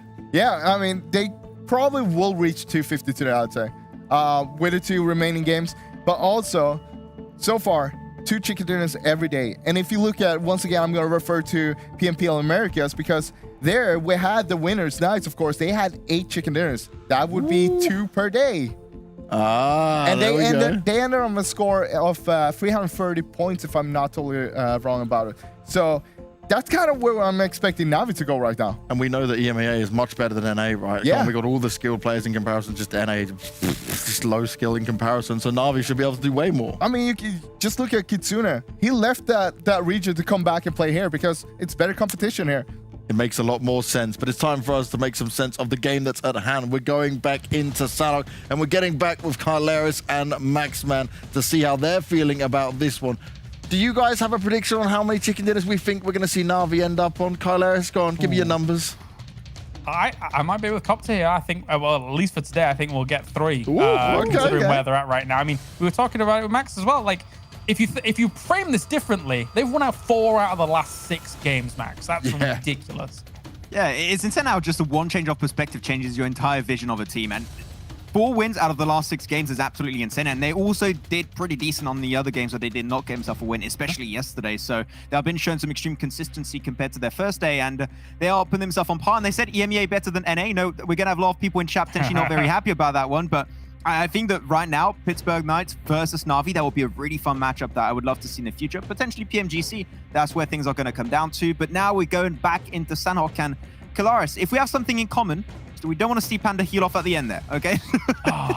Yeah. Oh, we were scratching our heads on that one. I mean, of course, yes, there is that notion that you can be saying, well, okay, they didn't have the easiest time to be able to try and get into the next circle when they were kind of down and out, but they were 4 alive, man. They were 4 alive, and Katu goes into the blue and healing, and yeah, they would have won that 5 versus 12-18. They could have actually then put the focus onto Meku and take it as a 3-man or 4-man versus 1. And yeah, Panda got to try and go back to taking the fights as we remember you guys doing back in the PMPL Western Europe. But here we go, our last Sanhok game of the day. We'll have one more happening tomorrow, so there's going to be 2 more remaining so far. Last chance for a few of the teams that tend to perform pretty well on this map to maybe get a few extra points along the way. But other than that, we're talking in terms of drop locations, and I'm surprised for a team that has been changing their drop location a lot. Slime Forketti are going to be sticking to their guns, going back towards the position down south of Kampong and Docks. Interesting, but luckily enough for them, Fate doesn't seem to be there. Can't spot them right now. So not going to be chased down in the early stage. So at least that's one mark of improvement for Slime, that they're not going to die in the first 3-4 minutes of this game. Yeah. And another mark of improvement is the fact that this circle pretty much guarantees us we won't be going to like a trifecta location or somewhere near that island up in the northwest. So it's going to make things a little bit easier on the teams to start off with their position decisions. But into Painan we go. Let's check out little fights across the river, and let's see who can get an off angle to start things. Right now, geez, RICO Infinity being very aggressive on towards this angle that Destiny is currently having. Yeah, not only this game, but also all the games throughout day 3 of this EMEA PMPL Championship. They have been continuously looking to improve their kill count. It's been working to some extent, but not fully. There goes, got the angle behind the crate, going to take the spray with the M4. Doesn't have the increased ammo capacity, so that's going to be only 30 bullets to play for. As Prestige will get the shot to beast and instantly converts it, because they want those kill points to catch up. That nade, almost a banger for Nashi. Unfortunately, leaves NASR remaining with just a slither of HP. And Destiny, this was hard, right? Because they had a 2-2 split across the river. It was hard to take that fight head on, so they tried their best to move away from the other side, but Noshi is still locked down and having to fight from that roof spot. Yeah, I don't like small give-ups of information that RICO Infinity gave to Destiny for them to be able to do as much damage as they did just then. Like, for example, the slight wide pick on that building as he's kind of behind the crate, it just means they know that not only they can go for the spray there as he's white there for a second, but also like the nades coming in, expecting them to go into that building after the fact. So Destiny's very clearly better on the information game right now, and RICO Infinity has been punished for it. I think Prestige's going to try and go a little bit further down the river to maybe get an angle on Noshi, because they know exactly where Noshi is. Devin saw him cross over the river. But Prestige is just on the bridge right now. That's where he's going to be playing. There you go, though. Prestige is the one that's going to be spotted away. Nice spray with a QBZ. Very stable weapon. Love to see that weapon coming out onto Sanhok. Probably my favorite part of Sanhok is having the weapons of Sanhok get played. Other than that. Yeah. And the way the loot has worked out here for RICO Infinity as well has not been kind to them. You could have seen for a long time, a lot of them were very low without even the ability to heal up. It's just been of Prestige who tried to take that angle, but then has now come back with 2 first aid kits that you might even trade off to some of his members here. Because right now, they've got scraps at the moment, Max. I'll try and move away. I just got scared for a second. There's a bird that just went bang in my window. That Wait, really? Yeah, right now. I'm surprised you didn't hear it on show, actually. I hope he's okay. Gonna move out. That's gonna be the entire Destiny trying to move out, but they're gonna be encountering SUDOR. Mickey, that spray does not connect anything, so Fidan gonna be having to reload that ammo just a tad.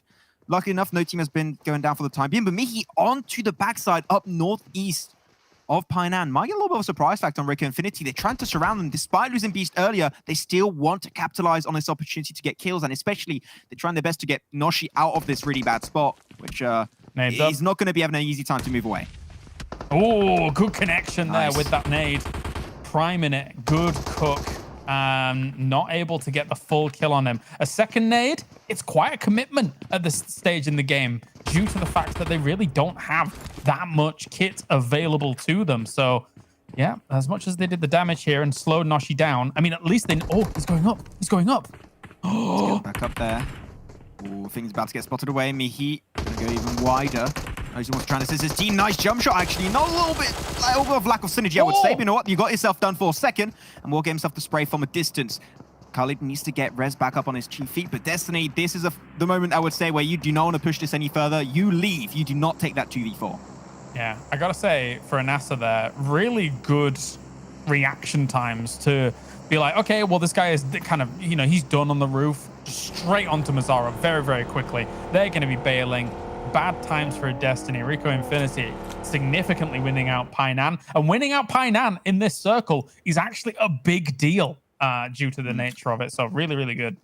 Yeah, that's the transition point between the mainland onto the east and also the southern western island. Yeah. So whichever team holds onto that, and if you have a really hard circle shift, which we had a bunch of those today, that can make your life a little bit easier later on in this Sanhok game. Team Unique, they're going to be having to defend this compound. Kudo with the Uzi spray will get himself 1 knock onto Mind. Unique a little bit further back. Milky Way and Analyst not really in a position to assist this kind of fight, as Frozen's going to have to take this one 1v2, and even got himself an off angle onto the side. That is going to be looking horrendous for them, as yeah, both Analysts and also Frozen going to have to leave that fight entirely. Very unfortunate for Team Unique, and that's going to be 2 players instantly losing their life. Yeah, Mr. Imperium's going to have to go back to that milk carton and say, I can't find them. Where are they? Where are they? It's unfortunate for Unique right now. I'm going to have to bail from the situation completely. Little Tommy spray, all good. Next Rüya, looking prime around that area. I mean, of course, though, they'll probably want to move down a little further south. I wouldn't really take up residency in the compounds right next to Quarry. Maybe the ones just a little bit more west, I think will be a decent spot for them to now kind of congregate around. Yeah, I mean, the players hate Quarry, I hate Quarry, my homies hate Quarry. And we talked about it on day one, apparently. My homie is just a body pillow, but regardless, even my body pillow hates Quarry. So quite a lot of people don't enjoy it. So if you can avoid it, you shall avoid it like the plague. That's going to be the name of the game. No rotations. I thought we might potentially see one coming out from Na'Vi, but we know that a lot of the teams like to play around that position. The likes of Futbolist, GUNZ, even Panda, they like to play on those ridge lines, on the coastline, should I actually say. So Na'Vi maybe a little bit indecisive as to if yes or no we should try and go for that kind of position and rotation. But I don't think we're going to have too many big issues here. 12-18 and also Konina Power, they got very easy entry points into the northern eastern edge. So I think that phase 2 is the big moment where we're going to see some big fights unfold. As of right now, I'm not really expecting too many big changes for any of these teams, for now at least. Just going back a moment whilst we have a little bit of a lull in the action here. The fight in Painan, there might be a world where RICO Infinity might have to move out of Painan for maybe some extra loot or so, because, you know, damage was done on either side, and maybe they don't find, you know, enough meds that they may want or utility that they may want.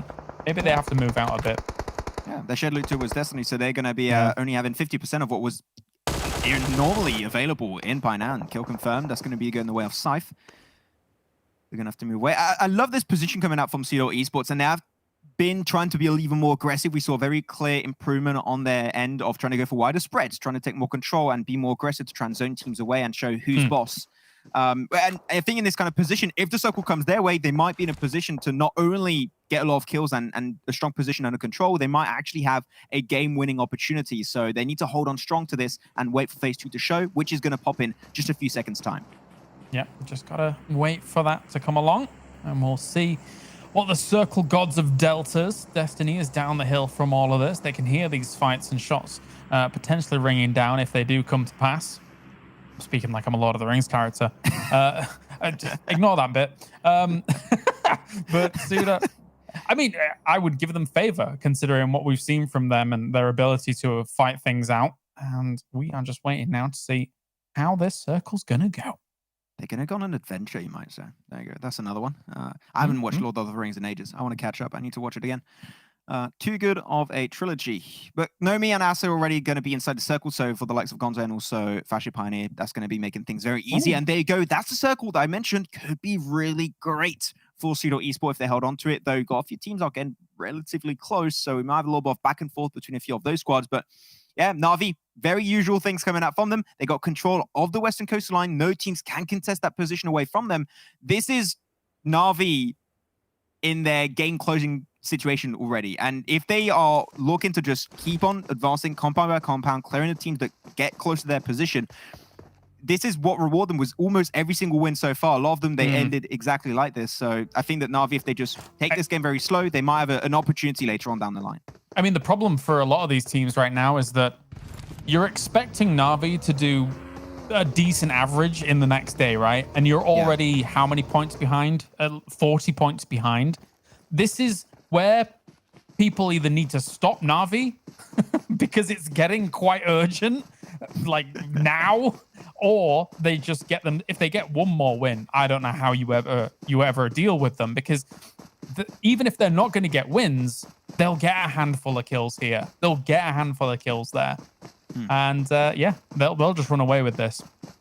Yeah, I think it's especially the bottom teams that might want to try and play a little bit spoilers on that one. I'm thinking at your Slime 4KT, Team Unique, SUDOR Esports, if they really want to, they can try and ruin their chances. But even then, because it's such a short-term tournament, I would say teams like SUDOR Esports, after a few good games, they could catch up very quickly to the top 5 and get a really big portion of that prize pool, because this tournament is not about qualifying to an extra event. No. That's going to be mainly based on the points of their regional PMPLs. Here's all about bragging rights and also getting that extra amount of prize money coming your way. So just a few extra slots is very important. So I think that a lot of teams might not see the value in trying to do that. But after, it's PUBG Mobile. I've seen worse. So anything could really happen at the end. And RICO Infinity did flex out of Painam for a little bit. I think it was to get more loot, but I've gone straight on back. I think they realized that there's going to be a lot of teams folding in from that northeast side, and Painam can be a good position to try and hold them off from. Ragnar taking a roof angle on the back. It's a good spot to be in, especially since there's not going to be huge amounts of people that are going to try and shoot down on you from the West Hills. There's a spray then coming in. Very nice spray, but doesn't quite finish everything. Yeah, phase 2 will take down a little bit more, but it's only phase 2, so he can very easily heal it off. Though, what a spray from Tuleka. He's walking... Fashion Pioneer just walked back into that spray instead of trying to hide away. Very interesting, and especially the rest of 12-18, Marmalade and also TT Sucks got the high ground. Konina Power trying to move in. I love this play in the first place from Konina, because they know 12-18 is just above them. If they kill them, they get the points, and also they slow down the advancement of 12-18 in the overall rankings. I understand the thought process. This is not very easy. TT Sucks, but so low, the blue zone damage might just do his bidding. I think he just got himself a bandage last second, or he might just get knocked. We'll have to see. And yeah, the blue zone will knock away TT Sucks, but Konina Power still going to be looking strong. Downhill position. Flashy Pioneer actually getting back on those 2 feet. But I said it, I think this is great thought process from Konina Power, and it actually might pay off if they win this fight. Yeah, nice start. Taking out Tuleka to get things rolling is a big scalp to take. And 12-18 still sat up at the top here, throwing down nades. Ooh, that's a good one. Clipping 2 members of Konina Power who are just waiting in the wings here. Konina Power would love an off angle, but I think it's kind of hard to find it, especially since, again, all of these fights are going down in the blue. They hear the boogie roll in on round, so either they know a retreat is happening, or the nade comes in and catches. Oh, an off angle's being taken. Yeah, without too much information, Gonzo going to get himself into the compound itself. That's going to be a mini 1v1. Sakonaville will be the one to win it. Why is Gonzo not there? You knew exactly where the rest of the team was. I am surprised they went for that 1v1. You're giving 1v1 scenarios over to 12-18. Now they got the res onto another play onto the side. That's Tuleka ready to join the party very soon. Sakonaville, though, don't have the information. Your teammate just got knocked here. And I'm a little bit surprised. Got so much back and forth. But luckily enough, Konina Power do not get punished. Axa and Nomi going to try and trade some more utility, some more nades between these 2 squads. And Zakonaville trying his best to move out of that spot, but it's not all that easy. It's now Konina have the high ground. Yeah, Zakonaville had to undercook that nade, because if he overcooks it, it would have killed his own teammate. I mean, maybe he thought that maybe he was done anyway, it was Marmalade, but it doesn't really matter. That's kind of the lay of the land in regards to that situation. Smoke, I think that maybe have gone down on the left-hand side. I'm unsure, but regardless of the fact, Zakonaville tries to peek around once again. For both of these teams now at this point, this is getting late into the fight, and comes around with that spray down. Zakonaville goes, and there goes Tuleka as well. 12-18 eliminated. As you say, the potential catch-up is on for some of these teams. Yeah. I could very easily argue with how that fight unfolded, but you know what? At the end, the plan worked out. They did lose a player, so it might cause a lot of issues later on in terms of the late game. But as of right now, they are going to be happy about that end result of the fight. Now over to another engage. That's going to be between Panda and Natus Vincere, as TT's going to go for the res onto the RGL Kitsune. But Cartoon already in a position where he could very easily go for the res. XT going to be downed instantly. Na'Vi are just going to transfer around and overwhelm them while they still can, and GK First is just way too far to be of assistance in this engage. Unfortunately so, and Panda apparently just getting caught with their pants down in that 5 versus Na'Vi.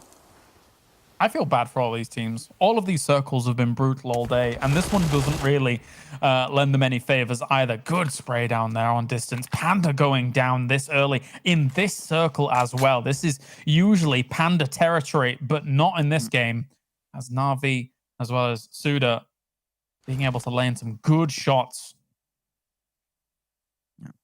That's the transition from Western Europe over to EMEA Championship. A little bit of a harder, rough engage. And still, I gotta say, we gotta keep in mind, Panda, this is their very first time at doing something at this level, just like Slime 4KT. So they're still trying to learn a little bit, get that as a valuable experience, and hopefully come back into the future with some even better chances. I mean, maybe they qualified for PMGC already. Who knows? Because they were doing so well in that one. And we know the PMGC, you qualify there because of the points in your regional PMPL. So we all might see them actually, the World Championship at the very end of the year in a LAN event. That would be amazing.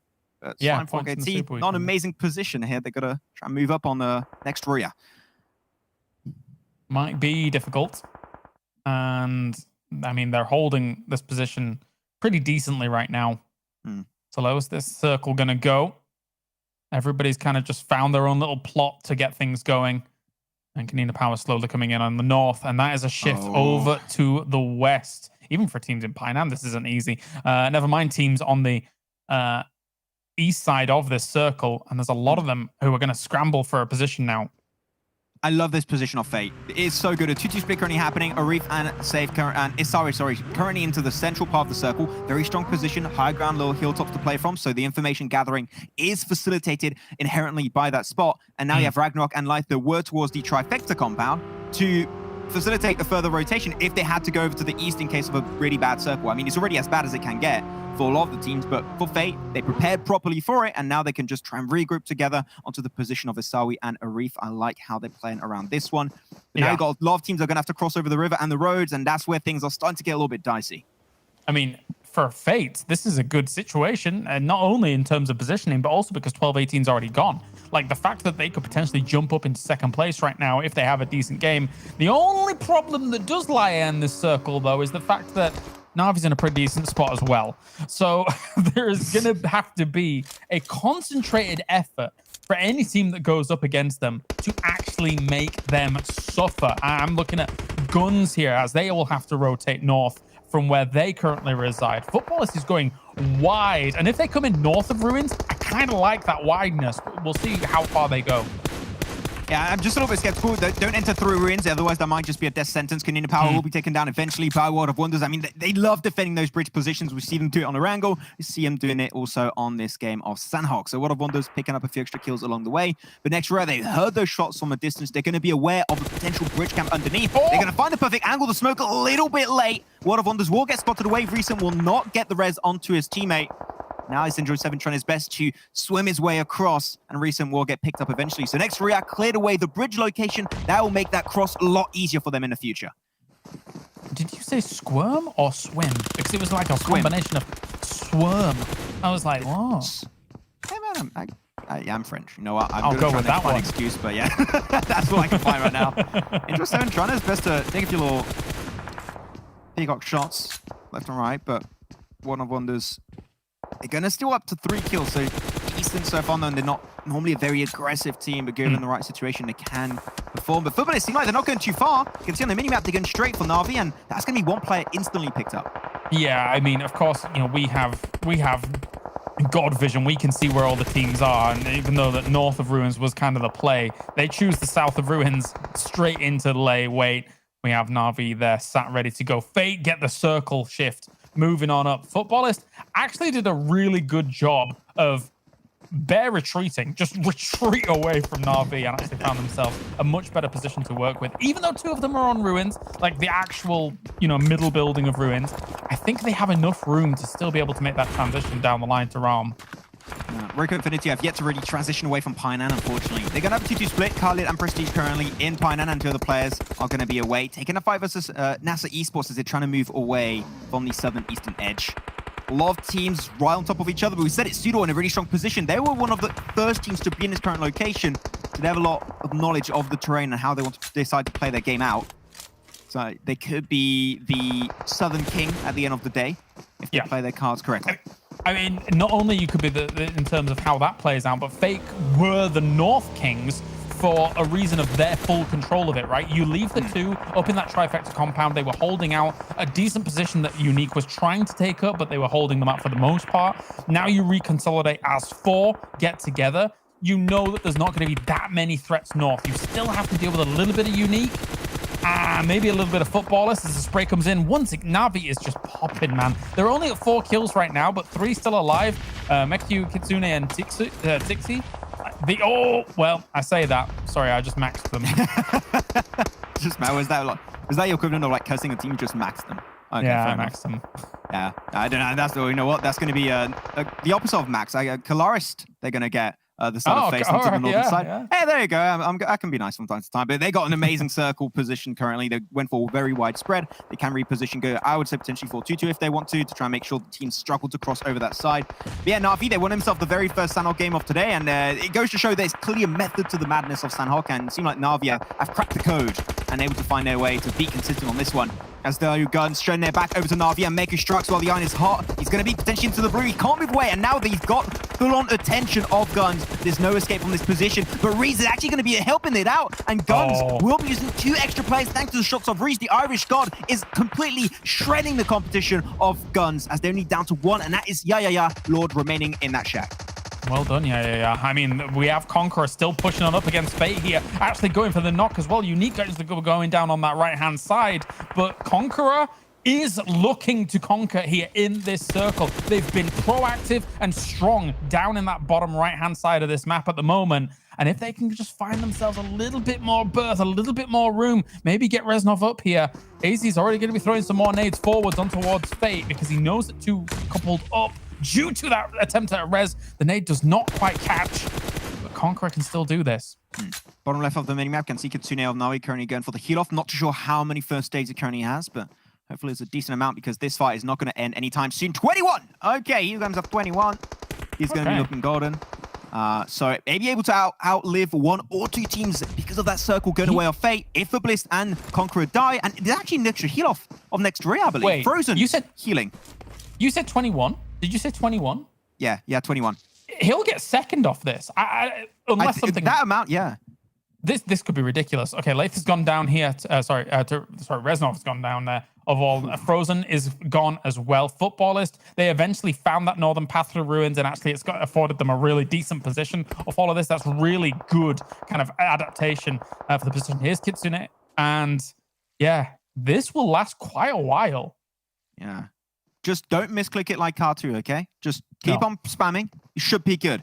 This is going to be a pretty close one, though. Conqueror trying to take control, but this is going to be hard for Fate because they're going to be pushed by 2 teams at the same time, unless they're lucky and Futbolist and Conqueror take the fight versus each other. This is the golden rule of PUBG. You have 3 teams in the final circle. Whichever 2 teams take the fight first, the remaining team goes for the third party and capitalizes on that opportunity that has been given to them.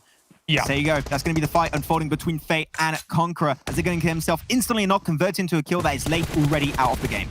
And that triple team dynamic might be worst case scenario for Kitsune because some of these teams might be a little bit more apprehensive about pushing in right here and now. They don't want to be the one that is taking that fight straight away, although Ram goes for the nade. That's going to bounce off the rock on the front and not catch. And we will have... If he'd have gone for his prior angle, he would have actually caught Vito straight. Kitsune is trying to transition. Another nade onto Vito. He follows it up with the second one, realizing that one got the knock on the rock. Oh, goes too far. Two mollies getting exchanged back and forth. Has the angle. Isawi will be able to strike once again. That's the third party we were expecting to see happening, and there's going to be Fate able to try and strike while the opportunity is given to them. What a spray coming out from Artie. Picks up one. He's got no more army. Has to switch over to the M4, and he has enough time. You must be kidding me. Soke, as a 1-man army, going to go for the final push to close things off. The Futbolist up to 4 kills already. Can he convert a few more? Azzy, but Reeves is completely showing his back and his side over to Soke, but Soke will bite the dust at the very end of that one. And we still have then Kitsune surviving. Still only has 2 first aid kits. Will Conqueror die in time, or will Fate be able to take that push? They're going to go for the engagement to Reeves. 1v2 situation currently unfolding is a battle of seconds to see who die first. And that is going to be done. And he makes it happen. I think it's down to the last few seconds, but I think that is going to be the second position secured by Na'Vi with a heal off. Oh, this is... Mike, I mean, when you see someone have 21 first aids that's going to be the case. But I mean, let's not focus on Na'Vi here. They did not win this game. Fate did, and they are trying to scramble back up to that kind of position to strike out at Na'Vi. It was the perfect position near that trifecta compound. They did a great job of holding those teams out on the northeast side and had a perfect anchor point to move to control the circle, Max. Yeah, they were the king of the north, They had 171 points before this game. They were 8 points behind 12-18. They had a pretty forgettable kind of result at the end of this Sanhok performance. So I think that we might see Fate actually jump up in second at this one. It's not going to be close to catching up to Na'Vi, especially with that heal off. They are still clearly creating a very big gap between first and second, but that is the catch-up that Fate wanted to keep the dream alive of maybe being able to snatch away the first place at the end of day 4. But yeah, heal-offs work out, but that was a great finish, and Fate continuously showing that they are one of the best teams coming out from the PMPL of the Arabic region.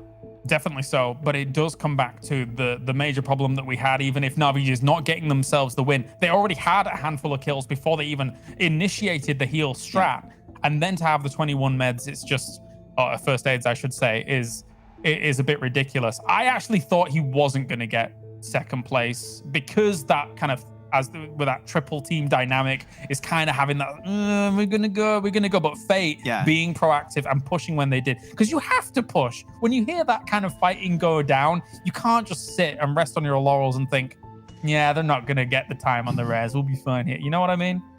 Yeah, I also think that for Kitsune, I think the 21 was not going to be enough, and I think he started moving pretty early, and I think that's where he was walking. I think he saw a few crates on the ground and actually picked them up along the way. We'll have to see, and that's something we'll have to ask Kitsune directly to know what happened. But yeah, another great performance coming out from Na'Vi and Fate. This is clearly the top of the table that's just setting themselves apart of the rest of these teams. Definitely so. Great stuff for today. What ridiculous games, ridiculous scenarios. We're going to go to a short break. When we return, we have the desk, and then we roll into the final game of the day.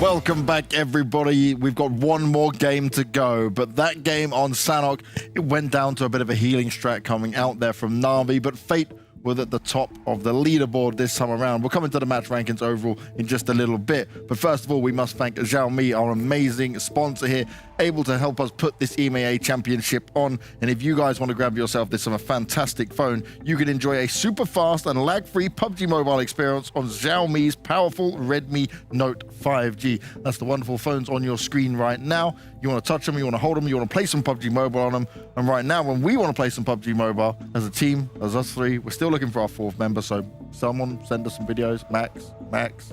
Come on, Max. Still waiting, you know. He's very lazy, isn't he, for a man that wants to join a team? Like, if you ever want to join a team, if you ever want to really try, make an application, try hard, show your stats, you know, show up, be good. Don't be Max. Yeah, don't pull a Max on it. Yeah, don't pull a Max on it. But while we're doing this, we should tell you about the PMCO. The PMCO is your way into being a professional PUBG player. The PUBG Mobile Club Open showcases the best PUBG Mobile players and squads amongst the 23 regions across the world. The PMCO is regarded as the gateway in becoming a professional PUBG Mobile competitive gamer. So sign up together with your team and compete against others in your region. I really, really hope we don't have to just sign up as 3 players.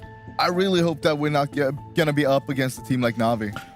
Yeah, definitely not. Like, let's just touch on that, right? I'm glad you just start with an Na'Vi point, because the heal strat, 21 meds as we saw it coming in there, spending it like crazy, trying to edge his way forward as well, realizing maybe I won't make this, maybe the fight's going on long enough, and they still grab themselves 2nd place. We'll take a look at these match rankings and see exactly how the points were distributed, because yes, Fate should be the focus, but we'll come on to them in a little bit. Na'Vi still walk away with an additional 17 points, but only getting 5 kills alongside it. But you're going to be so happy with that, because things are looking bad, and you go, actually, no, we can still do well. Look, I want to touch on Na'Vi, but we'll go back to that later. I want to talk about Fate first, actually. Okay, you want to start with Yeah, because they did win the game. Who's the host here?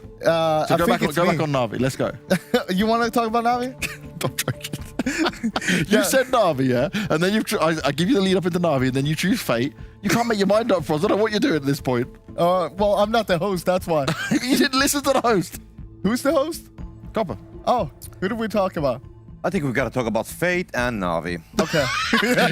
he got the cop out. Copter with the cop out on that one. Conqueror, they got themselves that 2nd. No, Fate, they won the game with 7 kills, which is great. And we saw them taking that early on. They took control over the whole circle, basically. We saw them doing that 2-2 split.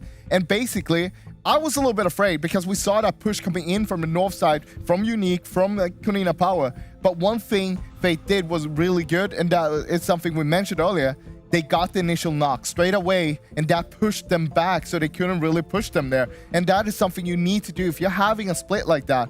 It's so crucial, because if you have a full team just pushing you and you don't get that initial knock, well, now you're in trouble. Yeah, definitely. That place, which Na'Vi was holding there on the northern side of the Charlie Island, I mean, they had a lot of ground to cover there. They were kind of like holding the northern bridge as well, where the Konina Power was coming from, the Unique as well. So definitely kind of like defending that area, making the teams, which Konina didn't even make it on the other side. Unique actually got 2 players later on the area, but still they hold the place, and that kind of like kept their backside clean, just like we saw yesterday, for example, happening. Now, I want to say this, Froz. You mentioned Fate before we went into this game and said they were the only team that could catch up to Na'Vi. That 22 points is not going to drastically do it straight away, but it still puts them in a fighting chance to make this happen. And then we come on to talking about Na'Vi and say, every time a team thinks they can get close, well, look, the difference in points was just 6.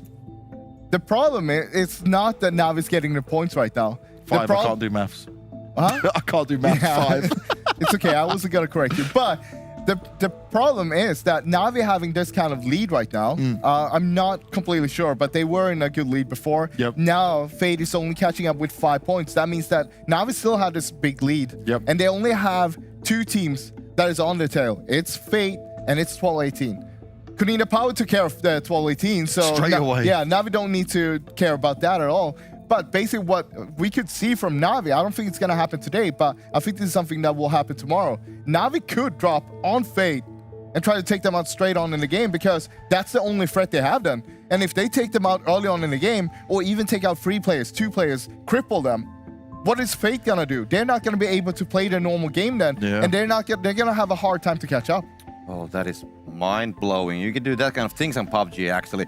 Anyway, but there's definitely one target that they can do. Because the gap is so big, and like you said, only 5 points, which was the difference now between these teams. So, I mean, Na'Vi would have to have some games where they're not getting like any points or very little points. And then, of course, we would be needing Fate and the other teams kind of like stepping up. And on the first day, yes, we had some matches on Na'Vi, which they weren't like excelling on those. So it is still possible. But this kind of performance that they're still having the top 3 players on the points, that's not going to be enough for them to lose the top spot, even if they wouldn't be getting any of the chicken dinners and everybody else would be snatching the other ones. So completely agree on what Frost said about the point gap. To close that for the other teams, they need more. And now, even when Fate got the chicken dinner, they didn't got the huge amount of kills. They got some. They got 22 points out of it. And they played the circle well, but I was maybe a little bit disappointed about the ending. They kind of like took the passive side. Yes, they wanted to guarantee the placement points, but I still think that from that place which they had, I was hoping to see when the final circle actually shifted on the south and not anymore staying on the area, which Faith was controlling. I was really hoping that they would take like more aggressive entry on the circle and take the presence. But of course, the circle and the landscape was difficult. I want to contradict you on that one. I think they played it perfectly, actually. What Faith did was that they started the fight between Conqueror and Futbolist by taking a knock there on Conqueror. And that enabled Futbolist to take that fight against Conqueror, which means that Fate could just easily watch by, make sure that, okay, we're not going to put ourselves in any danger yet because we don't need to. Sure, we could get a kill or two here, but that's going to put the win in danger, and they don't want to do that. They want to get those points. They want to secure those points. So what they did was instead watching the game from the side, and then when they saw like, well, now those teams are crippled. Now it's time for us to move in and just sweep it up.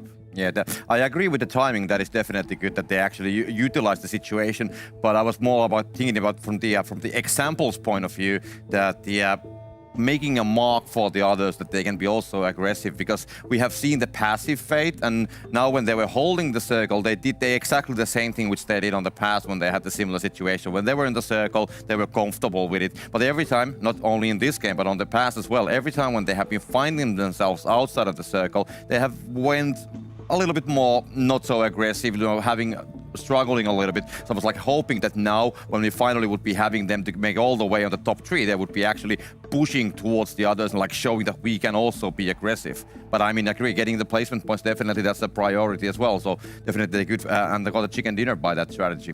It certainly is a balance, right? There can be different ways you can approach how these games go down. I want to take a look at some of the top players we had within this lobby, though, because it becomes an interesting story on where to take us next. Next, we're going to be looking at, right, okay, we can see it there, Futbolist, Fate, players up there doing very well, but 2 players here from Conqueror, and finally we see a good game overall from Conqueror. They were fighting as hard as they could. Okay, it kind of came away from it at the end there, especially considering they had a full squad up when it was getting involved in that. But this is a high-placing game. They needed to come back into a day like today. Yeah, they had a rough time towards the end there because they came from the east side where they basically had the low ground pushing in, and they had to push towards Futbolist on the high ground at the same time as Faye was just watching them from the side as well. So basically, the other 2 teams were dictating the fate of Conqueror there. But Conqueror did play this really well. We saw them holding that bridge on the east side and holding down that compound, basically pushing everybody away. They got themselves a lot of kills as well. I think it was 11 in total, and that is really good. But this is what you want to see from Conqueror. Time after time, we see them being in this kind of position, but this time they actually managed to hold people out, and that's what you want to see every time. Yeah, from that bridge we had next to Rüya and actually the World of Wonders trying to get inside of Charlie Island from that bridge. And in the end, I mean, Conqueror, they did take a couple of the kills, couple of the knocks there, but then in the end they were just making clear sign for the teams that there's people, they don't come here that easily. And then in the end, next Rüya and World of Wonders, they ended up fighting together because they saw that there's no way forward, so they had to stay there, and then they needed to engage each other, and then they kind of like got destroyed. I think 1 player from the World of Wonders got through only, and the whole next Rüya was destroyed on the other island. And next Rüya is a team we've been talking about a fair amount, right? But this is a team that has been up there. We've seen them within the top 8, but it's become a little bit more difficult for them, right? There's still a lot more work that needs to be done. Yet at the beginning of the whole tournament, we were all looking at them and thinking this could be a team to keep an eye on. Yeah, and they showed some promises in yesterday's games, but today, sadly, it hasn't been that part. I think they had like 2 or 3 points coming into this game today. Yeah. They got themselves a 5th place here with 6 kills, so it's not too bad this game alone, but you need to have these kind of games all the time if you want to be there towards the top, and that's kind of what we're seeing towards the top teams. Even when they're not getting those wins, they're still getting a lot of kills, they're still getting those placement points, making sure that they're always grabbing something, they're not going home without anything. Yeah, now currently they're definitely not looking the team who actually has taken 2 chicken dinners already, because they are actually not in the top 8 anymore with the 2 chicken dinners. We have teams with 0 chicken dinners on the top 8 as well. So next Rüya with those 2 chicken dinners, they have been getting those, but what we have been telling all the time, the stability, it's just not there. And you can't have matches with only like 1, to 0 points. You just can't have them on a lobby like this. So you gotta be getting some stable results, getting like 5, 6, 7, 10, 12 points per game if you want to be staying together with the top dogs. If you want to be a top team, you need to be putting up those top numbers and high placing and consistent placing throughout as well. We're going to take a look at the overall rankings though and see where we are at, because it's still changing like crazy, especially when you look down towards like 5th to 8th, right? The change is massive. Just 1 or 2 games can change a whole lot in there. And Conqueror, right, when we last looked at them, they were what, in maybe 7th or 8th? Now they're back up in 5th place. Na'Vi obviously don't need to even say anything at this point because they're just rocking it. Fate, they get a 3rd chicken dinner on the board, something they can be very proud of, but there's still a lot to play for. And still some of these teams, they're fighting, they're pushing this a little bit further, where all it will take is one game that can propel them above some of the people who are above them. Yeah, you also got to remember that, like, Fate, they're 44 points behind right now. This game alone would have been a huge boost if Na'Vi wasn't able to just heal himself up there and get so many points. Faith also coming in as the 5th place from a PMPL Arabia. I mean, they made it here, and they've shown big time how much better they are than just being on the 5th place. They could have been the 1st place in that region, and right now they're showing that potential to us. These teams that they're up against here is even better than in their region alone. The improvements are certainly being shown. I'm going to take a look at the second page as well and see the other 8 teams and where they are at. And NASR are just outside now. They start the day in 4th. They've now gone down to 9th place. Panda, they've crept up 2 positions from 14th to start the day off with, but it's still not good enough for a team that we class in such a high regard when it comes to playing PUBG Mobile. Time after time, we see them in their early engagements, and a lot of times right now, they are not the one who is engaging. They are getting engaged by other teams, and that means that they're getting caught off guard and losing a player or 2, and then they're just crippled, and we don't see anything happen from there on, because you're just trying to survive in the game instead, trying to get at least 1 or 2 placement points, but not even that is possible when there's so many teams, so many players still up. Yeah, I mean, the whole development of Panda has been interesting on this tournament. On the first day, we kind of like saw the aggressive gameplay, but it just didn't work. Then yesterday, I don't know what actually happened on the day 2, but onto my eye, for a while, it seems that they are like playing better, but then in the end, they were getting less points. And now today, I think they have kind of lost now, during the last couple of matches, they have lost the aggressive angle. They have been just on the receiving side, just like Frost said, they are not anymore in control of the gameplay. So I think that they tried to fix some of the things, like well, James has been talking with them, getting some insight from the team as well. But clearly the corrections they have been deciding to do, they don't seem to be working out. There still needs to be some research being had here, but maybe they can find some success on this final game. Maybe that can help them jump up. We're about to go into Erangel for one final time. It's game 6 of today. Carleris and Max are back with us once again to deliver all the amazing commentary. And guys, you were there throughout PMPL with me. We were loving Panda. Can you put a word on what is going wrong with these guys? I tried to poke them with a stick, you know, I tried to wake them up. I don't know, Max. What do you think? I mean, the poke with a stick was not enough. Maybe 2 sticks would be enough for next time. We'll have to give it a try. But maybe some bamboo. Yeah, Panda are clearly going away from their aggressive playstyle. I think back in the Western European PMPL, they felt very confident, especially after that first week where they had such a big showcase. And now this is a completely different caliber from what they were used to in that PMPL. And they're still trying to adapt. It's only a 4-day tournament and it's so hard. And I think they're playing game of chicken and playing a little bit scared from time, going for the heal-offs in the blue a little bit too early. The aggressive Panda, that's what we need to see, but it's getting to the point where I would almost say here, Kalaris, where it's too late to make a drastic shift. Sometimes lobby dynamics work this way, right? Where you have these, again, short-term tournaments compared to a long-form league where a Panda, a Destiny are able to adapt quickly to their opponents. But when I say quickly, I mean a full week's time. And then off the back of that, they're able to read them very well. You don't have that luxury in a tournament quite like this. You've got to be hot off the word go. A la a Na'Vi, as we now get into our final game here, Max, of the day before we roll into 6 tomorrow. Yeah, going to see if we're going to have a few little changes last second. Of course, we're going to have even more of a discrepancy between 3rd and 4th position. 12-18, currently standing on 180 points. They are third. Wait, I was going to do the math before I was going to get it wrong. No, I had it right. I had it right. 38 points ahead of Konina Power, currently standing in 4th with 142 points to their name. So from 3rd to 4th is a huge leap if you're to try and play catch-up. It could happen at the end of this, but you're clearly seeing the the teams that are in that top 3 are just running away with the lead, and that means in the final day, it's going to be even harder to catch up to the likes of Na'Vi, Fate, and 1218.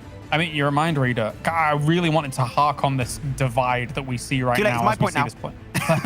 Oh, well, okay, bye. I'm not making it. No, the fact that there is such a divide right now, let's think about these top 3 teams right now. There's been 17 games played. Between these 3 teams, 11 of the chicken dinners have gone their way. If you look at the last 7 games of the tournament, all of the wins have been on these 3 teams. They have not shared. Na'Vi is especially not shared, but it is ridiculous to see where these 3 teams are at right now, and you've got to be dealing with them somehow in these games if you want to try and jump up. You have to put a thorn in their side somehow, but it is very difficult here in some of these lobbies. We saw that happen actually just last game. For example, Konina Power, right, trying to play spoilers and bamboozle the entirety of 1218 by dropping close to the northern edge where they know that 1218 typically drops. So, it did work at that time, right? They did give 1 kill over, but at the end, you eliminate the team very early. That's 0 positioning points to the name of 1218. We might see something somewhat similar happen this time around. We've seen a weird cluster of teams actually towards Primorsk. I'm genuinely surprised by that. You got, what is that? 1, 2, 3, 4 teams. Okay, this is a little bit then out of the ordinary from what we initially and usually have on these games of Erangel. Especially where Slime is at the moment. I'm not a big fan of that kind of side of quarry area. It's very barren, not too many compounds, and then transitioning away from their past quarry, or if a team is coming up from Primorsk and sliding on past you, it can be scary. We'll see how this plays out. You say RICO Infinity is down there as well. It's a mishmash of teams there. Look at the RICO Infinity's split currently across that spot. Oof. Yeah, going to be a little bit of a hard one. I'm also looking on the minimap. This is going to be an interesting approach for Konina Power. Typically, they like to drop in like to the likes of Prison, Milta Power. They got to be careful because you're always going to have Conqueror, the old godsend, that go for farm. So hopefully you're not going to try and elongate that drop and go to the usual position. Otherwise, that could get a little bit dicey. As unique. There you go. They're going to go also for a little bit of a rotation. RICO Infinity have NASR very far away from his team, but he's not going to take the fight usually. He's there to give the information and try and facilitate further rotations down the line.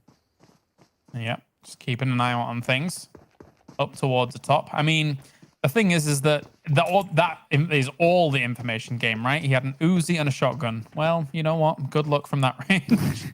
I think you have no option yet. You're not going to be doing much with that. Kind of forced in that kind of scouting role, Konina Power. Apparently, they're going to be pushing a little bit further then. They know that with that kind of playing path that was very southern-eastern focus, southern-western. I get my positions wrong from time to time. But yeah, they're going to try and push it. They knew that Conqueror play farm, so they're just trying to avoid it. So they're very aware of the map and where teams like to drop. So I like that from Konina Power. And they need to have good results, right? Because you mentioned that they're currently 38 points behind third. If they want to catch up, they need to get a good end of result on this final game of day 3. And kick into gear very quickly tomorrow on the final day of this PMPL. That's the game plan for Konina Power to get some extra prize money under their belt. I mean, even if your rotations are off by 1 or 2 minutes because you had to drive a little bit more further to actually get to your usual drop spot, it's still better because going to an alternate drop spot and kind of throwing off all of your rotations and you're not super familiar with how the teams around you rotate and stuff like that. That's how you lose people out early. And Panda is rocking up to apartments and already losing 1 to NASR. Very well done with that DP, but it goes down as well. Nice little trade from Lin. Yeah, they have an imposter amongst themselves inside this compound, so try and move out. NASR going to transcend the cavalry forward. That's going to be Hassan and Batiko, though. Another off angle. They had the teammate just got off from their exact position, and they did not feed the information. I'm genuinely surprised. Seemed like a little bit of miscommunication on the side of NASR, as they only have 2 currently remaining on their end. Miracle top. Hassan going to go for the res on Tanabe, but the nades are looking clean, and Lin knows exactly where Hassan currently is positioned. Taking a little bit of time, and that res might just have enough time to actually come on through, but no, they're going to cancel it in time, and Miracle is going to try and run down the stairs while he knows that some damage has been dealt to the rest of Panda, but it's just way too late, and Panda actually got vengeance for NASR winning that fight most of the time on the 2 first days. So yeah, Panda back on it again. Back on the road again. That's right. Oh, Slime, though. Going to be taking this fight. I expected eventually this to go down a little bit, but there's the peak, and Tulika will be able to take him very, very quickly off the back of that. I don't know if there's much opportunity for Slime to, really reinforce, unfortunately. They're so spread at this point. Yeah, they even have aim inside of the Ferry Pier area, and it's surrounded by RICO Infinity. And then you got two of the players, Pronto and Jagger, over to the western coastal line. So yeah, I'm very unsure what the game plan was for them. It was clearly a call of desperation. They didn't want to go back towards the likes of Hospital, where they know there's a lot of top teams in this lobby standing over there. And yeah, I think that there's maybe a little bit of lack of research too, because we know as a fact that 12-18 love to play Gatka fields, and if you move in that position, you need to be fully prepared of a potential encounter. Seemed like that was not the case. As Conqueror moving away, he's going to go for a U-turn, because Konina Power looking in a relatively strong position here. And those barn compounds are actually quite finicky to hold, especially if you're only one person. Even if you can hold the stairs, there's just great angles through the side windows to be able to nade you.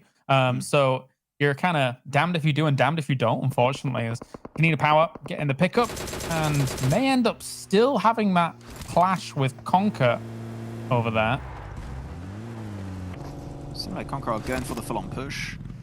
I mean, they're currently in 5th. They're right behind Konina Power, so the same rules apply that we mentioned earlier for Conqueror. Even though it's not a fight that really makes a lot of sense, but because of the rankings, might actually help them out in the grand scheme of things. Destiny, able to have a few nice shots, and that's going to be an instant kill confirmed going the way of Mihi. Got to be careful. Prestige with the sneaky off angle. It's not going to be going for the engage just yet. Yeah, it's so aggressive at the start of this game. Yeah, I mean, similar to the last Erangel, I guess it is these kind of plane paths that are cutting in pretty harshly against the land itself. We had it before, and it does have this go down. I'm personally a big fan of the World of Wonder strategy, which is you drop, you find your cars, you go to your normal destination. Konina Power, of course, were doing it as well. It's a little bit slower. You run into Conqueror, and that's harsh in itself. But I mean, I think they're back up now, right? So they should be able to, stay live. And Conqueror looks to be backing off from the situation down there. Yeah, I want to touch upon World of Wonders, as you just mentioned, too. This has been a strategy and a position that has worked for them so far in this tournament. They've never died early, World of Wonders. You've got to keep that in mind. Never in Phase 1, Phase 2 do you see World of Wonders go down. So it seems like Yasnai Poliana has been a winning recipe for them. So if it ain't broke, don't fix it.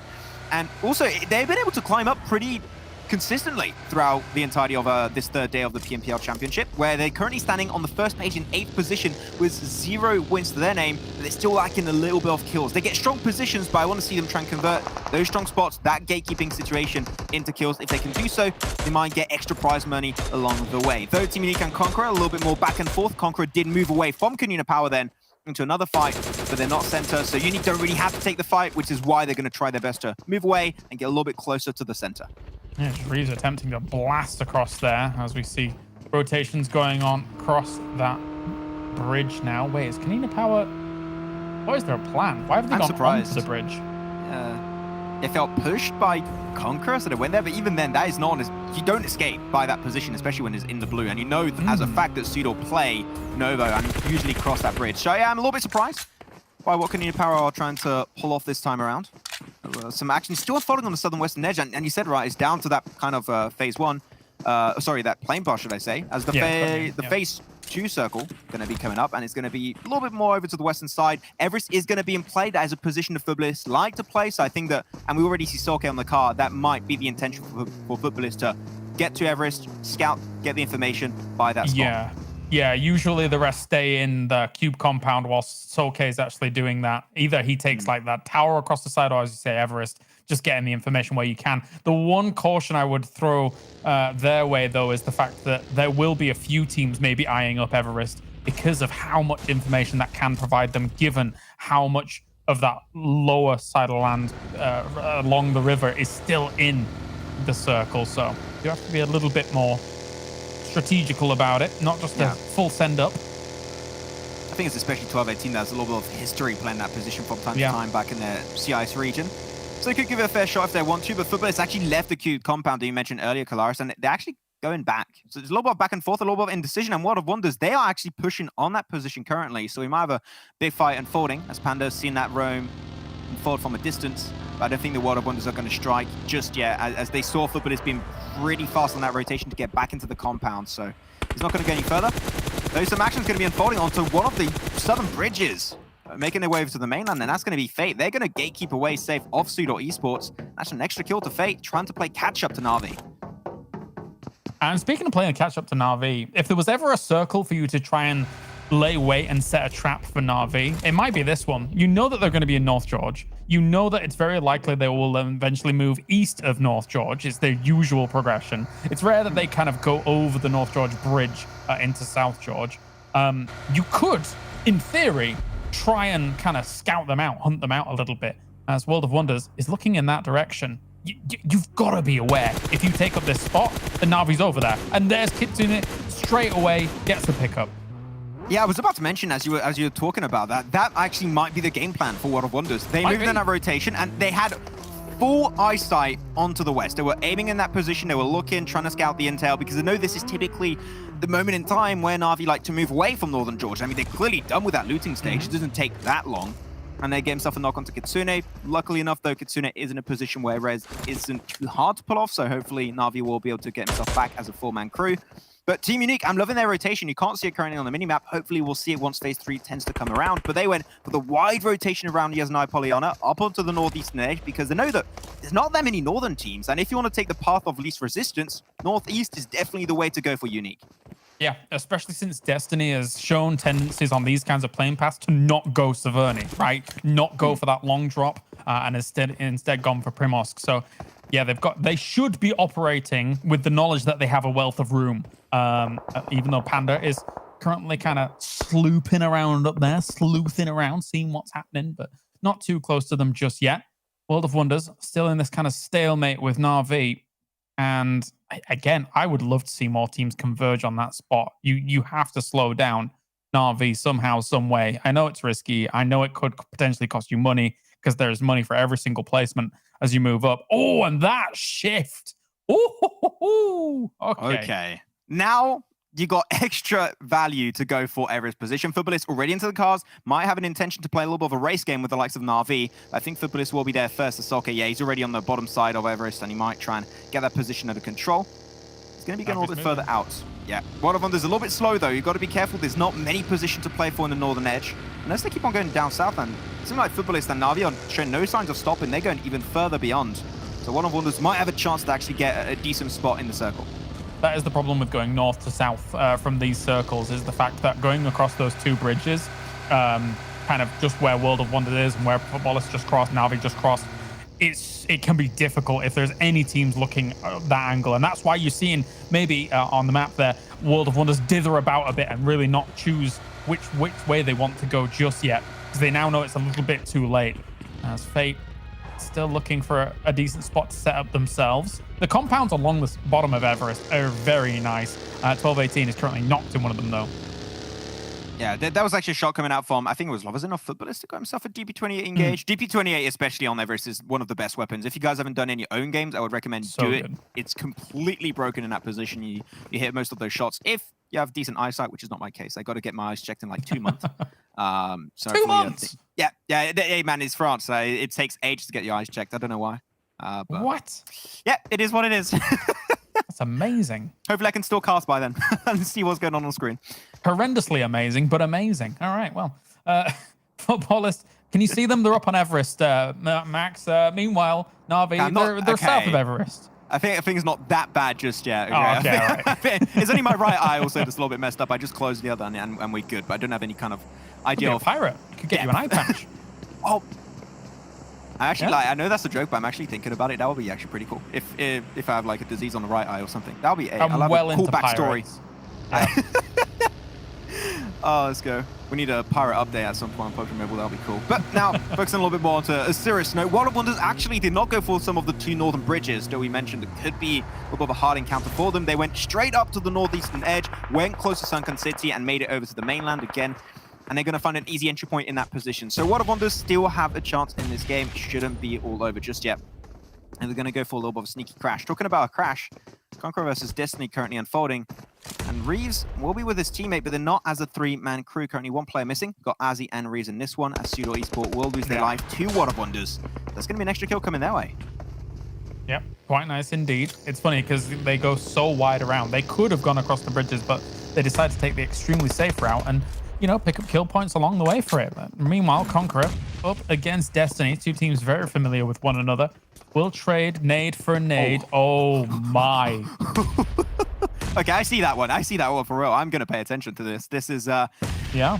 interesting to see how teams are going to be playing around this one. You got, as you said, a few really valuable compounds down south of Everest, so if you play around those properly, that might be the game-winning condition this time around. Though Na'Vi from a distance, sneaky third party on Conqueror and also Destiny. Mozaro, that's going to be the flush coming on through for Matic. He's got an extra kill to me on the side, so yeah, Conqueror and Destiny got to think how to move away, but the Bluezen is going to engulf you very soon in its grasp, and that's where this fight needs to end very soon.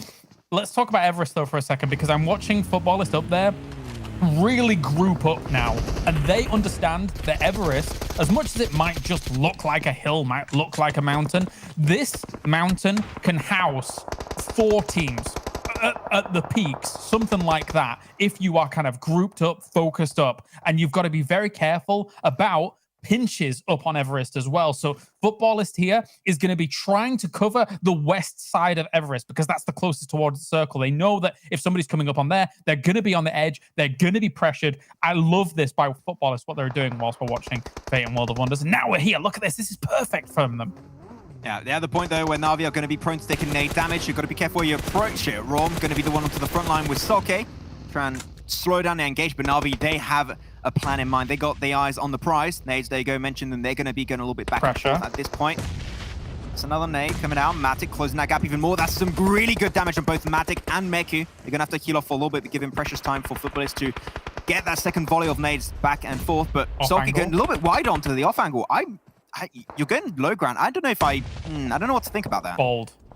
It definitely is bold. You got to be very careful here. Meku's going to be laying in some nades once again. They're going to reposition with a car, of all things, up there. That's some dangerous driving. That's some Frost level driving right there.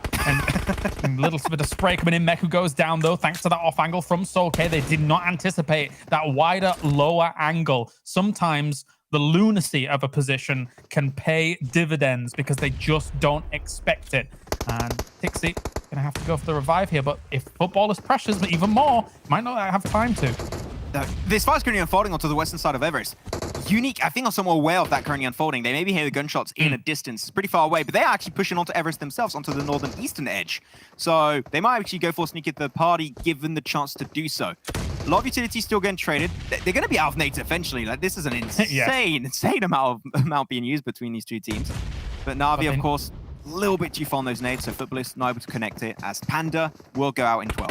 Yeah, one of the victims of that south move in, as you can see on our bottom right-hand side, there is a lot of teams there trying to push through those barren, kind of slopey areas that are eventually leading up to those compounds and then Everest. Futbolist needs to finish this fight and then be thinking about what's going to be eventually going on the eastern side. Because, as you say, they're wasting a lot of grenades, and grenades are of extreme importance when it comes to these kinds of fights on Everest. Yeah, so valuable on Everest. Of course, you're not trying to hold on to as many as possible. They're even not able to get many knocks and not many connections onto Na'Vi itself, so a lot of them just being thrown all willy-nilly without any kind of impact and influence. There you go, the peak coming out, but Tixi, of course, on the low ground. That's not going to give you the advantage. Next Rüya also eliminated with the circle shifts, and it's going to be away from Everest. So now you've got an extra time factor to this fight. You need to win it, and you need to start moving quickly. Yeah, but if you do win it, though, you're effectively dealing with one of the biggest threats you're going to have throughout the next good few minutes of this game. But it's still, so many nades have gone into this. I think Futbolist has to be out now at this point, and Na'Vi is not. Surprise. Very anticlimactic fight between these two teams. A little refresh there, see how things are rolling on through.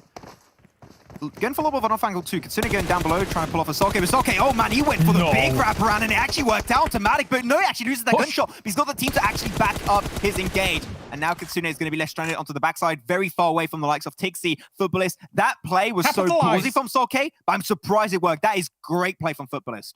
Yeah, but now they got to do something with it. Lutz actually moved further down. Now he's bailing. They understand that off angle was way too much. That was, yeah, very risky by Soke, but definitely did pay off in terms of getting that disengage from all of this situation. What a crazy end to that fight. Konina Power does go out in a similar position to Panda, in a similar position to next Rüya, because that is an absolute killing field down there. And then now for Futbolist, because so much time was wasted there, RICO Infinity, Unique has taken up those positions. It was 4 teams in total that took this Everest spot, and Futbolist is going to be paying the price, unfortunately, because no time.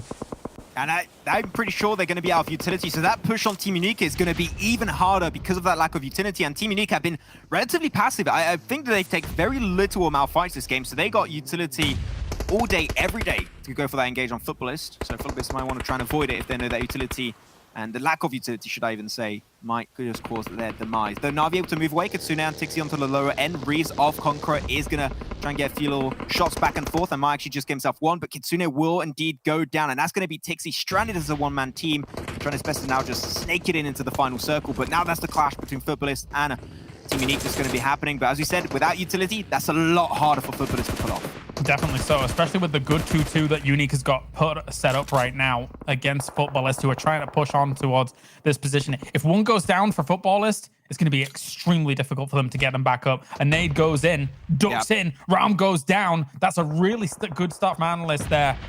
And in the wings, behind all of this, Na'Vi is on their last legs, whilst 12-18 and Fate still have decent positions to play and catch up in this game, in this tournament. Take notes, Futbolist. That's how you nade it up here on Everest. They're going to go for the engage. Even to the blue, Lovazen going to be picking up the buggy, trying to get away. One shot and you're done. That is a very risky engage, but it might just pay off. And he actually gets away off the grasp of Unique. Looks trying to go for a similar play, but he will not have the same amount of luck coming his way. Futbolist only having Lovazen, and he makes it in. He's got 5 first aids. He could survive that for a little bit longer. That was... that was Hellrider, that was insane. Oh, yeah, I'll take it. Yeah, Unique kind of wins out that position by far, but now we're going to see World of Wonders 12-18. Fate. Oh, Fate is scrambling at this point, considering their position. GUNZ is going to put some frags down on towards 12-18. Some frag grenades. Doesn't quite connect or go through the window just there. Reeves just chilling on out. Unique is going to have a bit of a hard time, I think, getting off of Everest now, because it's shifted so hard away from it. If you've got some vehicles, it might be the time to use them. I think that'll be the play that Team Unique are going to go for. And it's a lot harder. 12-18 can't keep you away because you've got guns, and you also got yourself so the teams like World of Wonders, they'll take in full on your attention. So it's a good time to move because you see that this fight is unfolding in a compound. Though he's going to be into the bottom side of this building. That can involve maybe trying to wrap around and have a little bit of a Omawa Mushinderu kind of moment, but GUNZ a little bit unaware. Where is that player? He's trying to wrap around the building, get himself one-on-one versus Lord, but Lord was fully aware and prepared for the fight as 12-18 just got taken out of their compound in a matter of seconds by an insanely well-executed push of GUNZ, but he's still got 2 players remaining, so don't get too overzealous, don't get too ahead of yourself, GUNZ. You have done only 50% of the work. Arif gets knocked as well for Fate up towards the north, and that will slow down their advancement into the circle. It's not too hindering to them. Little peek around here from Rove on towards 12-18. Oh, a little bit close there, a little bit skeptical, but Ralph, that's going on for way too long, this 1v1. Jumps through the window and gets it done as he's trying to cook up the grenade. What a play from Ralph. Knew he had the chance to do so. They're all the same color, so I'm getting a little bit confused here. This is where my eyes are definitely playing me a sneaky little trick. But World of Wonders, this is the third party happening once again to Liquor, trying his best to survive as long as possible versus the squad, but World of Wonders apparently not going to be aware of where GUNZ are trying to play that position. That's going to be an extra kill, up to 7. GUNZ just got most of those in a fraction of a second. But onto the other side, I believe that's Na'Vi's remaining player that actually got himself to engage. So Tiggsy actually able to capitalize on that opportunity to get as many kills as possible. But man, this circle is wild for these teams and so hard to deal with. Normally a snake from a team is just going to chill out and hope they don't go notice. Tixi, meanwhile, is just blasting. Just doesn't care as Fate here is trying to reposition themselves. Team Unique goes down off the back of that Everest situation. All of the teams from Everest, aside from Tixi, and we have even a member of Futbolist in the middle still alive. Yeah. He's gone. My. See you later, mate. Okay, that was a nice temp. That closed a little bit of a position. If you want to send I mean, actually, Tixi won't be able to cross over the road. And Recent also going to go for more of a sneaky play. So things are going to slow. Oh, that circle, though. He doesn't need to cross. Even before that, I think it was okay. I think he had enough room to be able to play this out because there's going to be so much preoccupied instances going on this eastern side. This is ridiculous. How is Tixi salvaging a dying situation on the west side of Everest to now be here where he is? Does he have a Kitsune amount of first aids? If he does, that could also help quite a bit. If you've got exactly 21, then maybe a second position minimum coming his way. But Fate, we said it, this was not an easy push for them to make happen, also because you're continuously fighting on an uphill battle, but yet they were able to clear it out and get rid of most of the teams that were onto the east, and now they got themselves in position with that third-person perspective especially, you can peek without putting yourself in danger. So this might be the game-winning opportunity for Fate to not only get himself a win, but be one of the teams next to Na'Vi to get himself a back-to-back win off of that Sanhok game earlier. Yeah. So Fate definitely living up to their expectations in this one. I mean, Fate was, as you say, one of the teams in that kind of triple team situation in the previous game, and they played it out really spectacularly, to be perfectly honest. So World of Wonders is going to get thrashed, it looks like, here with the position that they have. I don't know if Recent's going to be able to do too much against this. Oh, no. They find him out. They take him down. It is Fate all the way. They are looking to hunt down Na'Vi in this tournament. They are the ones that are on their heels as close as can be compared to the other teams. This is their opportunity. Tixi actually got from 5th to 4th for Na'Vi, so that's an extra few positioning points. So once again, create that gap from the other position. What a nade from Lord from a distance, and that's 12-18 out off of one piece of utility. Double digits, though, coming in the way of GUNZ. Gonna try and go for the res onto the Freak. But Ragnarok, he's pushing it. He's trying to get himself towards that rock, and if he does, he might just be in nade range, but do they still have some utility to chuck the way of GUNZ? I think that's fine, but we all know this one, Kalaris, that this is a Fate back-to-back win opportunity. They do not want to fluff it. They do not want to give it away. Freak, more utility chucked out. Ragnarok is just waiting for them to push it out. Is it a wonder? Is it destiny? No, it's Fate all the way. Look at how they're able to control this. It's going to be difficult for GUNZ to do anything about it. There's the peak. He goes down. Another spray through here with the but 3 members of Fate are now trying to swarm to find the extra angles as the blue is enclosing on you. It's going to be done. Lord is not going to be able to make this happen, I don't think. He tries to spray through the windows, but it's not going to be enough. Fate once again, Max. Oh my, we have now a race on our hands. Oh, they were in 2nd position before this one with 193 points, and just above them was 237. That was Na'Vi. Still 4th position for Na'Vi with a few kills. They're still going to be able to retain onto that 1st position, but Fate, they are definitely in range tomorrow to get that 1st place under their control if Na'Vi do not have the best of performances. So yeah, Fate has been looking amazing. I've been a big fan of Ragnarok, especially throughout this event. And it's not even that much damage, but this goes to show also that every single fight they took made sense, and they only really showed up into the final moments. They didn't have to take fights until then, and they'll go for the win. They have their eyes on the prize, and at the end, Fate are just clearly looking like a favorite from the Arabic region and living up to their name. Yeah, rare that you have to do as much damage as healing, unless it's Sanhok sometimes, depending on the situation. But the fact that they had to do this meant that they were up in that northeast side, and the way that they were able to approach the circle was pretty carefree. There were so many teams that could have potentially been in the kind of similar position that they were in, but a lot of those teams went to Everest, kind of went for a bit of a wraparound, ended a little bit more further south of Ruins, and Fate had good room to breathe in this game for a long time, and you could see it towards the end that, you know, they felt very confident about their position. Yeah, a lot of the teams, as you said, that northern eastern spot, a lot of teams are trying to avoid it like the play, but they're like, you know what, we know as a fact that teams are not going to play that position. If we play it, we know we're not going to get contested, and that play style, that kind of thought process does pay off from time to time, and in this case it did work out for Fate, as they're going to get himself another win up in their sleeves. And you mentioned it earlier, right, Kalaris, how the top 3 teams have a majority of these wins. That's another one to their name. Like they're just continuously just completely crushing the rest of this lobby. Like, sheesh, like this is an absolute domination for the top squads. Yeah, I think it's yeesh. No, I'm not even going to do it to you, damn Zoomers. But yeah, 12 wins out of the 18 has gone to these 3 teams right now, which is absolutely ridiculous. They have stood out so well throughout these 3 days so far. And of course, tomorrow with only 6 games remaining, who is going to be able to try and topple Na'Vi? It might be Fate, all things considering. Even our sound producer is having a go at me. She's not a Zoomer. What's going on here? I'm just messing. Max already told everyone yesterday. I get things wrong on purpose to try and annoy you, and it works. You're all easy to bait. I don't know. I've known Kalaris for a year now and tell you it happens quite a bit, okay? You better get used to it while you still can. But yeah, this is a very clear race to the top currently happening. And we're at the point, you mentioned it a little bit earlier too, right, Kalaris, how some teams could try and ruin the opportunities for some of the top teams. I think we're clearly at a point now after day 3 where some teams know, okay, this is game over. We know our chances of ruin to get towards that first page. Can we maybe try and go down in history, not for the right ways, but can you maybe try and ruin the opportunities for others? I think that some teams like, once again, Unique, Destiny, SUDOR, Panda could try and make it happen and come their way. All right, and with that said, we're going to a short break. When we return, we're going back to the analysis desk to break down everything that's gone on today, of course, as we now do definitely have a bit of a contest going on up at the top, despite Na'Vi looking oh so strong.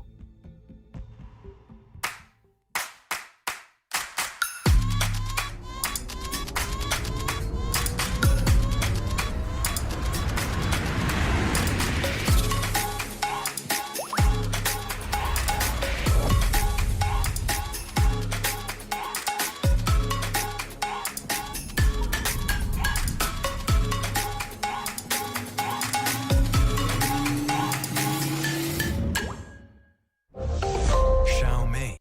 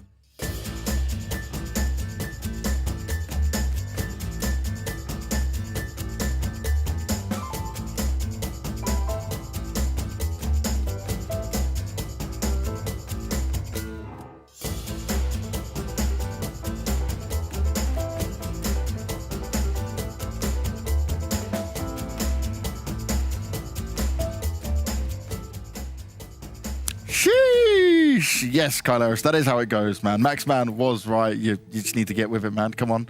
We're similar in ages. You're supposed to know this stuff by now. What we do know, though, is this race between Fate and Na'Vi is still on, though Na'Vi are the top of the mountain right now. Fate, if they can have a ridiculously good game on day tomorrow, there may be a chance for them. But what we also should do is thank the amazing sponsor we have here for the EMEA Championships. Xiaomi is giving us a fantastic opportunity to play with some of the best phones around, where you guys can enjoy a super fast and lag-free PUBG mobile experience on Xiaomi's powerful Redmi Note 5G. You can look at the phones there in all their glory, and you might be able to grab your hands onto them soon if you want to be playing the best PUBG mobile experience you can. And that's what it's all about, because you want to have the skills and the tools to make sure you can grab the wins like our teams are doing right now. But mainly the teams that are there and their big wins is Fate and Na'Vi. They're stealing all the chicken dinners. They're taking them all. I mean, today's games, they taken 5 out of the 6 chicken dinners. That kind of tells the story already there. I just realized he lost. Yes, I did. I did lose, and you win. You win. So what we're talking about is, yeah, you said that Na'Vi was going to get 2 wins. You said Na'Vi was going to get 1 or 3 wins today. But they got 2, so you were correct. I said they're going to get their first win tomorrow. They're not going to get anyone today, but, you know.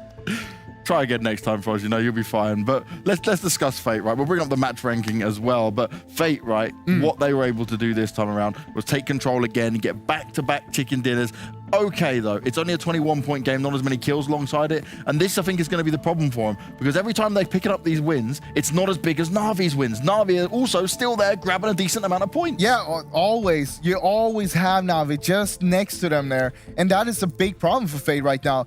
They need to take care of Na'Vi, or they need someone to take care of them for them. Because right now, it's not going to happen. You're not going to be able to catch up to Na'Vi if this is the story that's going to keep on going. Yeah. Yeah, that is exactly what I meant on the last game when Fate got the chicken dinner. I mean, what they could have taken, like, couple more kills on the game on a Sanhok ending. So definitely here we can see the same pattern, that they get the circles, but they just play the end games, well, maybe just a little bit too passively currently, and that's why they're not getting the kills, because there were so many circles. During 3 last circles, maybe they had a very good place, and there was a lot of action going on, but they just kept the safe place. They didn't go for the kills at that point. Of course, getting that amount of points is very important for them, because now with Na'Vi, of course, they probably know that they have lost some members already, but still, the gap, as we can see on the points, only 6 points. So last game was 5, now it's 6. So in 2 matches when they took the chicken dinners and Na'Vi was not there, only 11 points gained.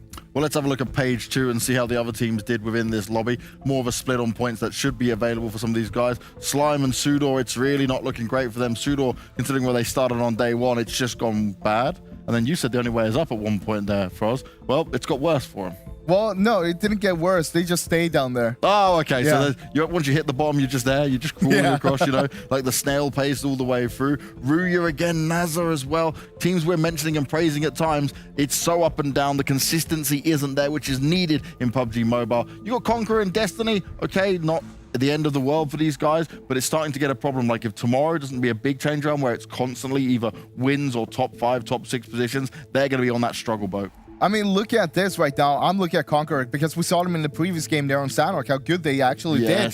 But then coming in here, it was totally different story. And now they're back down there, only 2 points. I want to see them get more because we know that they can get it. And they're currently sitting in a pretty good place on the leaderboard to push themselves up coming in for tomorrow anyway. Yeah, it was complete madness. Conqueror was one of those teams who was actually hiding there on the side of the Everest. And when the circle actually finally then decided to go on the east away from the Everest, Conqueror was kind of like left there on the borderline with all the teams. There were so many teams coming down from them. There was only one team and one player coming down from that hill anymore, and that was Na'Vi. Yes, that's it, right? We got to talk about Everest a little bit, but first of all, I want to look at the top players, right? Because the top players in this lobby may be a bit of a surprise, Nick, considering where Na'Vi ended up finishing. We even see Tixi still able to get 4 kills, and this is why they were able to get so many points, right? He was there at the very end, trying to make it work, trying to go through as a solo player and push farther forward than possible. And the thing that benefited Na'Vi in this, all those teams were over towards the eastern side of the circle. Yeah, I mean, time after time we see Tixi being up there, but you also got to look at Leif from Fate there, because once again we see him up here. He's doing a phenomenal job. I'm pretty sure he's up there on the top kill leaderboard. Second place. Yeah, like, second place, just behind Tixi actually. So they're having a little bit of their own race there, not just on the overall leaderboard between the teams. And I want to give an honorable mention to Lord, because we've mentioned him a few times today, and he's had a phenomenal individual performance today. Yeah, and regarding late, I mean, I said a couple matches ago that the Fate was not showing up on these leaderboards on the start of the day, but now we have seen players from the Fate as well getting those kills and showing up on the top 4 killers, so that's definitely a great trend for them, and now they just need to put the pedal to the metal. Pedal to the metal is certainly what it is needed to see for a lot of these teams and players, especially as there is only 6 more games remaining. We are on the final day coming into tomorrow. I cannot believe how fast this has gone to start off with, but I do want to come back onto one point that we had specifically on Erangel, right? It was Futbolist going up against Na'Vi on that Everest, but also the amount of teams that kind of committed to try and then fight on Everest afterwards. We saw Unique go there. Yeah. There was another team that turned up as well, and I feel like what the benefit for Na'Vi was at that point was they disengaged. They lost 2 players and they went, you know what, we'll get out of here. Well, the whole thing was that Futbolist, they were up on Everest first, and they were holding on the west side of Everest, which is the best side to hold because you have the high ground. That's the most dangerous part. You don't want anyone to have that high ground on top of you there. So them holding that one was really good. And then we saw Na'Vi, of course, try to go up there from the west side. They had a very dragged out fight where no one basically won that one. And because of that, it was so dragged out. Both of them just lost people. They lost all the time because meanwhile, the circle, it went towards the east, and we saw that Unique, they were setting themselves up on the east side of on Everest there, just waiting for whoever's going to win this fight will come to us, and we'll grab those points later on. Yeah, I don't think that Unique was ready what's coming from that Everest hill, because they were kind of like, when I was seeing the circle, yeah, they have the gatekeeping position. They can basically try to welcome these teams inside. But then there was just so many players actually coming at the same time on that area, so Unique kind of like got overrun. And regarding the Na'Vi's move towards the Everest, what actually happened, because before the circle shifted on the Everest, the circle before that was the one that decided that now we're going to go on the southern side completely. So we still had some water on the river, and we had the northern side, and there was 2 teams. There was Na'Vi and Futbolist. Both were actually on the northern side of the river, and when the time came that the south shift happened, Na'Vi took like very fast start. They just went to the south west side, and Futbolist, they stayed a little bit longer, and then they went on top of the Everest. And Na'Vi, they got on the location on the southern side of the Everest, but then they noticed that there's going to be some teams on the area, and then when the next circle came, then they like joined the area where the Futbolist was, though they kind of like make a detour on the way, and that detour probably lost the spot with Futbolist was holding. So without that, of course, they would have been having a completely different kind of game. But yep, it is what it is. It certainly is what it is. Now, one fight we're going to look at here in a bit of a head-to-head is Konina going up against Panda, because we've been touching on Panda. We've seen the successes of Konina, but Panda still a few good games, but this has not been enough for us. We need to poke the bear some more. Yeah. The Panda some more. Now, you've made me say bear. I'm falling into your traps. How can you blame that on me? You said bear first time, remember? Yeah. Yeah. That was a long time ago. No, you just stuck it in my head. I'm blaming you. Come on, be my fool guy. Take it. Okay, I'll take it. No, but of course, we want to see more from Panda. It's not really where we're expecting them to be right now. But again, they're getting themselves 6 kills in a game like this, getting themselves 6 kills on a 12th place. Again, there is that potential, but they're not getting far enough because they're losing out too much on those fights. You gotta pick your fights. You gotta make sure that you can win them without losing anyone. If not, it's not the right fight to take, and you're just gonna hurt yourself by taking them. I think every time when Panda is fighting with the teams, when there's space like around them, they can actually build the situation. They're doing very well. Like at the start, they were fighting with NASR. They got some players down from there. But then when we come to the later circles, and there's going to be more, of course, teams on the area, so there's not so much space anymore. So I think then they are struggling. Now they found themselves on the southern side of the circle. They actually found them from the low ground as well. And then there was just too many teams around them, and they were like able to build their figures anymore. The strategy was not working, and there was too many players outside. There was multiple teams shooting towards them when they were trying to execute the strategy versus one.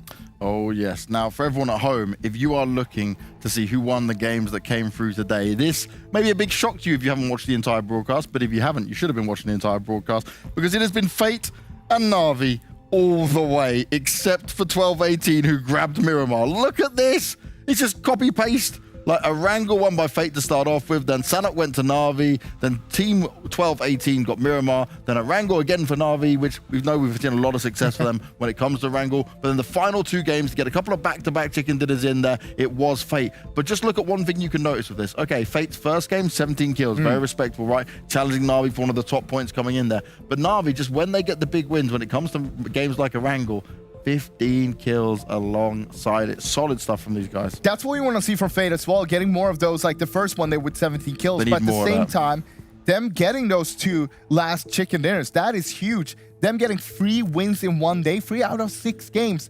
But again, you look at these teams that are getting the wins today. These are the 3 teams that needs the wins the least right now. Yes. They're the top 3 teams on the leaderboard. You want to see the other teams grabbing those chicken dinners, make sure they get the points and can push themselves up there to actually try to push for the top there. But the thing is, right, and we have to really focus on this. Those last 2 games from Fate, sure, were great, and they got the chicken dinners right, Copter, but the thing that was lacking was Na'Vi not having a bad game or them not getting enough kills. And that's the real key point we need to look at with this, because it doesn't help them jump up as much. Yeah, definitely. I mean, for example, these 2 last chicken dinners, 7 and 6 kills. So if they would have been getting the same kind of chicken dinners as the first one, that's 20 points lost on those games. And of course, when Na'Vi was getting the chicken dinners, yes, Fate was getting some points as well, but I don't think we have to look from the stats, and maybe Frostham has them already on his head. But I think that the Fate hasn't been getting that many points on the games where they haven't been getting the chicken dinners, as Na'Vi has been doing, meanwhile as Fate has been getting those chicken dinners. So they're like losing points on both situations, and when they're gaining, they're just not gaining enough, and when they're losing more. I mean, you can look at Fate's game. They had a 9th place and a 7th place, 6 and 4 kills, except for the wins, of course, and a 2nd place. So I mean, it's not bad. It's still really good games from Fate. And I mean, being able, again, take 3 chicken dinners in a lobby like this, huge. That is phenomenal. And then being able to play like they do, basically, they just put themselves into a situation where they know that, all right, we're not going to get that many kills, but we are going to get the win. And that is the most important thing right now. That's where we're going to get our points. It doesn't really matter if you get them from the kills or the win, as long as you're getting points. As long as you're getting points, and they just got to somehow find a way tomorrow to keep Na'Vi at bay if they want to jump on over it. We're going to take a look at the overall rankings and see where we end for today. It is the final day of day 3 before we go into the last day of the whole EMEA Championship. Na'Vi rocking it at 252 points. Fate trying to climb their way back up, 214 right now. Team 12-18, not a slow day, not a bad day, but like not a day where they're going to be overly happy. They got the win on Miramar, but they wanted to see more from it. GUNZ have worked their way up. Konina Power as well. Futbolist, Conqueror, they've gone back down. But World of Wonders, welcome to the top 8, baby. So, all right, looking at this right now, quick math says it's 38 points that Na'Vi is ahead of Fate right now. So looking at that, that is going to be the main priority for those two teams. Navi wants to take care of Fate. Fate wants to take care of Navi tomorrow. That's what they want to focus on, both of the teams. So I'm actually expecting a team like Navi to do something about Fate tomorrow. Yes. Because that's the only threat right now. Totally team, they're a little bit below there, but they're not as big as a threat coming in for tomorrow. And therefore, I want to see Navi do something about it. You could even just send one guy dropping on Fate. If you can take out one guy from Fate there with one player from Navi, that is a huge win already. If you can do that every game, or if you do that for 1 or 2 games in the start of the day, then you don't do it for third game. You're gonna start playing with the Fate's mind, and you'll never know if you're gonna get dropped on or not, and you might need to change your drop spot. Yep. And all that kind of stuff. That's gonna give Fate a lot to think about. Yeah, that is of course what we kind of like expect to see and hope to see, but of course we have to wait until tomorrow. We gotta be so excited how they will be approaching this. But also the gap between the Navi and the Fate. I mean, yes, there's a lot of points. It's about 40 points between them, but it's still completely doable for Fate as well. So Navi, they can't yet tell that they are secure. Yes, if they continue with a similar performance, what they have been having, yes, it looks good for them. But I mean, they can still, there's definitely a chance for Fate. And if they want to be taking it securely, they can either continue how they went so far. I mean, they took some losses, but then they have been taking some gains as well. But then on the other hand, I mean, they have been having some bad games as well. So there's definitely a chance that they can also be having low point matches, and that's when the Fate should be hitting it. One thing to look at as well is look at Navi's points there. They have 126 points from placements, 126 from kills, and they're the only team that has over 100 points, over 100 kills right now. Yep. It's a big jump there. They're so far ahead right now in terms of not just the kills, but also the placement points. Being able, of course, to rack up those 6 wins so far, that is just amazing. Balance in life is key. Balance in PUBG is key, and that what is Navi has managed to master at this point. We're going to move on to the second page and just see how some of the other teams are doing. And there's not a massive difference right now. NASR, they've now fallen outside of the top 8, but there's certainly still a chance for them to come back in if they want to. Panda, they've worked their way from 14th to 11th. It's been a better day, I'll give them that, but it's still not the same Panda we expected throughout. Destiny as well, down 1 position, not ideal for them. And SUDOR, they continue to skydive, and they don't seem to be stopping anytime soon. Just to remind you again, we had on 8th place, it was World of Wonders with 134 points. So, I mean, that is 17 points ahead of NASR right now. It's a little bit of a gap that we're seeing there, but that gap is totally doable. Yeah. You just need to have 1 good game, and we've seen teams like NASR, next Rüya, Panda, that is just below there. They are able to do these. They're able to have these kind of good games. And if they can start it off tomorrow, we might see them coming up there towards the top 8 again. Yeah, I mean, this if we take the teams outside of the top 3, I mean, there has been a lot of variation on the games. It hasn't been like stable performance. I mean, of course, some teams have been getting points all the time, but there's been a lot of variation. So I think that there's a lot of room for improvement. These teams on the bottom half of the scoreboard, I mean, at least some teams from there, they can definitely all the way, they have the chances to go for the top 3, well, not top 3, maybe top 4, top 5 at least. That's still doable with the reasonable results. Reasonable results is certainly what is needed, but we are at the end of day 3. There is 1 more day left, boys, of the EMEA Championship. Frost, how are you feeling after today, man? It's just, I don't even know what I'm feeling right now, because it's just been so rough to see that Fate, they're just closing in on Navi, but Navi keeps on getting those points. And you know that they're giving all they have, and I just want to see them succeed. Copter. Yeah, I mean, Fate Navi is definitely going to be the thing for tomorrow, and I really hope that Fate can get more kills. That's what I'm hoping for. Get that aggression on the play. Get a couple teams like taken down straight away on the first game tomorrow and just get those high kill chicken dinners. I would love to say that. But then also from the Navis and what Frost was telling about the possibilities, for example, I'm really waiting to see, are they going to be changing the strategy? but also when we saw the interview and we saw how focused they are, only like concentrating, getting the chicken dinners and wanting to be the top 1 or on the bottom 15. So that kind of like makes me question, do they actually want to change the strategy or not? But anyway, what's going to happen, that's going to be one thing for sure. Tomorrow is going to be super exciting. Oh, yes, it is. We are done for another day here at the PMPL EMEA Championship. It has been an action-packed day. Lots of chicken dinners for the top teams, but not so much for the teams on the lower down end of it all. I do love my teams in Western Europe, but as someone who lives in Kiev, as an honorary Ukrainian with this side of things, I'm all aboard the Na'Vi Nation hype train. I want to see some hot drops. I want to see some absolute insanity come out tomorrow. I want to watch it all get right down to the wire and see who's going to take this championship tomorrow. Make sure you join us. You won't want to miss it, because tomorrow we'll be crowning the champion of the EMEA Championship. We'll see you then.